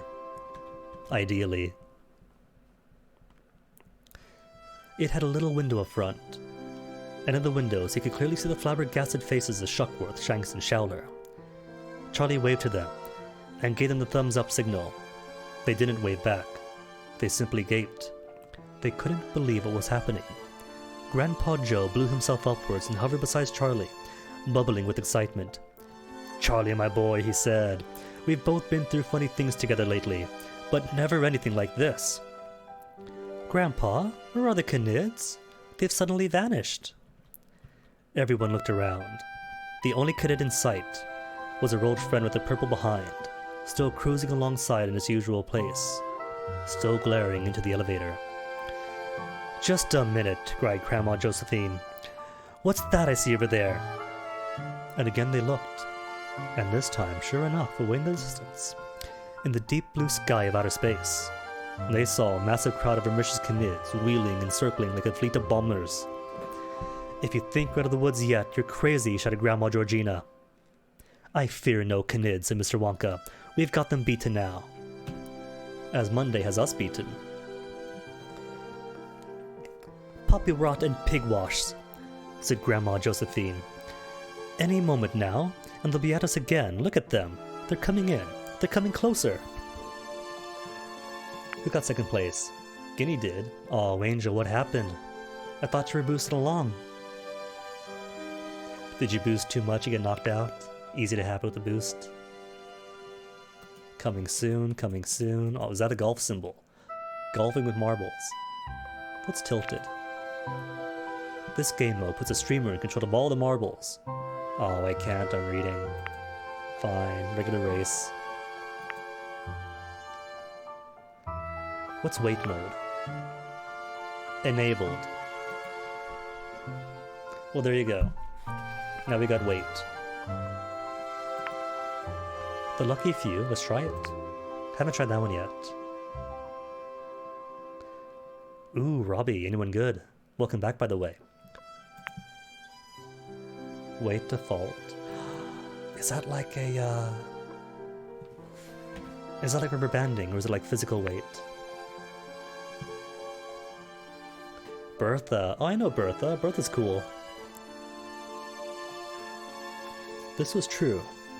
The huge fleet of Canids had moved in incredible speed, and was now flying level with the Great Glass elevator a couple of 100 yards away on the right-hand side. The one with the bump on its rear end was much closer, only 20 yards away on the same side. "It's changing shape," cried Charlie. "That nearest one, what's it going to do? It's getting longer and longer." And indeed it was. The mammoth, egg-shaped body was slowly stretching itself out like chewing gum, becoming longer and longer, and thinner, until in the end, it looked exactly like a long, slimy green serpent, as thick as a thick tree, and as long as a football pitch. At the front end were the eyes, big and white with red centers, and at the back, a kind of tapering tail, and at the very end of the tail was an enormous round swollen bump it had got to when it crashed against the glass. The people floating inside the elevator watched and waited. Then they saw the long, rope-like Canid turning and coming straight but quite slowly towards the Great Glass elevator. Now, it began actually wrapping its ropey body around the elevator itself. Once around it went, then twice around, and very horrifying it was to be inside and to see out the soft green body squished against the outside of the glass, no more than a few inches away. "It's tying us up like a parcel," yelled Grandma Josephine. "Bunkins," said Mr. Wonka. "It's going to crush us at its coils," roared Grandma Georgina. "Never," said Mr. Wonka.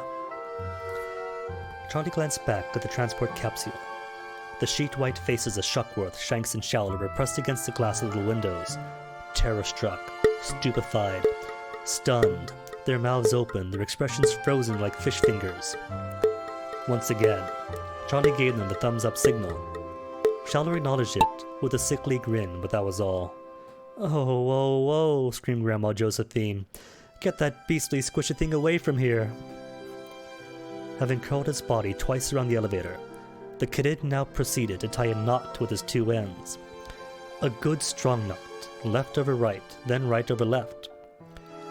When it had pulled the knot tight, there remained about 5 yards of one end hanging loose. And this was the end with the eyes on it.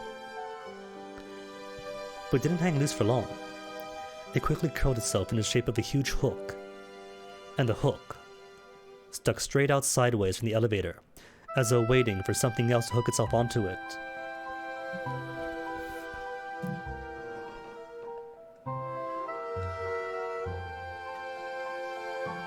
"Oh, really, Robbie? Well, glad to hear then that Bertha has a legit invitation and gets to be home now." Hook, hook, hook, hook. While all this is going on, nobody had noticed what the other kids are up to. "Mr. Wonka," Charlie cried. "Look at the others. What are they doing?" What indeed? These two had all changed shape, and had become longer, but not nearly so long or thin as the first one. Each of them had turned itself into a kind of thick rod, and the rod was curled around both ends, at the tail end and at the head end, so that it made a double-ended hook. Oh, that's a cute illustration. All of our wormy friends getting all hooky together. Angel, don't fall off the side. Angel! Congrats.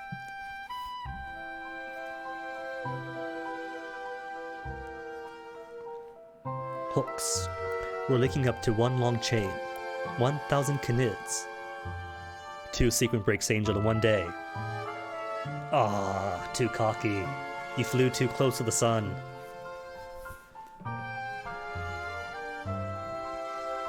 All joining together and curving around the sky to make a chain of canids half a mile long or more. And the canid at the very front of the chain, whose front hook was not of course hooked up to anything, was leading them in a wide circle and sweeping in towards the great glass elevator. "Hey," shouted Grandpa Joe, "they're going to hook us up with this brute who's tied himself around us." "And tow us away," cried Charlie. "To the planet Vermes," gasped Grandma Josephine. 18,427 million miles from here." "They can't do that," cried Mr. Wonka. "We're doing the towing around here." "They're going to link up, Mr. Wonka," Charlie said. "They really are." Really are. Can't we stop them? They're going to tow us away.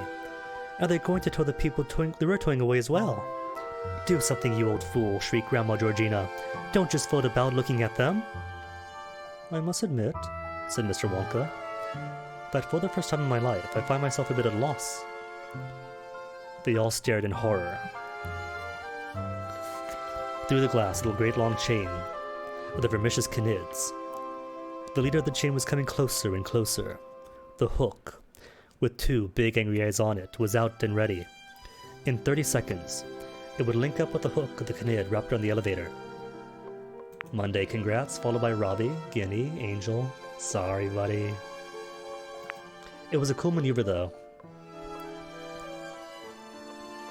But since Robbie missed out on the boosting, let's try one more boosting. Curvy complex last time. Straight clean, straight complex. Gotta go for complex.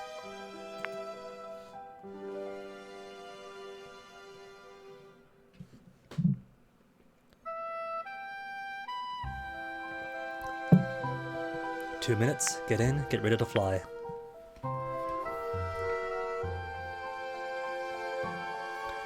"I want to go home," wailed Grandma Josephine. "Why can't we all go home?" "Great thundering tomcats," cried Mr. Wonka. "Home is right. What on earth am I thinking of? Come on, Charlie, quick. Re-entry. You take the yellow button. Press it for all of your worth. I'll handle this lot." Charlie and Mr. Wonka literally flew to the buttons. "Hold your hat," shouted Mr. Wonka. Grab your gizzards, we're going down. Rockets started firing out of the elevator from all sides. It tilted and gave a sickening lurch and then plunged downwards into the Earth's atmosphere. At simply colossal speed. Retro rockets, bellowed Mr. Wonka. I mustn't forget to fire the retro rockets. He flew over, turned a series of buttons, and started playing on them like a piano. The elevator was now streaking downwards, head first, upside down, and all passengers found themselves floating upside down as well. Help, screamed Grandma Georgina. All the blood's going to my head. Then turn yourself the other way up, said Mr. Wonka. That's easy enough, isn't it? Well, it's good music, though. This is the music from New Horizons, from when the shop's about to close. And I figure it's thematic and fits. Everyone blew and puffed and turned somersaults in the air, until at last they were all the right way up. How's the tow rope holding, Grandpa? Mr. Wonka called out. They're still with us, Mr. Wonka, sir. The rope's holding fine. It was an amazing sight. The glass elevator streaking down towards the earth, with a huge transport capsule in tow behind it. But the long chain of canids was coming after them, following them down, keeping pace with them easily. And now, the hook leading the canid in the chain was actually reaching out and grasping for the hook made by the kid in the elevator. We're too late, screamed Grandma Georgina. They're going to link up and haul us back. I think not, said Mr. Wonka. Don't you remember what happens when a canid enters the Earth's atmosphere at high speed? He gets red hot. He burns away in a long fiery trail. He becomes a shooting canid. Soon these dirty beasts will start popping like popcorn. As he streaked on downwards, sparks began to fly out the sides of the elevator. The glass glowed pink, then red, then scarlet. Sparks also began to fly in the long chain of canids, and the leading canid in the chain started to shine like a red-hot poker. So did all the others. So did the great slimy brute coiled around the elevator itself. This one, in fact, was trying frantically to uncoil itself and get away, but it was having trouble untying